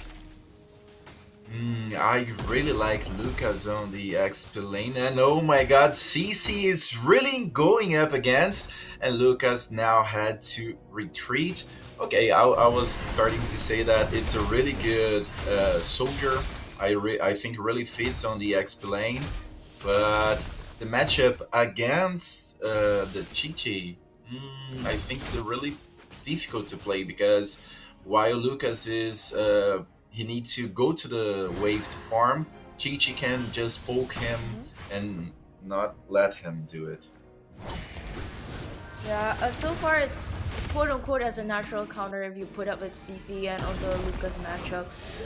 Ever since the buff has been going on from CC, Oh just my been a very god. great help. For example, right now in the mid lane, First Blood just secured as fast as that by Joden on the alpha is really online and a great start for the early game to take on that good lead because both jungles need that early objective, especially the Hayabusa.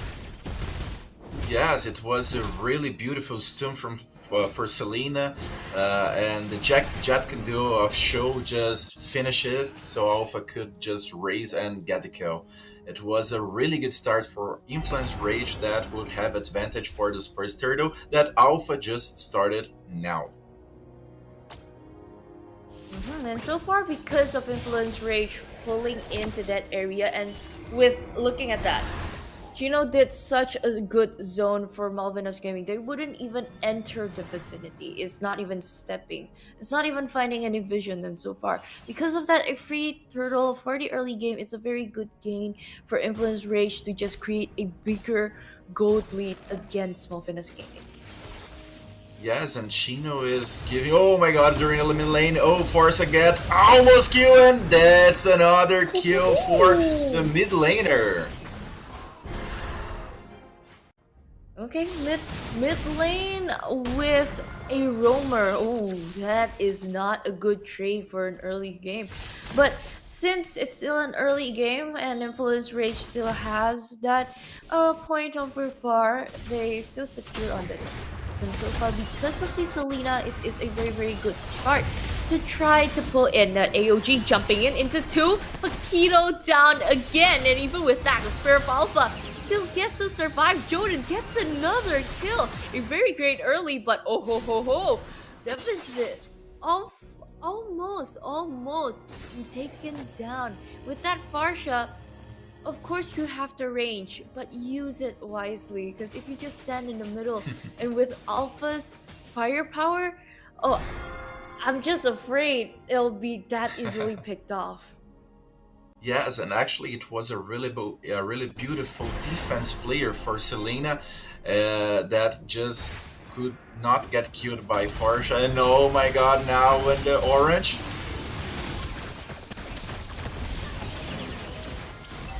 Okay, the Blade of Dragon pull in. Zaman Force helped out also. Joden getting stunned. Oh, finally! A shutdown revenge by Definite. And so far, Influence Rage know when to just move back. But for Malvinus Gaming, looking and knowing that the Lucas unleashed the beast is just that powerful, it is a great way to start a fight knowing that it'll be sustained. And looking at how Influence Rage just took on that initiative on taking that turtle on first, even though they know that the Alpha is just buying time right there. And it's from Malvinus Gaming, they didn't really start it on. And so far, in the middle of the lane, even Farsha was forced to trigger the Wings by Wings this early, just before the turtle is starting. Yes, I wouldn't be surprised if Selena became first ban of the next match, because it's really good pick of Gem that is really connecting the stones against the opponent. And on the bottom side of the map, Chi-Chi is just really planning the wave and helping at the fights. So it was a really good pick. It's a really good matchup against the Lucas that was last pick, and it is really getting difficult and difficult for Malvinas Gaming to increase the game, since it's 2 turtles against none. But so far, I think for the EXP lane specifically, wouldn't be that much of a difference. Probably just a bit of a difference in the early game. So just as long as they can hit level 4 first, and then all you need to do is just focus on the rotations. Whoever gets to rotate first, whoever gets to get the objective first, will so far secure more and more things for the team. But as long as it's fair for like almost 6 minutes, Influence Rage still has that gold lead. But even though Malfinus Gaming has the early opportunity to actually execute the same type of teamfight, because you know Alz is on the Hayabusa. But on the other hand, we can see a bit of a concealed gameplay here. Jekundo and a Black Dragon form, okay, picked out from AOG, even from Keith, is forced out defensively. The Way of the Dragon kicked so hard that even the Gatot Kaca needs to move back. Yes, and we have the first break of the game to Influence Rage. The bottom lane was taken by Alpha, and now they are focused on the mid lane. It was, oh my god, look at this Selena! Every single hit of the Abyssal Arrow just never misses. And with the new skin, I can see a lot of pumpkins in the Land of Dawn. Yeah, what a beautiful skin, and oh my god, again, Selena connecting the Abyssal to their opponents, and Farsha is really trying to escape. It is really difficult for Farsha to achieve. It is a really defensive match for Farsha, because you cannot just open the ultimate to claim the wave, because you might have Selena watching for you. Yeah, I think so far, because of the composition of Influence Rage, they are able to do so. For like example, right now both kicked out, and even the Way of the Dragon full committed. He taken down, and even Nice, you know, just leaving him on the back and try to protect. And so far, with the fast ranges or with the fast movement of Influence Rage, you're able to do so. And in the end, it's not even on the 8th minute mark. Alz needs to rotate down and play on the far lane.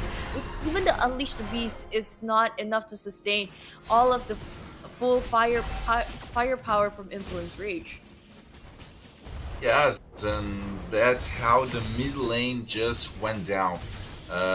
Rage had a really good early gaming, the late game, if it became soon to Malvina's game, it would be a really strong one.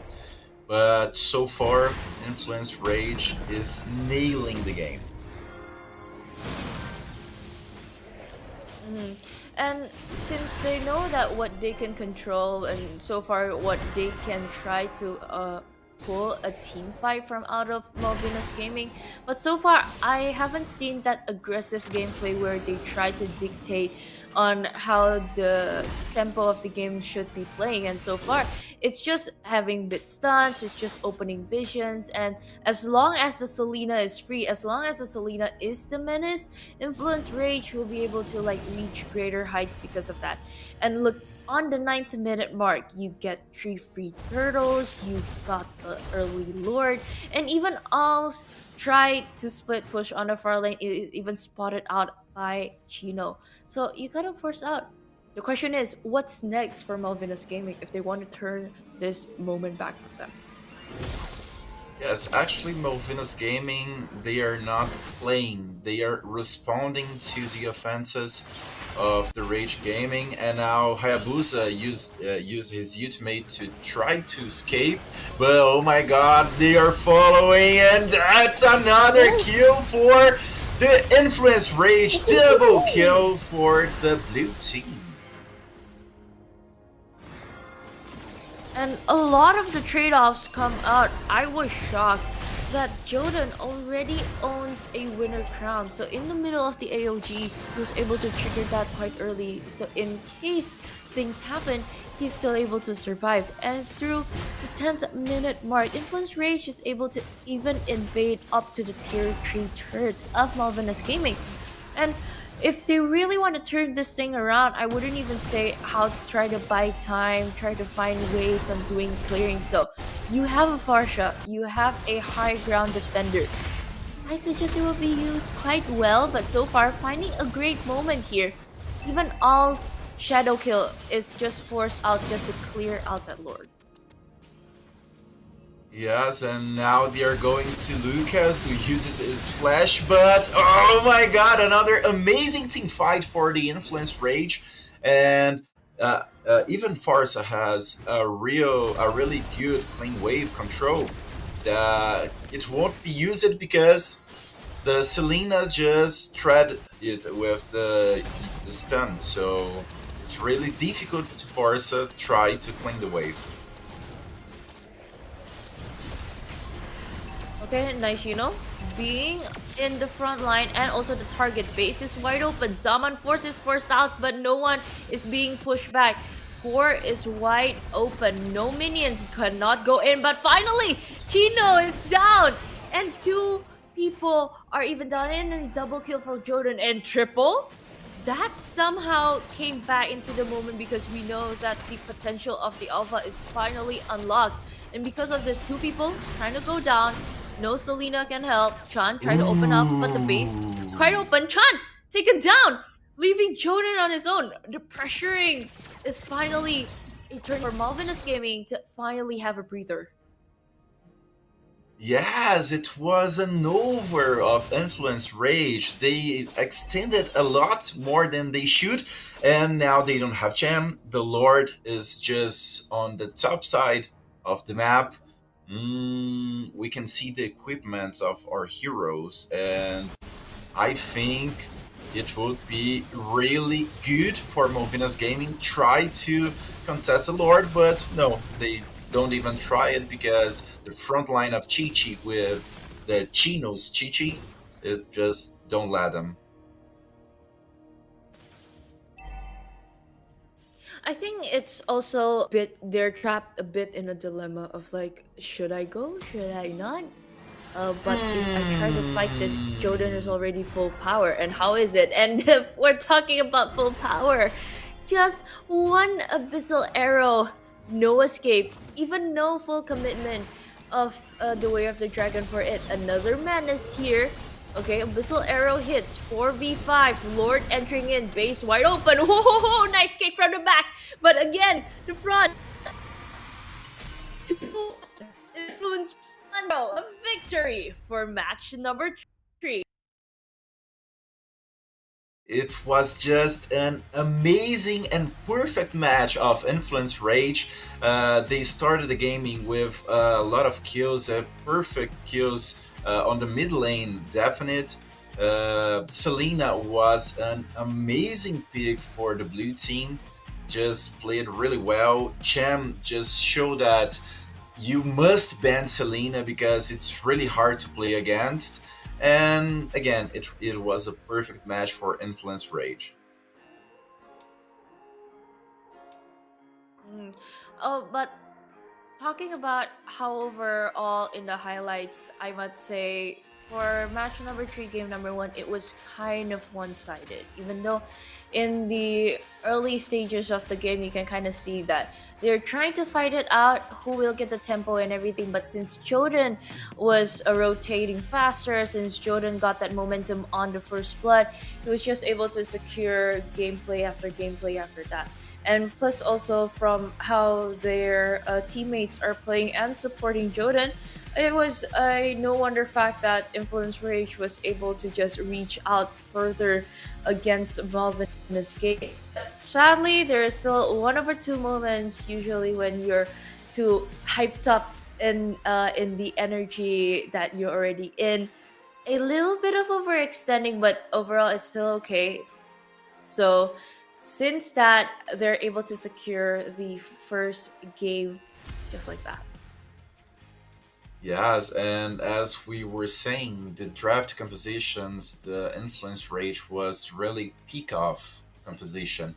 The draft was really for solo plays, and they get the solo plays during like the 31st seconds of the game.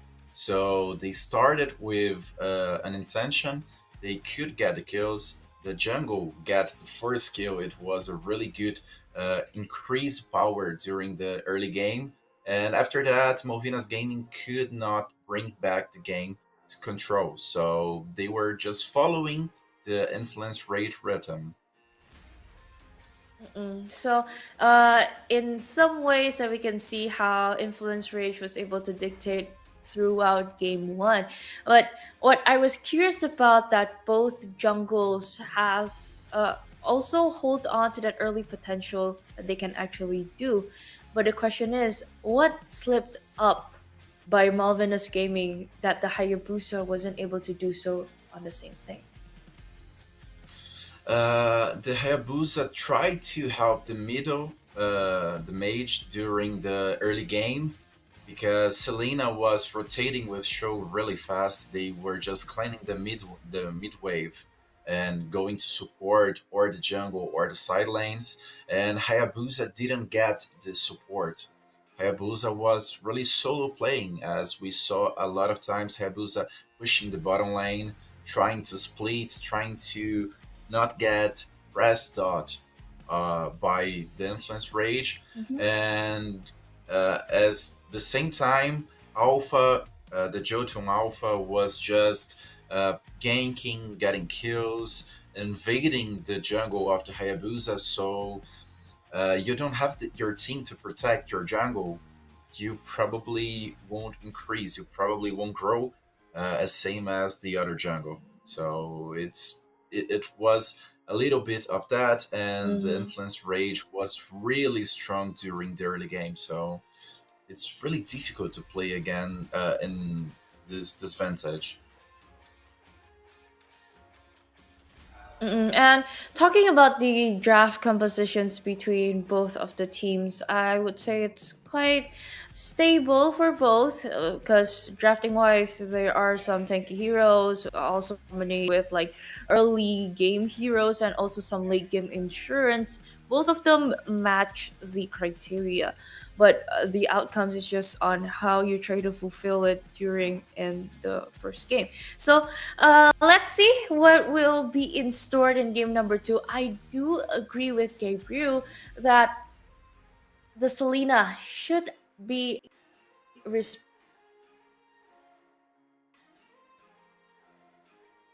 Yes, I also think Selena should be respected. As we can see now, the team fight participation, Selena has 93%.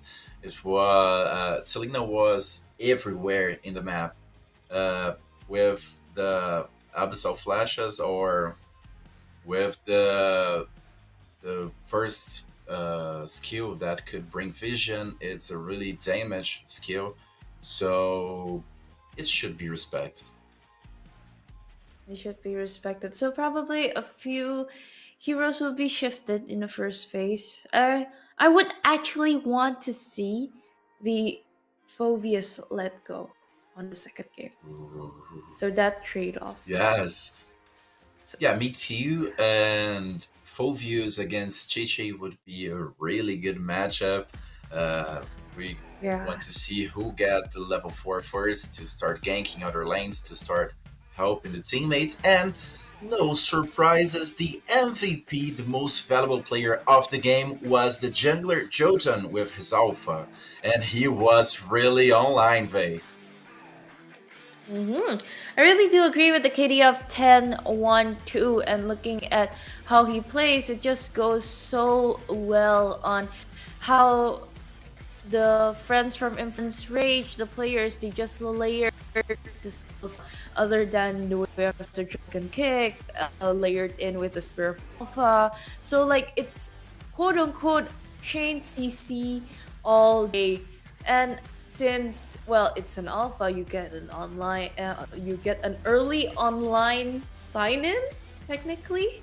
So, it'll just be fun all the way up until the late game. Yes, and I'm really willing to see the next match because we were seeing assassins on the jungle, and now the influence just brought us alpha. So it's a soldier in the jungle. We know it's a really powerful soldier. It's a really good jungler, and it was an off tank building.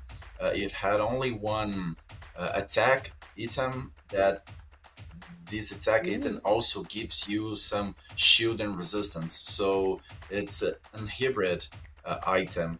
And the off tank building only with the true damage that Alpha has on its passive, it was a really good matchup. And we're talking about the overall matchup. I was actually shocked that the Alpha could take the lead on from the Hayabusa.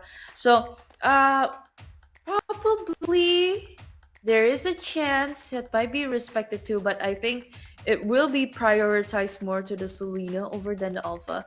So either two ways. You still want to go head on, face the Alpha with the Assassin Jungle, but you have to be as much as more aggressive, or you go head to head with a fighter jungle also.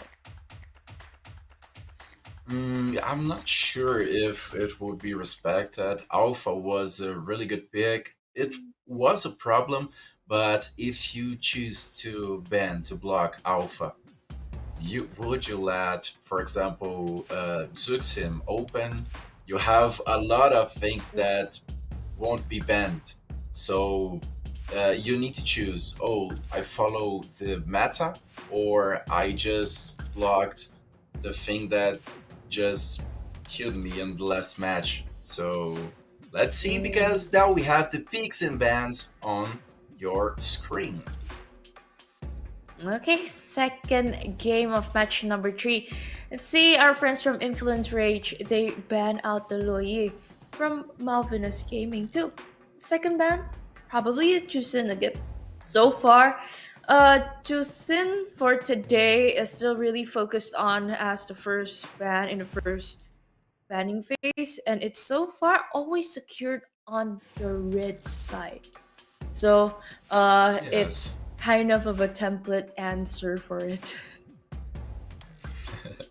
Yes, and as we can see, they are focused on banning the mid laners. That Louis has an incredible ultimate that could bring you to the bottom lane to the upper lane in a 3 seconds. So and has all the control, the damage. It's a really good ban, and Zexing, in my opinion, is now the best mage of the meta. It's really amazing mid laner. So they're not respecting each other. Hair, if okay, could be not a respect ban, because I was expecting even more than Hair showed to us. but it's a really strange. It's a really strong mage to use on gold lane. I think for the sake of banning the Harith, it would be a very good time to pick up the Granger. I thought the Mathilda. Well, it will be in the banning phase usually. You pair up with the Patrol is not getting into the base. Mathilda to come in. Wow. Yes, oh, okay. So now they need to choose. Are they letting Selena open again? That's a really hard choice for them to do. But you have Fovios, you have Hylos, you have a lot of good things open. It's a really difficult choose. I'm not sure if Rage would get the first pick and Selena, and I'm not sure either if the Malvinas game in mid laner definite uses Selena. So no, Fovios banned and Suyu open. Oh my god. Ooh, Suyo first pick. And so far, track record from the day, it is a hit or miss with the Suyo. So I really hope that our players from the Influence Rage team, they can actually execute the Suyo pretty well, knowing that how they played on the alpha. As long as they hit that early mark, it's still quite good. Movinus Gaming, on the other hand, got that Gacha Granger.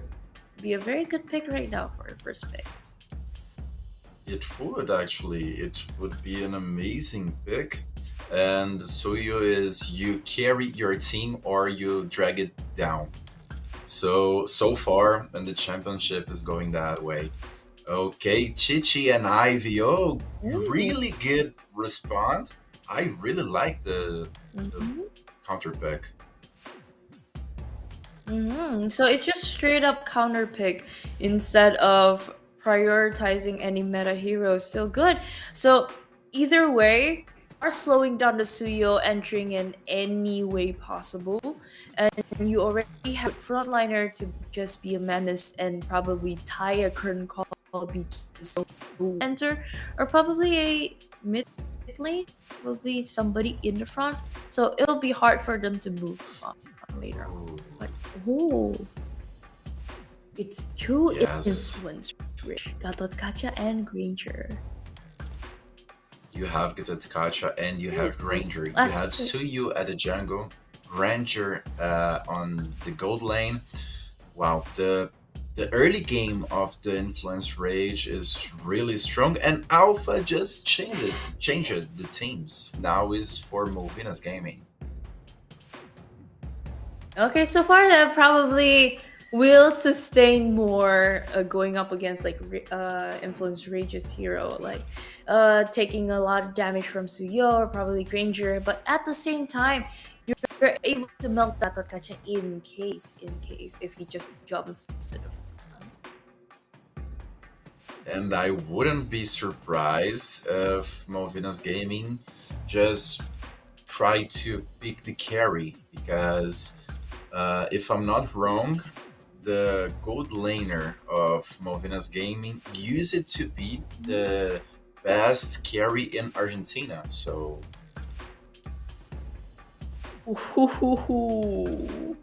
That'd be a very very spicy statement, eh? But looking at hero, it's also buffed. It's almost one of the top pick men here, but because it still favors on against the Harith Ranger or like Ranger Irithel, but didn't close off the idea that that could actually work because it was perfectly executed before number 2. So it would be a very very good combo between for Malvinus Gaming, because like double true damage. So whatever Influence Rage tries to get, it'll just be melted down anyways.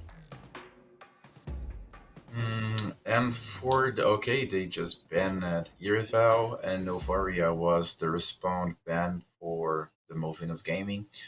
I'm not sure if I would be the coach of the Rage. I would say for China to pick Cho again. Oh no, the yeah, I wouldn't say that because probably Gatkacha will goes to the XP lane.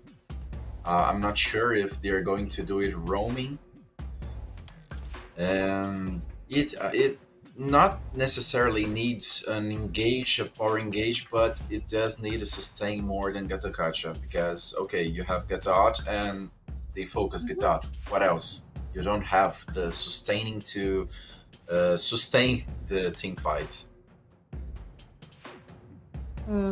I think for Influence Rage, if they want to opt for like a semi fighter instead of a full blown tank, Khalid is still wide open if they still want to go up. So either way, if you want to go against like Gatot Kacha against the Chi Chi, you want to go against the Khalid and the CC, it'll just be a dead Wow. lane.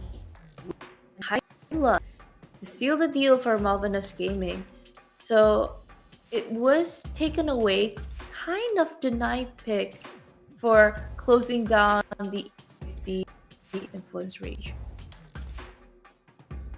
Now they have Glue and Forza. Ooh.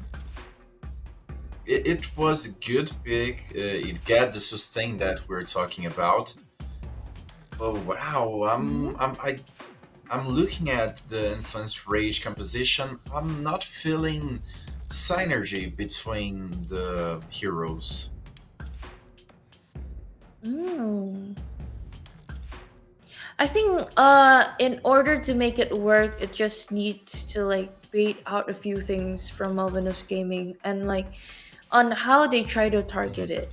Because from Influence Rage, if they really just want to commit with the glue, I think it's just for the sake of the laning wise. But if it's for the overall team fight, it will be heavy on Gatokacha. And the last pick, Carry. Wow, Gabriel. Nice prediction. Yeah, I'm able to work as an analyst or no? Yes, carry was a good pick because you can easily on the late game get to Gatakacha. Glue, you also has a really drift damage, so it won't be just hooking you around. In this match, I think the best composition goes to Malvinas Gaming. I feel more synergy between them. And we're talking about overall how they're going to execute play between peers and their one team. Let's not forget jumping into the land again. MPL LATAM Season 3, match number 3, game number 2. Who will win, or probably someone will lies? Yes, and we have the starting of the game. Chino again. Oh my God! Look at how damaging he's getting. But we know it's a glue. Glue has a really good recovery. And oh my God! Look at the mid lane.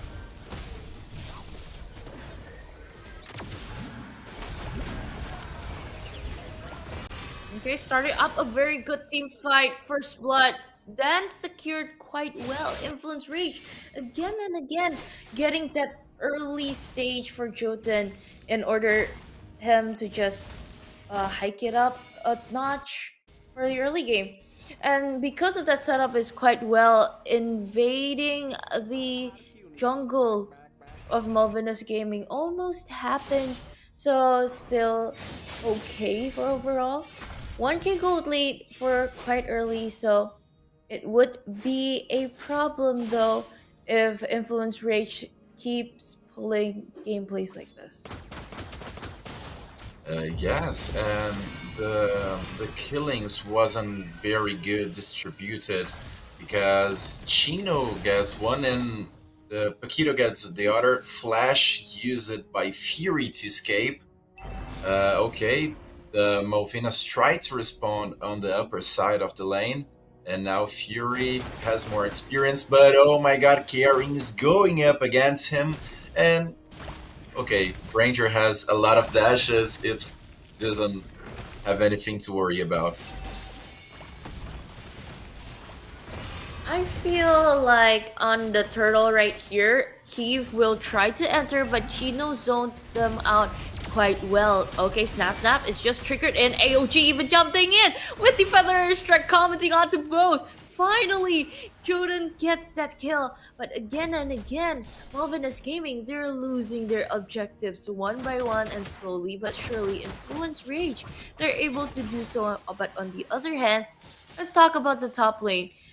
It is quite rare to see that Nyashino would try on the carry going front quite further away from the turret against a Granger. Usually if you see a carry, you're just gonna play it quite slow unless your teammates are on top.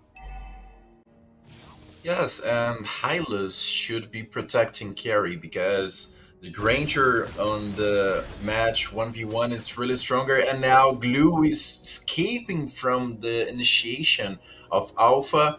And in my opinion, Malvinas Gaming, they are the enemies of the early game because okay, another early game they don't accomplish to play. They're just responding. They are not getting the start. They are not getting the initiation. They're just responding what Influence Rage is doing. So I'm not sure if that's the best strategy. You're not playing your game. You're playing against the game your enemy is bringing to you. Maybe that's why they call it influence, huh? Good one.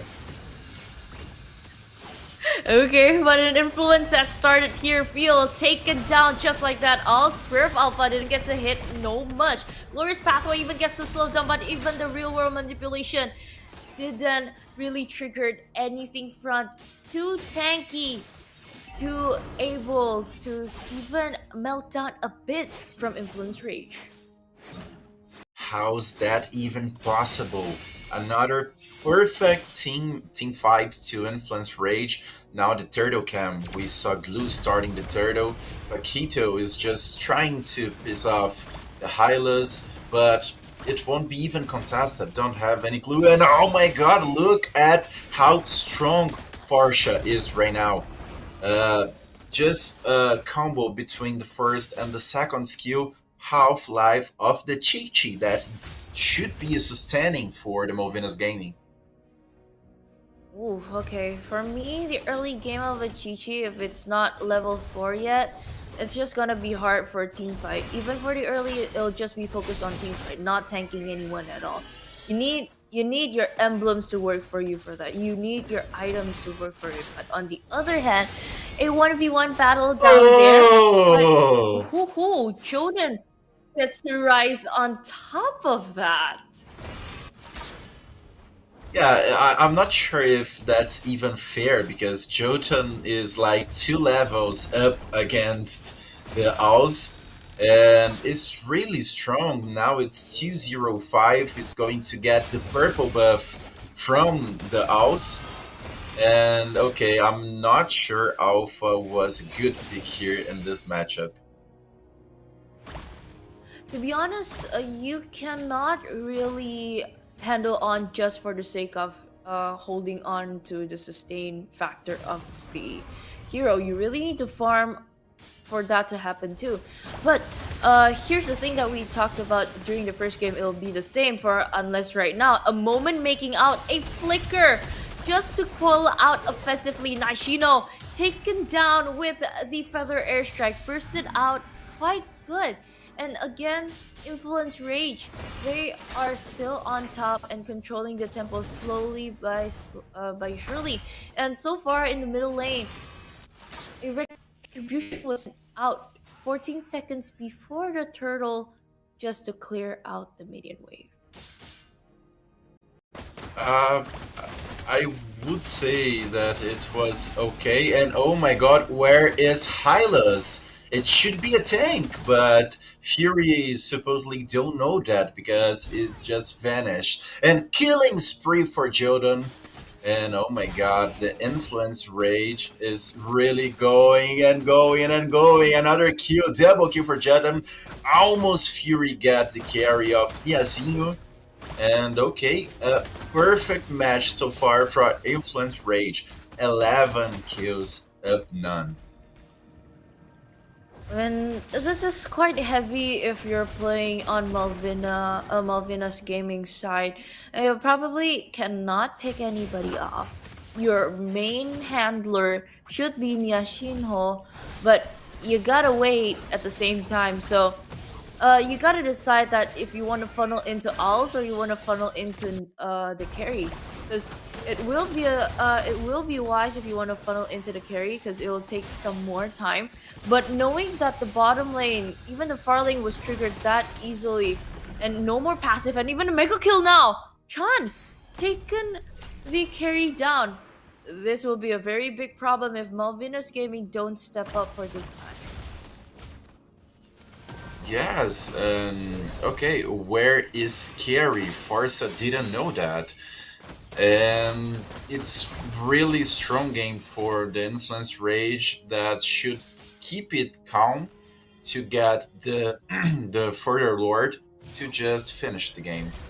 An overextended now could be a huge problem. Like you have 40 seconds to the Lord to Born, so oh my god, look at Forza damage. It's amazing. It's amazingly hurtful and burning to see. And to see that from Influence Rage, they tried to put pressure on Malvinus Gaming. Just stay at your tier 3. Let us buy time so that we can get the Lord. And if we get the Lord, it will be a sure push at least. Take one tier 3 turret down. Because if you're looking at the passive, it's just only the middle lane still active. Other than that, it's just both broken already. And from Malvinus Gaming, I don't think that it's wise if you want to try or even contest on the Lord. So it's just better. It's okay. Let them come in. Let them come into our high ground, and we'll use that to our advantage. You have the carry. You have the Eve. So I think it'll be better we try to fight it inside. Yeah, of course. You have Influence Rage has an advantage of 2,000 gold more than Movinus Gaming. So you need all the help you can get, and your turrets and your bricks is the help you need so far. So, for example, the blast on the mid lane help to clean the wave. Don't have the blast on the bottom lane, and oh my god, Jotun is really damaging your opponents. And finally, we get to see the Soul Severed trying to milk every single damage that they get to give up. But even keep, they get to secure and clean out the Lord. But let's not forget that the team fight is just fully online here. Even though you initiate with the Spirit of Online, it's not enough. But even Fury gets the double kill. Face wide open. Keith cannot deal with this alone. And since all of that, our friends from Influence Rage is still online here. It'll be a very clean game. For number 2, right here, match number 3 secured a 2-0 for today. Congratulations, Influence Rage. And that was the GG, a perfect match from Influence Rage. That in the early game, don't let Movinas Gaming play. The jungle, it helped every lane. He was on the bottom, he was on the upper. The turtle, it achieved this first team fight at the turtle. It was really amazing. In that team fight, I will say, please take a look at Paquito. Paquito just help with the health. It just healed the teammates that was going to get killed. And this 1v1 play, the Jeton kills, also it just showed how for Malvinas Gaming was from Influence Rage. And because of that gap they created from the early game, and it invested in a lot, and then it create a bigger gap until to the late, it was a very clear goal that from Influence Rage they can just finish up the game like this. It was a very fast game also for this category. I wouldn't say it wasn't even dragged into the mid to late game, so it was just a secure point for them. Actually, in this match, we didn't have the late game. The match finishes in the middle game because Influence Rage was unstoppable. So, again, it was a perfect match for Influence Rage. A good draft, a good rotation between the lanes. Paquito was always getting level 4 before his opponent. And, okay, you are the explainer. You get level 4 after, before your opponent. You can really help the team. You can get vision, you can help the control of the waves, and it's an advantage that it's really amazing and necessarily. Hmm. And so far, from our friends from Influence Rage, they are able to just secure all of the objectives quite nicely. They know what they need to win. And so far, with this kind of really one-sided match, I'm so sorry, but with a 17-0 kills in match 3 game number Wow, 2, this is just brutal. that's brutal. And you have 8 turrets against one. A lord, it only takes one lord to influence rage, win the game. The turtles, it was really not contestable because the Malvinas Gaming wasn't getting a lot of farm to try to even reach the turtle. If they probably get off the bush, they will get killed. But the strategy was try to farm, trying to get carry up, and the late game of carry just never came. Hmm. I think for the fact that in order the carry should work, it needs to be like above 15 minutes or so. Because you miss the early key points for the alpha, you really want to handle onto the carry, and you're bringing in Yves. Yves will be a very, very good partner if you're trying to open up a team fight, if you're trying to slow down a team fight, a full blown utility mage. But if you want the Yves to like expect a burst type of damage like a Farsha, it would be very, very hard for them. And I wouldn't be surprised if the MVP of the match it became Jotun again, because 409, it was really amazing. It was, as you say, brutal, and not just the keyword assist, the participation that Suyu had in the game, getting turtles, getting killed, getting buffs. It was really, really brutal. And I think also for the fact that Jordan knows when and where and what to invade in order for him to like gain more gold than the enemy. So like he from the way that he was playing during the first game and even the second game that I've seen a bit, it's just he knows when to entry in to get a few those little fire beetles or probably some lizards so he can actually gain a bit more. And so far for the overall stats damage dealt of turns out it was the same, 34 and 5, but overall it will be just over the top for the turret damage, and that is the most significant thing that you can see in this game. Yes, and I was actually surprised to saw that the damage dealt was the same. It was really surprising because the difference between the gold of both teams was the gap was really big. It was huge, and was a really nice game to watch. It was a lesson of influence rage, how to play and how to neutralize your opponent.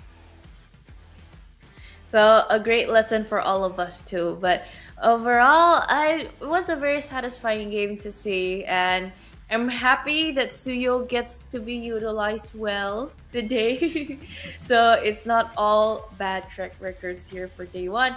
And for the next match, our last match of the day, and I think it would be also interesting to see how our friends from Infinity and 9Z Globant go head to head.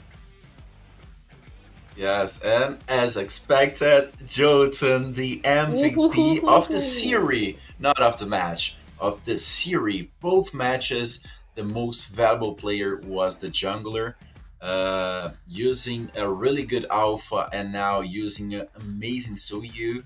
And you have the highlights of this player. The next game, we will have the Infinity team, and it's a team that I really, really like it because the Funboy, the Roamer, used it to be my player while I was on the DreamHack Global, so I miss him a lot. Ooh. Well, it's time for you to connect your inner thoughts, I guess, for later on for match number 4. Yes, and folks, if you don't know me, nice to meet you. My name is Gabriel. I am an analyst and a caster of Mobile Legends. If you could please follow me on the social media, I will be very glad. And this beautiful woman next to me is Vei, and it's Vei. Yeah, it's Faye, but since I am here on the live stream, I'm here. If you open up at IG, I'm there, but it's still here. And yes, and folks, if you just get it now and you don't know what's happening, we already had three matches now on the game. The DreamHack Esports won against Alpha 7 2-1 in the first series. In the second series, we have actually the first series was NTT 7 against Corinthians, and it was 2-1 for the NTT 7, a really beautiful match. And after that, DreamHack Esports 2-1 against Alpha 7. And now you just watch the Malvinas Gaming against Influence Rage, where the Influence Rage gets the 2-0 and now leads the regular season. And because of that very, very fast point rack up, you really gotta keep track of it because it will be placed down later on. Because remember, guys, for MPL LATAM Season 3, we will be going through the Swiss format. Yes. Okay. And throughout the Swiss format, we'll be heading on a few days here later on. So far it will be a very, very fun thing to see, and it'll be a fun days to like play on Mobile Legends. But do you know, Gabriel, where is a very, very fun place to recharge your diamonds? Oh, it's on Bonox. And please, you need to do that. Just recharge your diamonds with 5% discount using this code. If you're not seeing the code, BNX MPL3 on Bonox.com. I want it. Ooh, you even get the code. You want it. I also want it, but I can't. I'm in Indonesia. So it's just exclusive for you guys. Yeah, it's exclusive for the LATAM region, and we also have beautiful skins, Vei. Ooh, so anyone who is watching right now for the global, so you don't have to be only in LATAM to get your free skin now. So don't forget to redeem our code right here. It's B18TO4Q1V. Ooh, I wonder who gets what skin here, because we will be giving away a lot of skins during and throughout the whole season of MPL LATAM. So guys, stay tuned and keep watching, and don't forget, redeem as fast as you can. yes, redeem as fast as you can, and we always want to see which skin you got. So when you redeem your code, just take a screenshot of the skin that you get, and please send to us on Instagram, Gabriel and Itzvey here. We want to see with you guys what you got redeeming this code.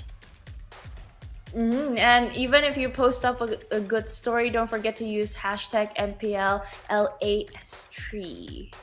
So better yet, MPL will up that for you. So to show you some gratitude from the MPL LATAM Season 3, that you get free skins during the season.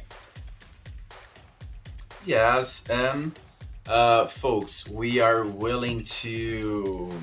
Actually, we are really anxious to the next match, and for you guys to know a little better of teams, the Infinity is a team from Peru that has Rusi on the XP lane, ZZ on the jungle, Lionel on the mid lane, Doom on the gold lane, and Fanboy as the roamer. And the ninth team has the Arctic on the XP lane, Hide Bush on the jungle, and he's probably hide it on the bush. Shin as the mid lane, Ur as the gold lane, and Erwin as the roamer. And ninth team is from Argentina, an Argentinian team.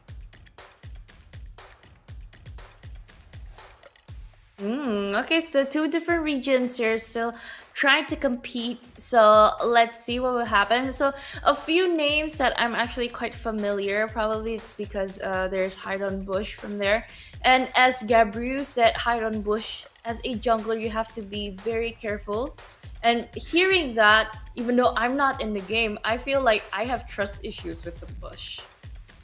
Yes. I don't want to. I used to be afraid of Natalia, but now I need to be afraid of everyone because, well, I use it to play as mid lane, so I use it a lot of mages, and my fear was a jungle, another mage, and marksman hide it on the bush.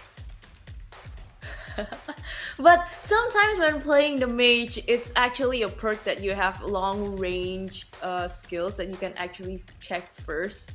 But sometimes if I play on the mage, I usually play gold. So if I play the mage, I'll just walk around thinking that something will never happen, and then suddenly I just die. Yes. And for you guys that don't know me, I use it to be top 1 global Sicilian last season, and I miss a lot playing with my mage. Ooh, top Yes, for 3 weeks. 1. For 3 weeks, yes. For 3 weeks, that is a very long time though. And now I have to ask, what is your highest stack per minute? My high stack per minute. 112 stacks per minute. Wow, I heard that Oh, the no, standard no, pro sorry. player hit 100. That was my top, my maximum stacks per minute.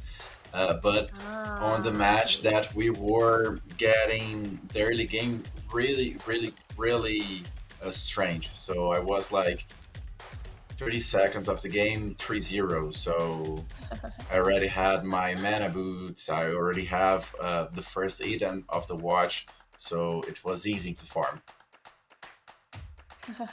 Okay, so it's situational wise, of course, but well, on the Sicilian, it takes great patience to build up those stacks needed to actually finally just like snap at the bat feast and you're poof, you're gone.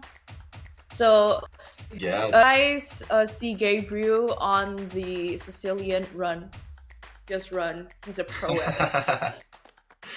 I use it to be, but I have a really love for Sicilian and also Linux. Linux I never entered to the world ranking, but I really like to play with Linux. And what about you, Vey? Which is your mains?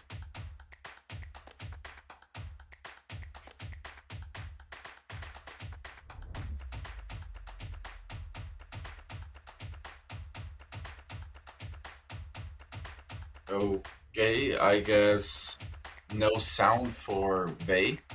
But I'm still here with you, folks, and we have now 34 people watching. And if you don't follow the Mobile Legends Bang Bang yet, please take a follow.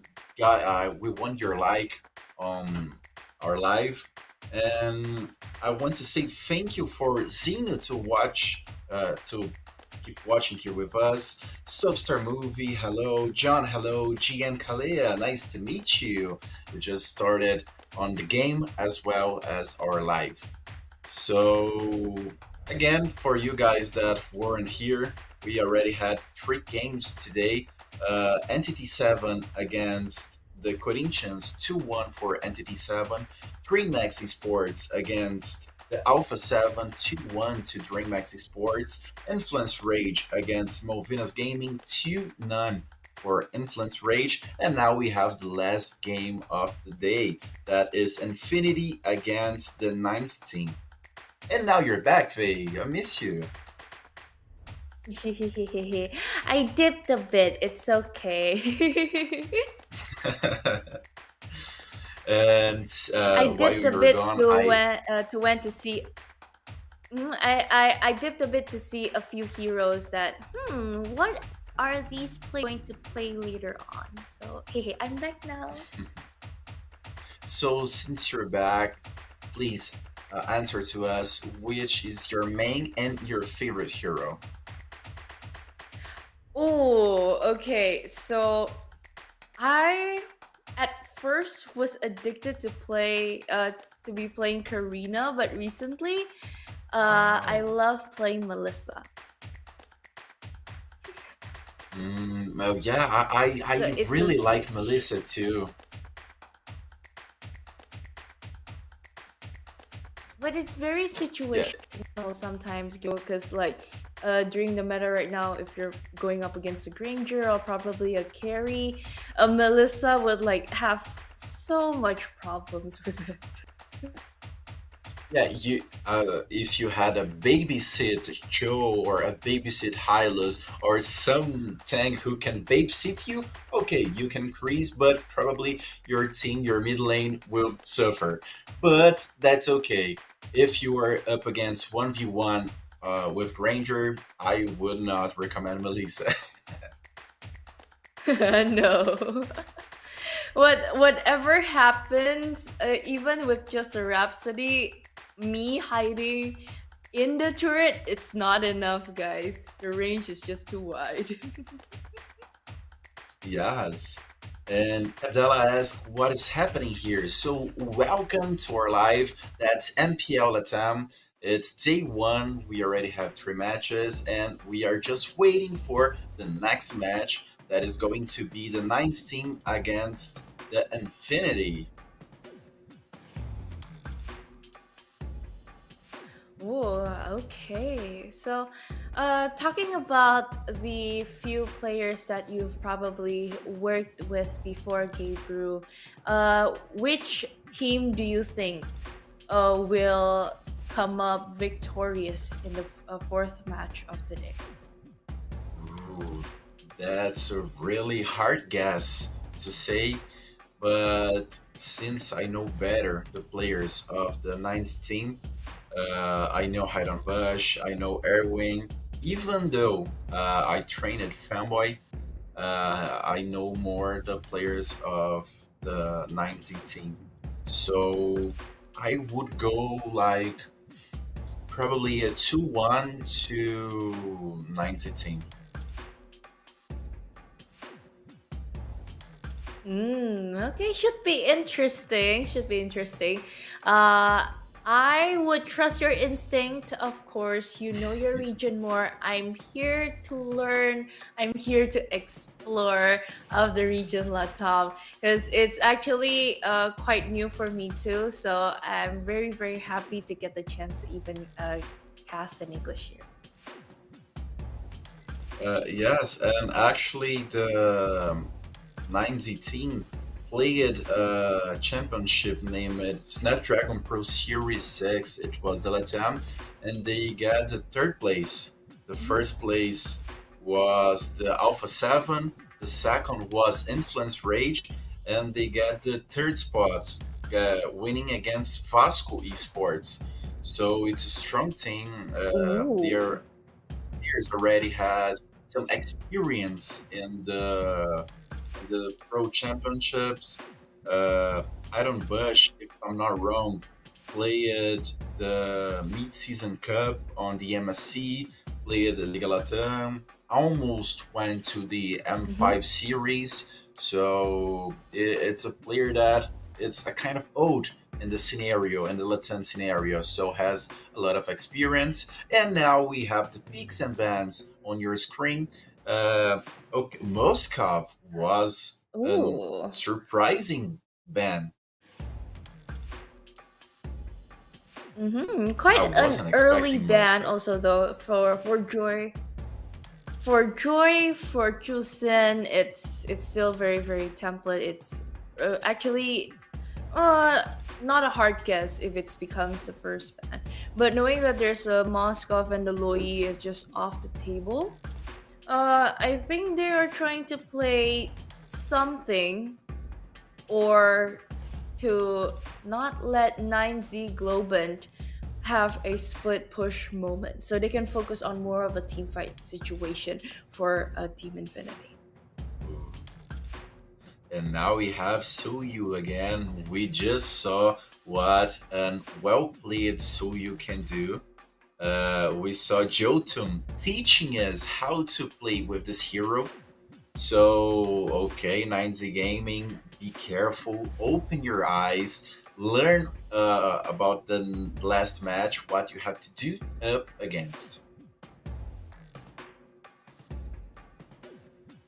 And so far for the heroes that you picked, again, probably a Granger God Thought combination will come up since there's no Harith, there's no the natural counter of a Granger on the lane. It'll just be more freely, or probably you would like to opt out in the carry because it's starting to work, guys, and you can actually try it out on lane, or probably take on the Chi Chi. So whatever XP or roamer you will get go head to head, you know that you can actually sustain and also deal damage at the same time. Wow, I was surprised by Uranus and Irifel, Ooh. but Ivy, Ranger, and Fanny is a really, really, really good start for 90 Gaming. We saw the Alpha 7 picking the Fanny. It didn't work really well, but let's see. Who knows? Hide on Bush. With Fanny, won't be hiding on the bush. It will be just scrolling all the map.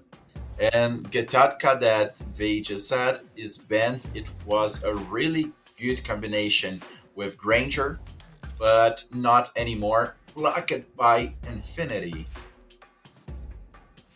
Okay. Slowly, they'll just be closing down. There's no Badang, there's no Katot Kacha, and probably don't wanna waste it all. Take away the Esmeralda. If you really don't want 9ZG going up against a Uranus, but at the same time, there's also a powerful hero that I mentioned before, Chi Chi. It's very wide open, so either one should be okay. It will end up as a dead lane though in the EXP because you'll just end up hitting each other and going nowhere, or probably cutting lanes and then going nowhere. So whatever happens, I should better rotate than just try to hit 2 minutes straight at the Uranus and not get a single kill. Yes, this matchup, Uranus against Chi Chi, it's an infinity matchup because one never dies and the other don't have enough power to kill. So it would be an infinity matchup. And okay, Literally. Hilda, it was literally. Hilda was a great band. I think Hilda is really works against the Suyu and Faye. Okay, please do your job. You know better. Chi Chi on the 90 gaming. Okay, congratulations. Ooh. Lucky guess, lucky guess. Uh, okay, I'm guessing again. Next one is Layla Rome. No, I'm joking, guys. Please don't do that. Please don't.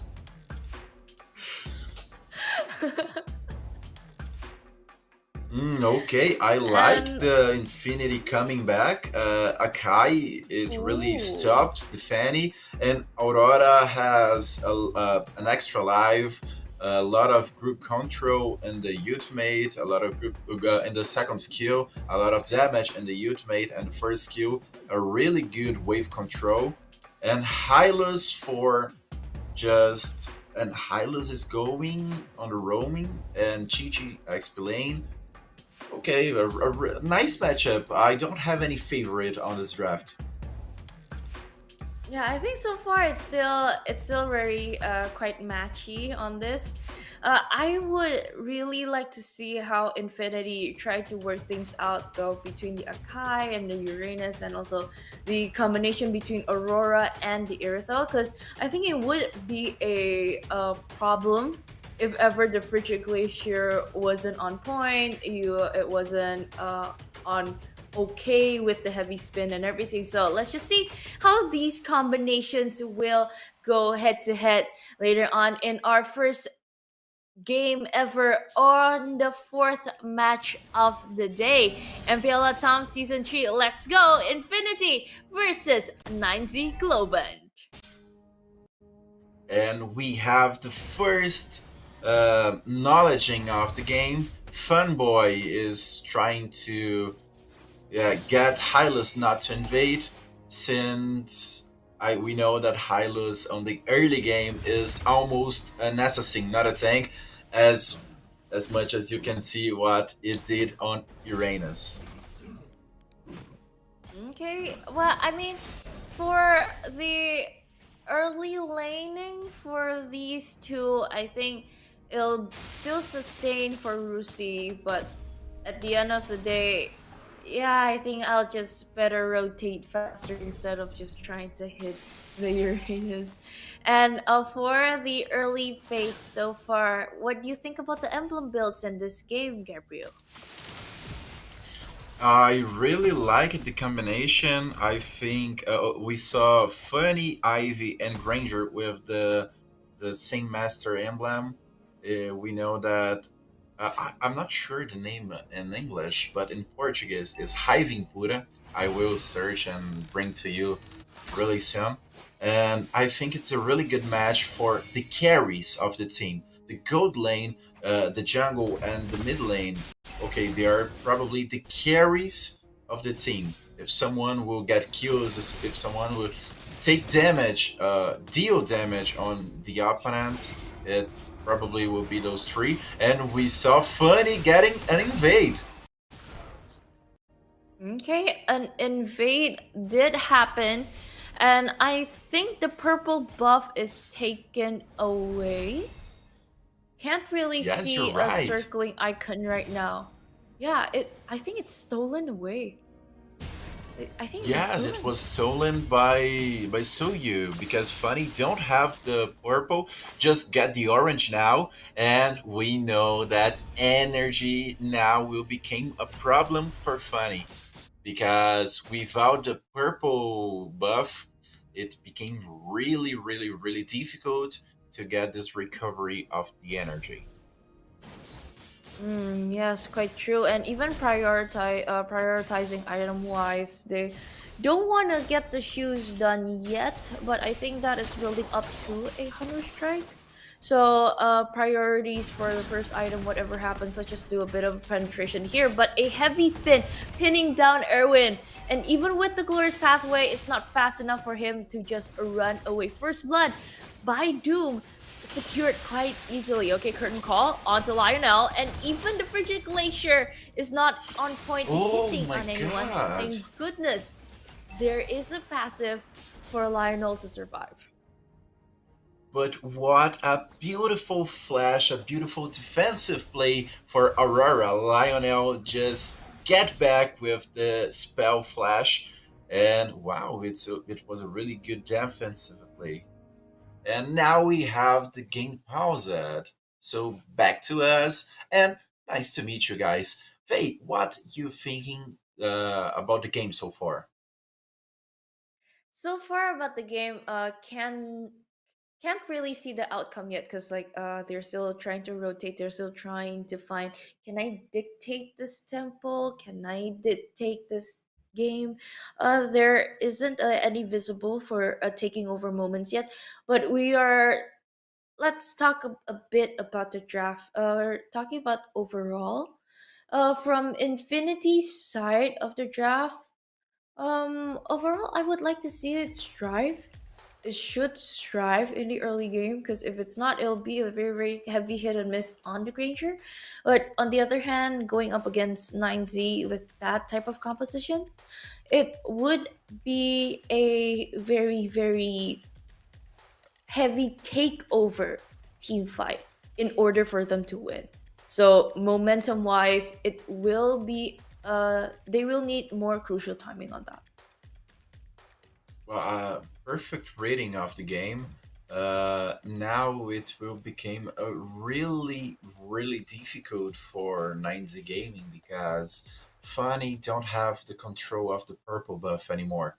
And if the Infinity game get the strategy right, they won't let Fanny get this purple buff anymore. So well, it will get really hard to Funny to increase, to farm, to get the energy Funny needs. So I think now the 9Z Globant needs to prioritize the Funny purple buff. And usually the Fanny don't really try to contest on the objective, but Zizi, oh my Whoa! god, entered it quite nice. Even the frigid glacier didn't get the freeze, and yet you're finally taken a kill. Doom equalized on the same footing. Both roamers down, and both kills goes to the gold laner. A good gain for the early game, but so far Infinity still on top. Doom almost taken down by the Rhapsody of Yur, buying good time, getting up a good laning so far, and forcing Doom to go home.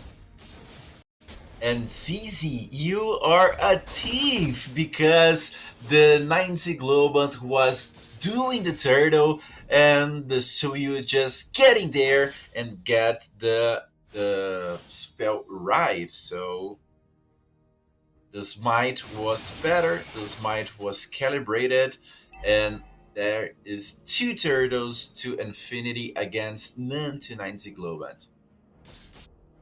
But yeah, to be honestly speaking, it would be very hard, uh, no matter who the player is, a Fanny contesting an objective. But it's still possible, but it will be hard. But anywho, can still play on top, going top, but there's no action played on yet. I think it's just for a sneaky beaky move. But even 9Z Globan is to take a read on that. Yes, and now 24 seconds for the next turtle. We have movementation in the top lane, and oh, it started a really beautiful ultimate for Aurora, a necessary flash back for the Lionel, and a kill against Fanboy. The roamer of the Infinity get killed, and now they have advantage on the Sturdo. 90 Globan almost kill Doom. The Granger almost get the kill. And okay, they need to get down because Uranus is doing the front lane. Now the Fanny just go to the orange buff. And okay, they just getting back on the turret. They need to be careful now. I think for that trade, getting the roamer out of the picture is a sure deal. It's actually good timing, but at the same time, that timer is not that long. So 9Z Global could actually start the turtle way earlier, but right now, I think if they really want to commit to this objective, they have to buy a lot of time. Is down, Fanny can just come up. But at the same time, you have to go against CC right now. But hey, Lionel opening up the Frigid Glacier and an expensive mage player down. Chichi getting that objective, and even Erwin trying to stun in, but different unto two. Fanboy, hoo hoo hoo, taken a kill down and a killing spree for your that easily for 9Z Global. Okay, and now you got two sides. Really beautiful play by Akai, zoning the opponents to CZ could easily get the turtle, but you gave a killing spree, 3 kills to the Granger. And oh, Erwin, why did you do that? You just stole your AD carry kill. Okay, so almost 4 kills to your. Granger is really, really strong now. And if I'm not wrong, Granger has 2. We can see now. Wow. Oh no, we can't. But the itemize, they got 2 kills after he did the item. Okay, Skypiercer is purchased down. Your is locked and loaded. Stag needed to be gained out. And because of that, knowing that they are in the position where they can try to get a chance and a kill, but both penetration items are just bought by Hiron Bush and also you're a bit of a moment created now. Shin taken out and even Arctic tried to zone out. A lot of skirmishes happen, just a lot of trade-offs happen, but so far no kills or even fights initiated yet. Yes, and okay, a lot of damage going up against Uranus, and Hydon Bush is easily trying not to get the wave to achieve the turret. And okay, Lord already up, so let's see which team goes to the objective first. Okay, long objective that they're trying to gain and go 9G Goban. They are trying to find a way or and so let's just see how they try to go. Lord Dance is just going back and forth right now. Infinity so far they are not holding up the area as much as 9Z Globan. They're trying to force it out, but so far since they know both players are just flying here and there like Funny and Hide on Bush, they just really need to recall back and getting ready for the team fight. I think it's easy with the Soul Sever. They are just trying to find and trying to stack up a bit of the damage from the arrows, but finding a lot of ways to do so. Arctic slowly by surely getting half HP off, but because of that trade-off, no Lord started. But on the other hand, 9Z Global, they are still eagerly cleaning up the mess or cleaning up the minion waves coming in. But Lionel, okay, passive triggered right now, okay. With the real manipulation quite slowly. Oh, wow, ZZ got the Lord with the heavy spin. Trying to pin someone down. Erwin, goodbye. I don't wish God Fanboy as the kill, but you need to go back. Double kill on Rusi. You're moving back with the flicker quite offensively, but between two turrets, it's a shutdown. No worries from here, but again and again, Infinity. Somehow they just still rise on top. And I don't know how Lionel still alive. A really beautiful defensive flash. a really beautiful ultimate to stop Hylos to kill him. So, oh my god, what a play for Infinity that has the Lord by your side marching up the top lane. Okay, and so far from the top lane, they try to even invade on the orange buff. But so far, 9Z Globan is on the hunt on clearing that out. But on the other hand, in the bottom lane, both junglers are doing 1v1. Oh my Almost getting a god. kill, but oh, hide on bush. Even the cables couldn't help him. Okay, so far we have, oh, Hylas, where are you going, son? Oh my god, it has an Akai in there, but not anymore. The team fight started. A beautiful kill from Zizi. An amazing arrow for Zizi, for Suyu, and destroyed the turret of the mid lane. Wow, wait, is that a draftsman aiming on point, really, by ZZ? And because of that moment, wow, Infinity, somehow, they even got to push up until tier 3. Yes, and well, uh, if it wasn't a really important moment in the game, the shutdown up to Ur, and the shutdown became on Doom, and now Doom gets the advantage. This Irifel is really strong now, and if the team prioritize Iritel's farm, it would be really difficult to get it to there.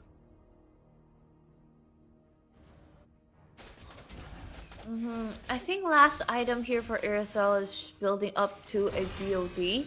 Should be the last item sealing the deal for a typical burst damage marksman. From 9Z Globan, they're just waiting for a good moment because like they got the early, they got to fight back. But what happens if just one of them gets picks off? Or like Erwin just tanking too much damage? They have to move back. So the question is it better to forgo the Lord and play defensively, or we try to get it? We try to contest the objective right now. I'm not sure if that's the right answer to do. Oh my god, look at that play! Chi get stunned by Akai, and the team fight just started. Arctic gets killed, and now the advantage is on Infinity team. Okay, Akai is getting a really good damage dealt. Fan is getting back. Oh my god, look at the Lord! Look at the Lord! Okay, will it be a steal? But no, ZZ's retribution is still on point. Even they just taken one person down. Arctic against Rusi. Again and again, EXP with an EXP. But because of that Lord objective got secured by Infinity, it's just very lucky for them to be able to push back even further. 9Z Globan, sure, 5 people are all alive. Most of them have their should have their item spikes, power spikes. But the question is, can they defend it quite well? You have Shin, you have the high ground defensive quite well. You can play that, and you have the Granger. But the same question begs to differ. If Hydon Bush is busy split pushing this, can Infinity get to the base just using 4 people right now with the Lord? And that's what we're going to see. We're about to see a Lionel gets the... Yes, Granger got a really good shot against Lionel.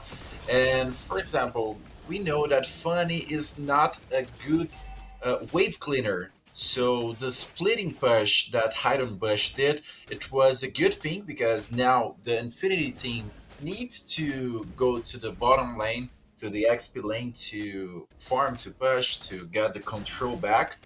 And we have Ive, we have Chi-Chi, and we have Granger to try to clean the wave. So it was a really good call, the split push that Hydon Bush did. I think for the fact that the minion waves that they really need to manage though, because the timings between the top lane and the bottom lane is just both different. But Erwin here caught in the middle of the fight, fanboy with the heavy spin is just not enough. Good thing there is a flicker out defensively, but Hydon Bush spots the panda out, panda down. But fight is going on. Infinity 4v5, still standing strong, but it'll be just one panda trade-off. So it will be waiting on the Lord, the next Lord, of course. And a really good team fight for 9Z Globant. A really important kill against the fanboy. And oh my god, look at that, look at that! Ooh, almost Uranus got killed. Okay, now they're going up against the Doom. Doom is getting a really lot of damage. And Hydon Bush is going. Hydon Bush, where are you going, my son? No, you can't dive in as much. There's still the passive, there's still the immortality for Doom. ZZ, on the other hand, you can just go out with the Soul Server. Hydon Bush came in right on time, but sadly, everybody was just standing inside of the turret. It's not wise for a fan to turret dive in front of three people because you gotta save your resources quite well. You have the retribution power that is on cooldown for 30 more seconds, but on the other hand, in Team Infinity, they already start on that Lord Dance. But hey, fanboy triggered out quite early. Heavy spin. Didn't pin anyone down yet, but Glorious Pathway trying to find Doom. Heavy crossbow is also triggered, but Erwin, oh ho ho, taking a lot of damage. But you are, on the other hand, trying to find a way to melt down bits by bits in front of Rusi. Hydon Bush trying to get in, but even a mega kill secured quite well. Oh my god! But Hydon Bush tries to push on the bottom lane, but 4 people are going back. So this is a clear go. If they want to start the Lord, they should have started right now. Faye, explain to me how you lose a team fight 5 against 4 with a funny splitting push. The bottom lane, you started the engaging, you started the team fight, and now I think we're going to have another team fight on this Lord. Another team fight surely, but a Lord Dance is just commencing. So far, it's still dragging here and there, more to the area of 9Z Globant. But the Glorious Pathway spots out ZZ, and even a big stun here. That Sonata open up, then immobilize. Open again. Take them down, fanboy. No more panda on the bread, but even Hydon Bush gets the retribution quite well. And a shutdown, even a double kill. Lord slain quite well, secured by Community Gaming. But 9Z Globant, they are on a high for them to push. And to answer your question before, wow, for me, the same moment happened in between the Lord. The key is the early trigger of the heavy spin. It's just popped up way too early. Because of that, you're tanking too much damage from Nizy Globan, who still has other utilities that they can use during the team fight. Okay, another team fight. Oh my god, Franny gets stunned, but Lionel gets killed, and Lord is marching on the Nexus, and the crystal is clear, and it's an amazing GG. What a victory, what a comeback for 9Z Globan.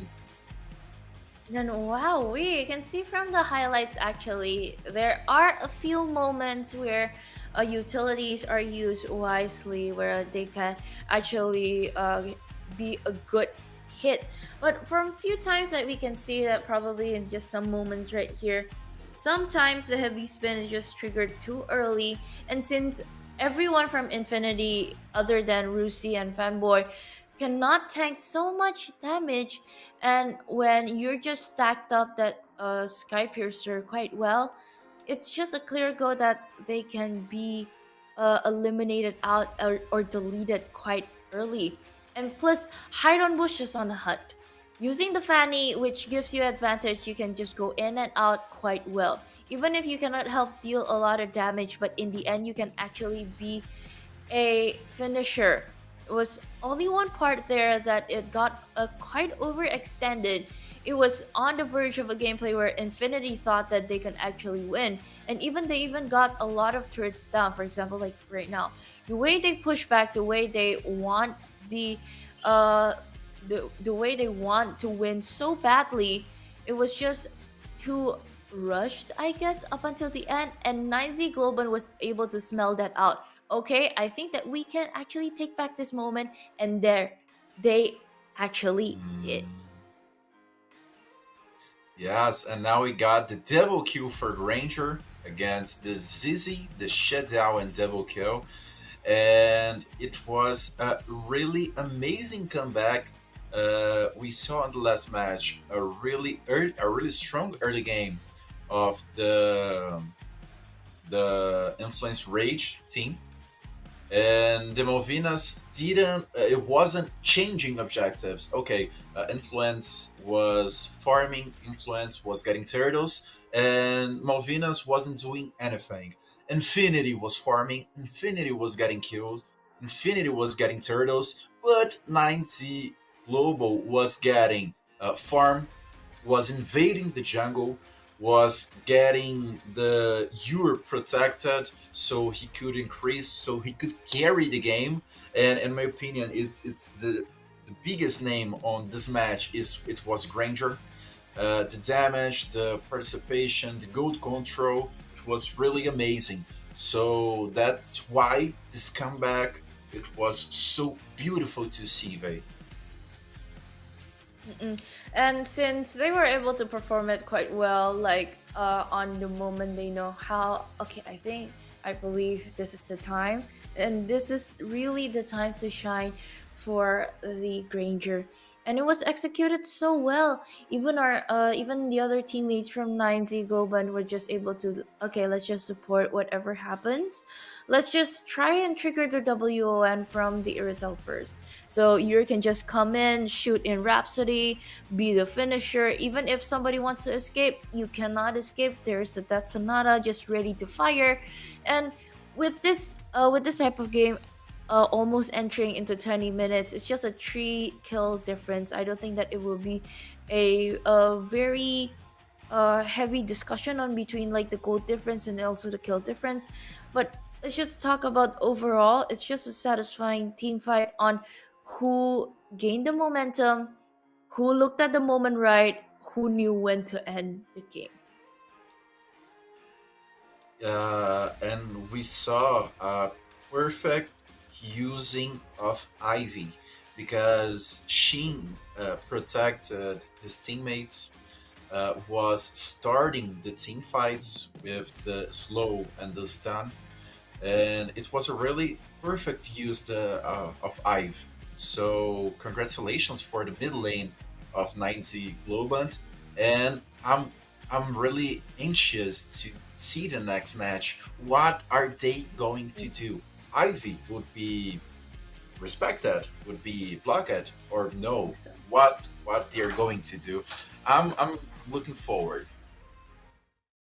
mm, I'm I'm actually thinking that probably the types of bands would be the same. But let's just see first our MVP of the game, Shin.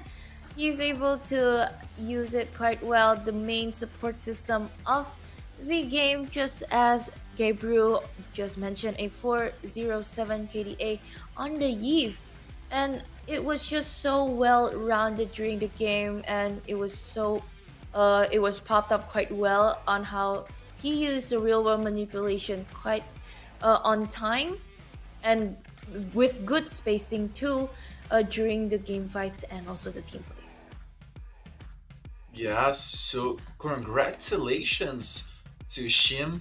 Shim that, if I'm not wrong, and if my stats are not wrong too, is his first official championship. So it's his first professional championship, and he just started his career showing that he is really good and he knows how to use these mages. So be careful because the rookie is on fire. Ooh, we got ourselves a rookie that show his skills right onto the now. I kind of want to see next game. Will it be another Eve? or will it show another mage that you can also shine in the game? Yes. And folks, for you that just arrived here, nice to meet you. I'm Gabriel, this is Faye, and we are broadcasting to you the MPL LATAM Championship. It's the third edition. Today we already had three games. The DreamX Sports against Alpha 7, DreamX Sports 1-2-1. Entity 7 against Corinthians. Entity 7 just won by 2-1 again. The Malvinas Gaming against Influence Rage. Influence Rage 1-2-0. And now we are having the 90 team against Infinity. The first game, the first match was a win, a really beautiful comeback for the 90 team, the 90 Globand. Yes, the fight was so immense that you can finally take a breather, like, okay, they got to take the moment in and everything. And for you guys who are watching, you're not late. It's okay. We're still in match number 4. We're still finding out, is it a 2-1? Is it a 2-0? So you are not late at all. So whoever you're watching right now, so grab and share the link to your friends from the YouTube channel, from our MLBB official channel streaming on YouTube. And this is our English stream, so don't forget, tell all of your friends, hey guys, we can finally see MPL LATAM Season 3 in English. So come, guys, watch it. And don't forget to subscribe to send you our like so you won't miss the next transmission, because tomorrow we still have championship day. Of course, every week, unless it's a holiday week.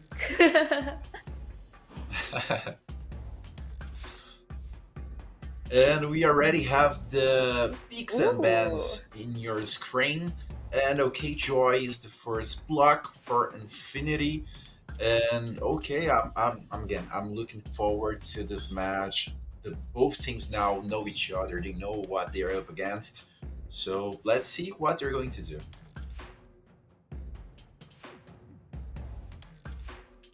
And okay, we already have Moskov again blocked by Infinity. They are insisting with this ban, with this block.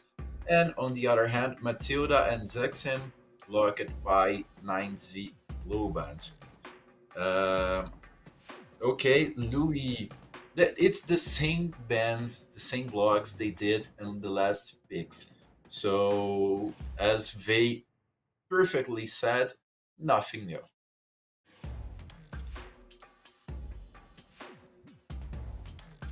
I mean, uh,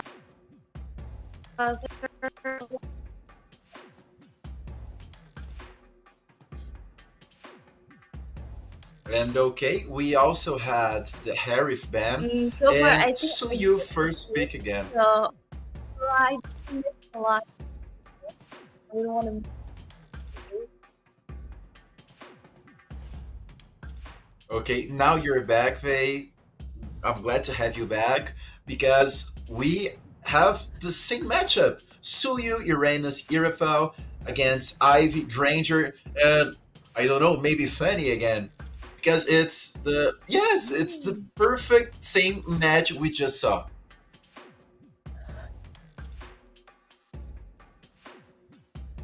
Wow. Okay, so I didn't miss much. Thank goodness. I wanted to see the draft, of course. Angela Fan again from Infinity. Will it be also another template thing? Gatot Kacha. Okay, say goodbye to it. Oh, I'm what's not next? sure if Infinity blocked Hilda. Yeah, we have actually the same picks, the same bands, and the same match. I don't know. If ever, everything is the same, and suddenly it's a different outcome, it's just giving me a flashback on what happened on Friday of MPL ID. Literally same picks, but different outcomes. So let's see. I don't want to jinx anything yet. I don't want to say anything, but let's just see. You already did. You already did. No, I will not bring any fake curses to MPL LATAM, guys, so don't worry. Okay, no, but not the same bands. Hilda, it's open. Okay, not the Chi same. was blocked by 90 Globant. Oh, Hilda is open. What else? Joe, it's open.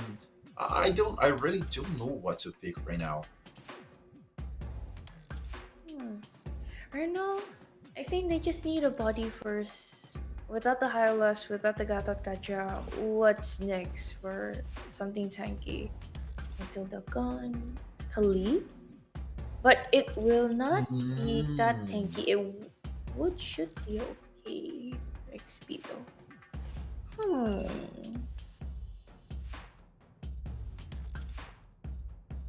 How about Yeah, let's wait. Esmeralda?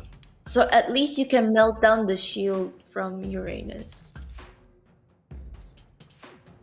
But I'm not sure if they're going to pick Esmeralda, they would ban Angela because it's an extra shield for Esmeralda.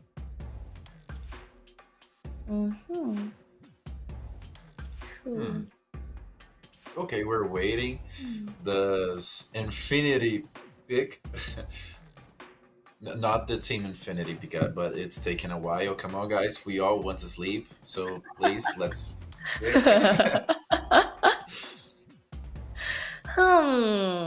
What's tanky can go with Uranus, but there's no Chi Lucas?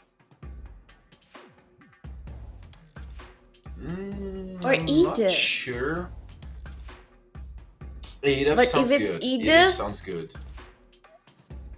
This sounds good for laning wise, but 9ZG would have a very hard time to help opening vision from the EXP lane. So it'll just solely rely on the roamer, and wow, Khalid picked up. And Hilda for them. Khalid and Hilda. Wow. Okay. What a strong comeback. Yeah. And Infinity, I they like secured the Faramis Faramis pick. and the backshot. Oh, I really like the like Faramis this backshot Faramis. pick though.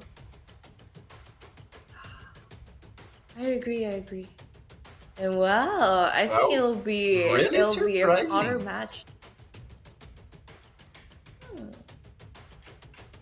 Okay. 10 of the heroes already picked, and 10 of them are not the same but not the same. Not all of them.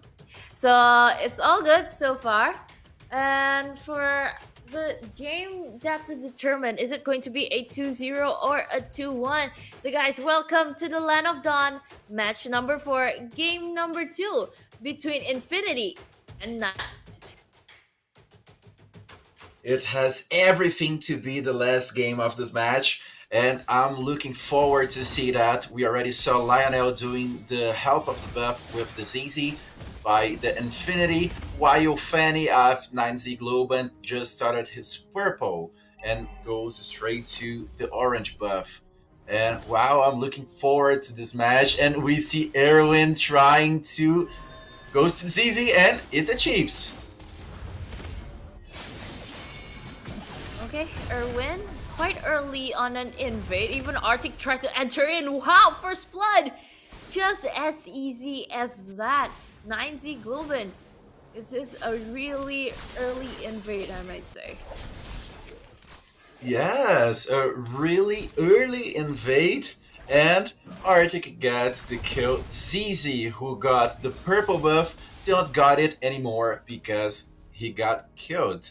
Erin is really good at invading. It's really good at trying to not let Suyu place, and here it goes again.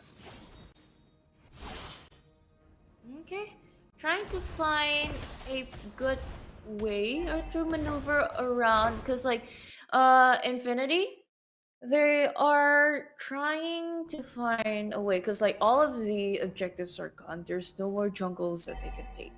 And on the other hand, they're just waiting for a good moment the turtle to spawn. So both EXP laners, they're not on the fourth level yet, but since Arctic and Shin is already, it's a very good time to invade. But on the other hand, Lionel and also Fanboy is ready to hide everyone and anyone at all so that Hide on Bush can get the turtle freely. And it gets the turtle freely. Hidden Bush is almost going to level 6, while ZZ just getting level 4. And oh, Arctic, I'm not sure if you are well positioned at the but oh my god, what a beautiful play. And Irving is going to get killed, but no, Khaled gets a kill. And double kill to Hidden Bush. Oh my god, what a beautiful play for 9Z Global. And it's 4-0. That is the only way for you to play the cable onto the wall quite fast. And the spamming cable of the Fanny, the signature one, can actually see it quite on point this time. So anyone who's just near the wall, it'll just be a very, very good spot for the Fanny.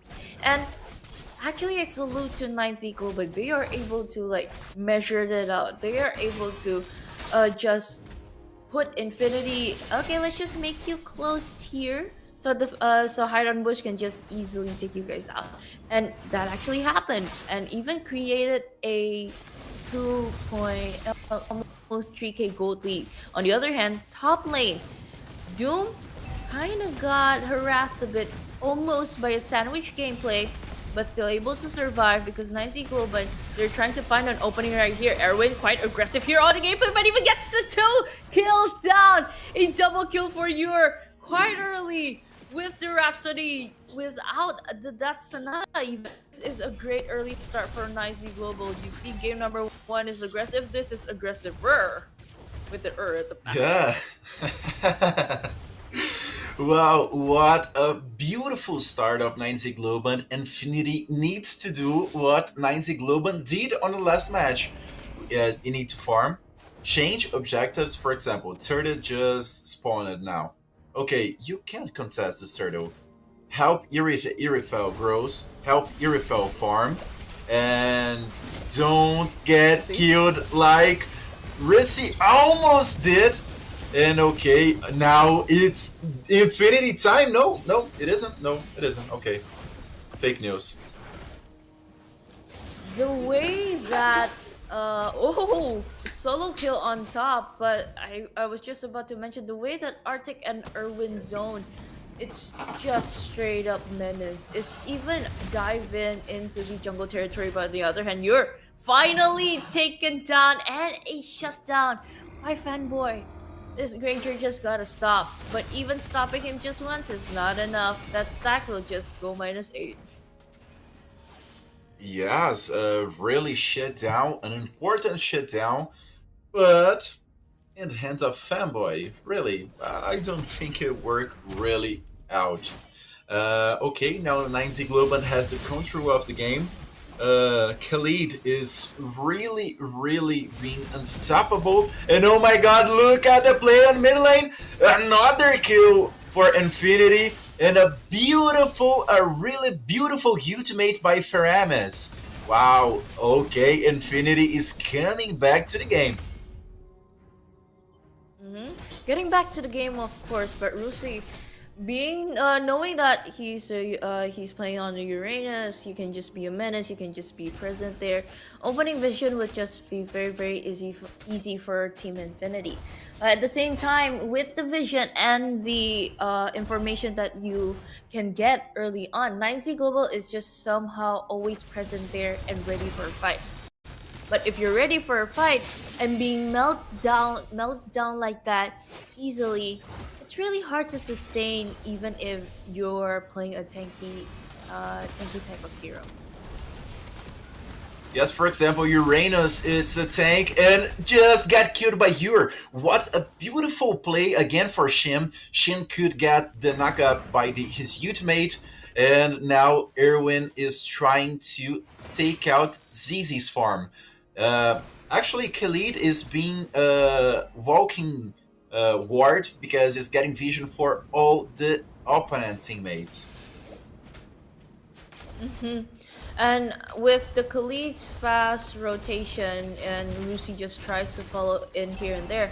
But knowing that Erwin will always be together with Yur, I think it will be also risky if the way that Lucy tries to front and also find information.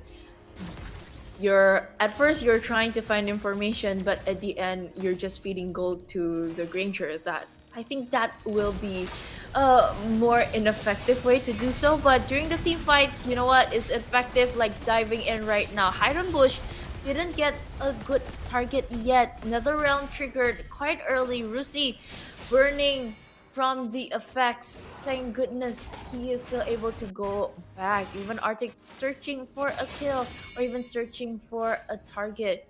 Good zone by 9Z Globan, and they're able to try to clear out the mid lane turret. And actually, another beautiful. Oh my god, let's go, because tear it down. And another beautiful play for the Shin that could get the zoning, could get the stun, almost get the kill because Lionel and his Paramis is playing really well. And actually, it's a pick that matches really good. Hidden Bush now just get the purple buff of Zizzy that almost get the orange buff, but you're just get it, and now Funboy is getting a lot of damage. Another kill, killing spree for Fanny. Oh my god, it's 9Z Globant taking the lead again in this match. So far, Infinity, they haven't had the answer on like how do we come back from this moment? How do we find our turn away point? How do we turn things around? Because like so far you can see 90 Globan is just like putting on a lot of pressure, knowing on which turn and take which minion to go and siege, which part they know when to press. Like for now, like Rusi, main target, Rhapsody tried to go in, Lionel even triggered the nether realm quite early. Heavy information out, silence is out, ZZ tanking a lot of damage, but it's just not enough. Okay, trying to enter in again, that's Sonata. Not enough to take two tanky boys down. Okay, we can see that Infinity players are really good at escaping. And okay, see, that's what I'm talking about. All those last three plays, the 90 Globan didn't get any killed, and the Infinity players almost died. Get a little, like, 3-4% of life, so they're really good at escaping, but let's see how far they can escape, because, let me see, Hidden Bush is growing, Yur, it's already really strong. Shin, it's getting almost finished off his items. So let's see how far they can get with this escaping thing. Pressuring is totally on from 9Z Global. They're just waiting on the right moment to just bring out the good team fight for like now. Initiated started Rusi with the Datsunada tanking, still able to survive. All good. But 9Z Global was just pressuring and pulling the moment. So enter quite well Rusi. Slowly, Hydron Bush even can down a lot of damage from that. Yes, and we can see now on the top lane, the Lord getting the turret down, and a lot of damage being dealt by Yur. And oh my god, another ultimate opened by Shin, another isolation, another zoom done by the Ivy. Zoned out quite well, of course, Brian Globan. They know where to pressure, they know where to push, and they know where to hit. You see? Over in the front, cannot overextend. Win. Cannot be quick sand guard.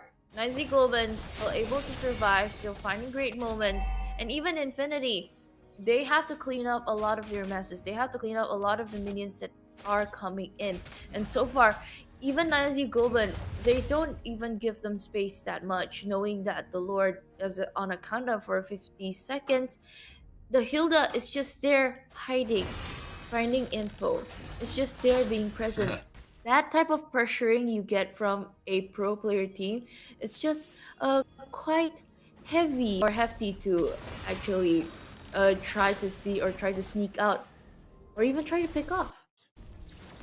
And actually, it's now really confusing because, oh my god, let's see this play.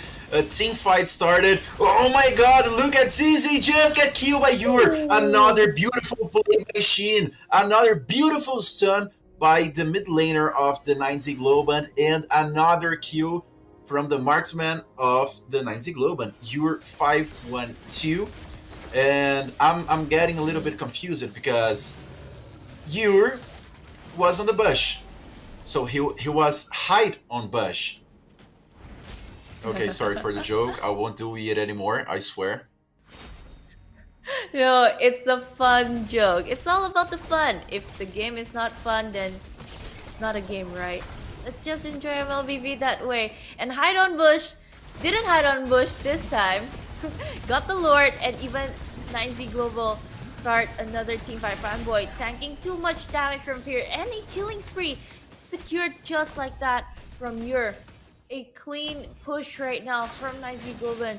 The Lord is even marching in. Pressure is on Erwin. Trying to spot out a lot of damage here, but even another realm triggered quite early. Hide on bush takes one out. Base quite open. Raging Sandstorm into two, but even a double kill for Shin. Base open. 9Z Global secures the last match of the day. 2-0, just like that. 2-0, just like that. And wow, what a beautiful play.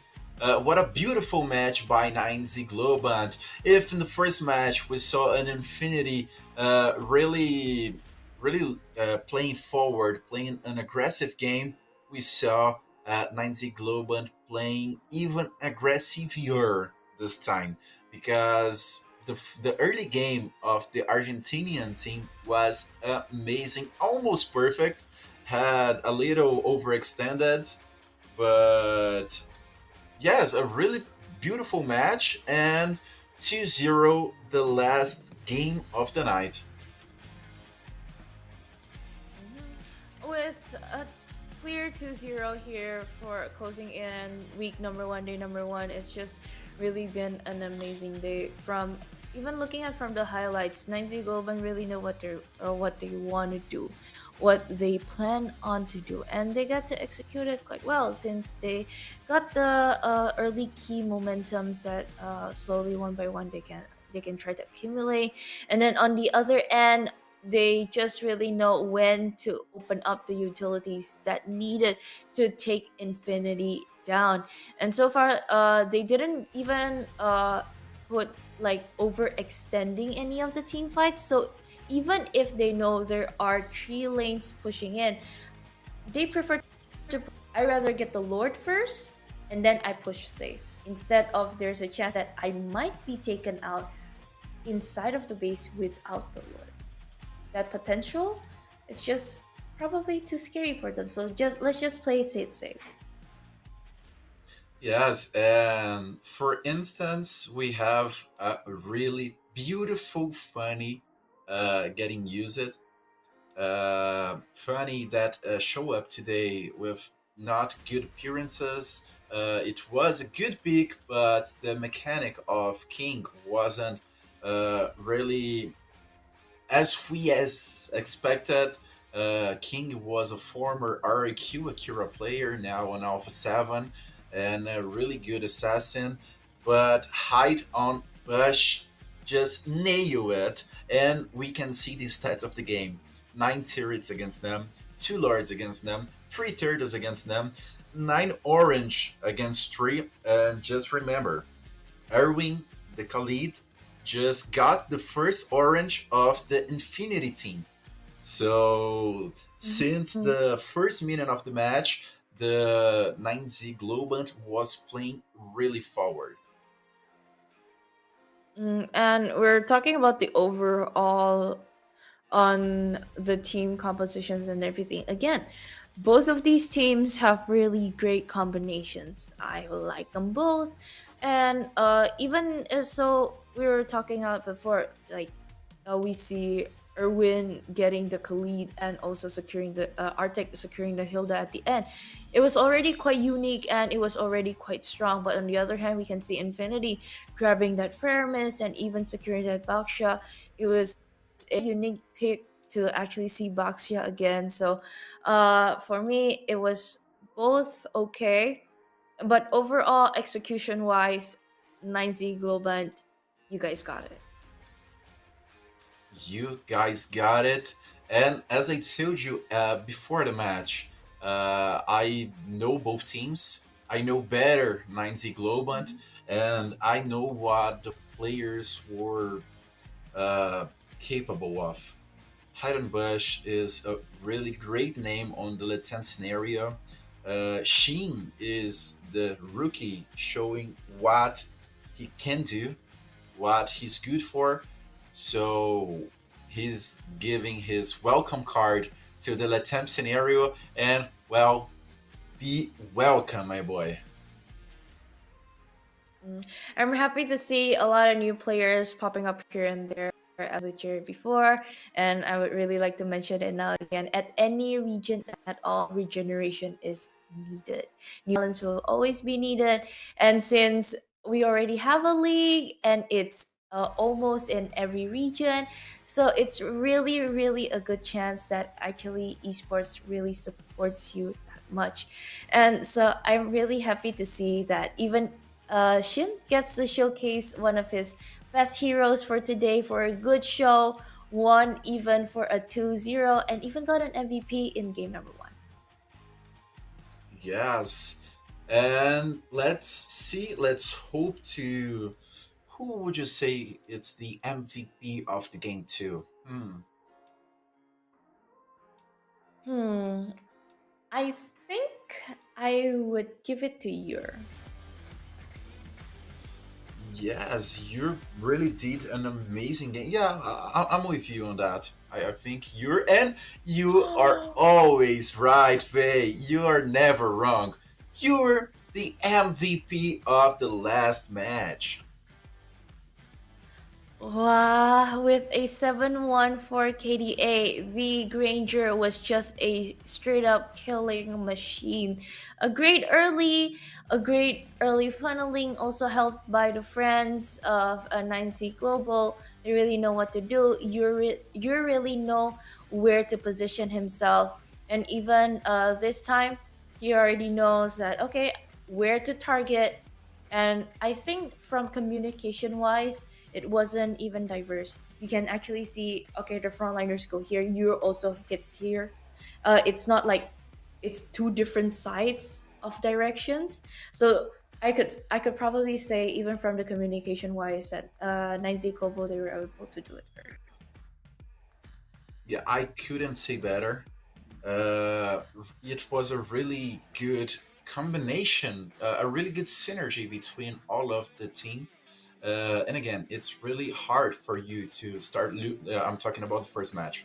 Really hard for you to start losing the game. You lost the early game, and you keep growing to sustain the mid game. And when it comes to the late game, you got a really good 4v5 and kill two enemies, get the Lord, get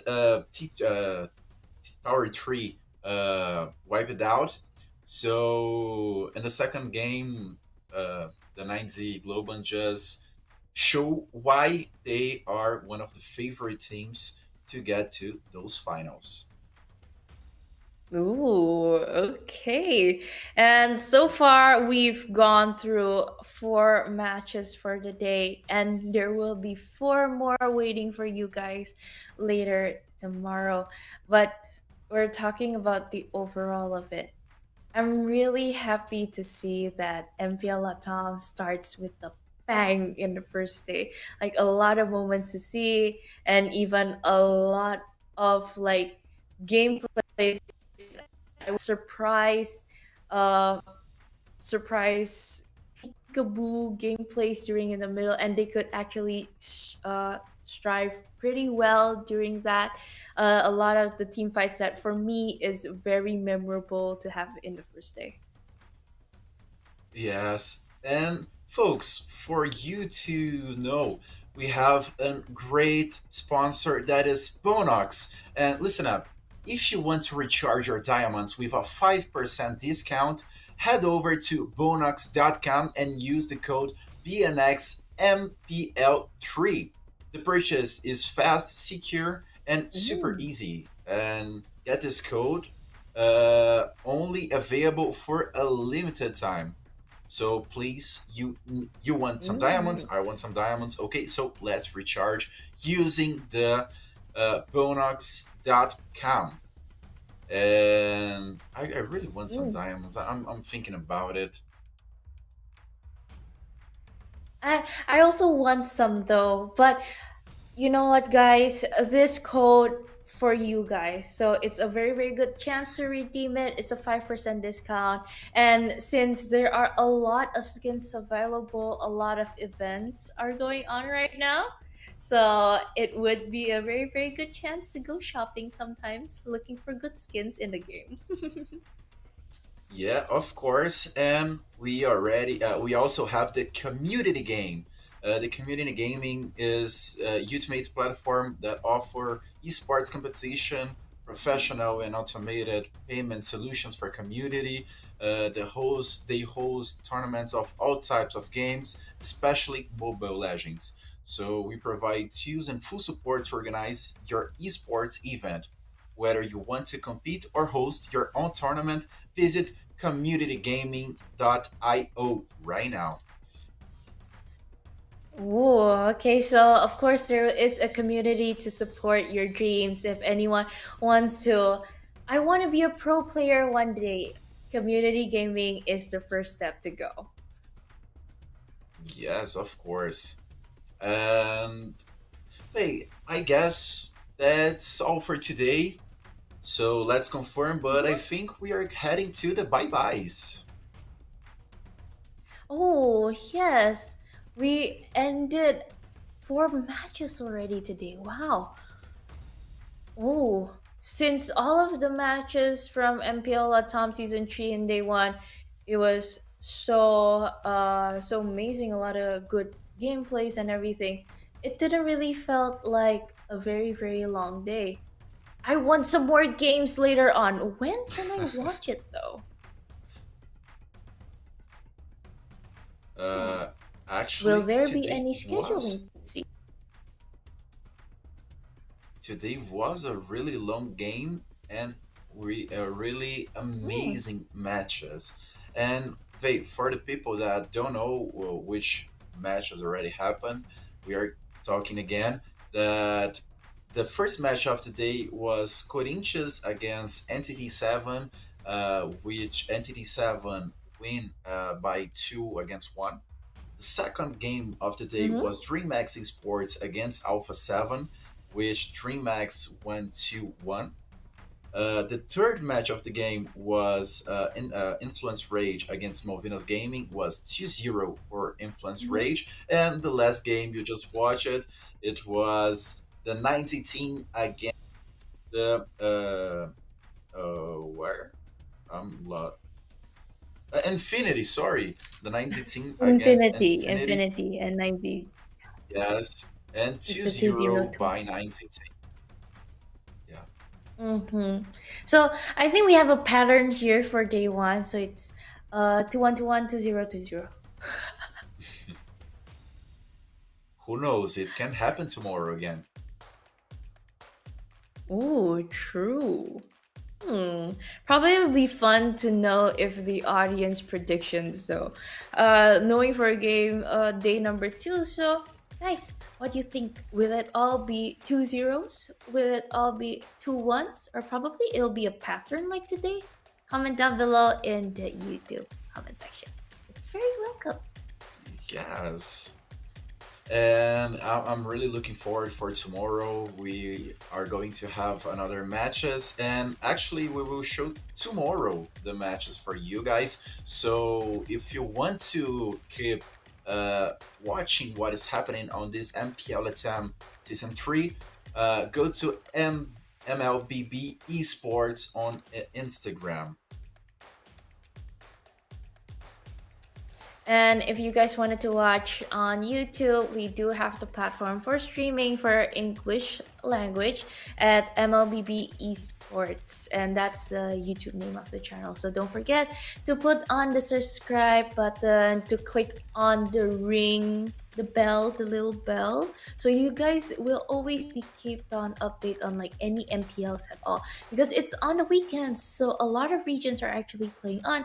But so far, since we're still live for MPL LATAM Season 3, so the top one should be us. Yes, we hope so. No, we're just kidding. Yeah, the top one will be us. And again, if you want, is now on your screen. We will have the games for tomorrow. We have 90 Gaming against DreamMax. We'll have Rage against Entity 7. Corinthians against Malvinas Gaming. Infinity against Alpha 7.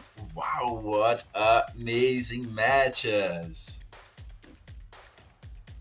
Ooh, okay, a lot of shifts to see, and I cannot wait to see those best of 3 series on the blue box, the 1-0 box.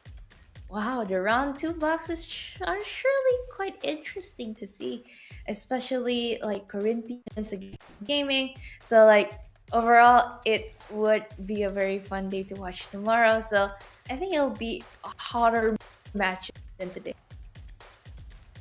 Yes, and again, that's the Swiss stage. So the teams that won are playing against the teams that won, and the teams that lost are playing against the teams that lost to do the matchup by the winnings and the losers.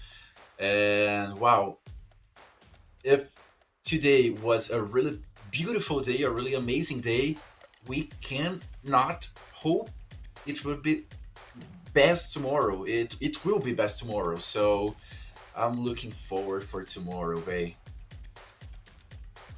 Of course, I'm also looking forward for tomorrow. Can't wait to see the matchup.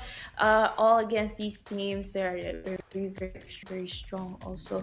So I'm gonna see how the outcome is. Probably it'll be different from day one. Probably not too. So let's just see. This is our tomorrow schedule. Okay, guys, we are still on the same timelines. For Brazil time, we start at 5 p.m.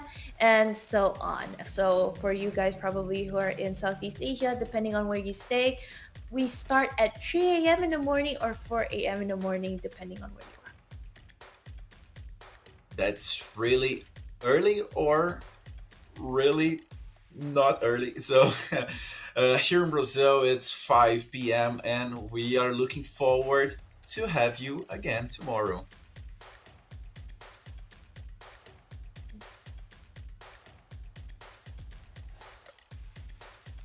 And folks, first of all, nice to meet you all. My name is Gabriel. My nickname is Gabriel. If you want to know more about me and my works, please follow me on Instagram. It's Gabriel, just like that. And Vay, if people want to know more about you, what they do? Same as me, with me on my IG, and down here it's Faye here. It's as the same as Instagram, it's the same as TikTok. Just learn to publish a lot of videos, a lot of casting videos. So you guys are very welcome. Come and join, look at my profile, and let's link up. And guys, I guess that's all for today. So okay, it's back to And us looking again. forward for I, tomorrow. Yes, I miss you very much. That you're looking at me right now. I miss you, and I really want you to be here with us tomorrow again.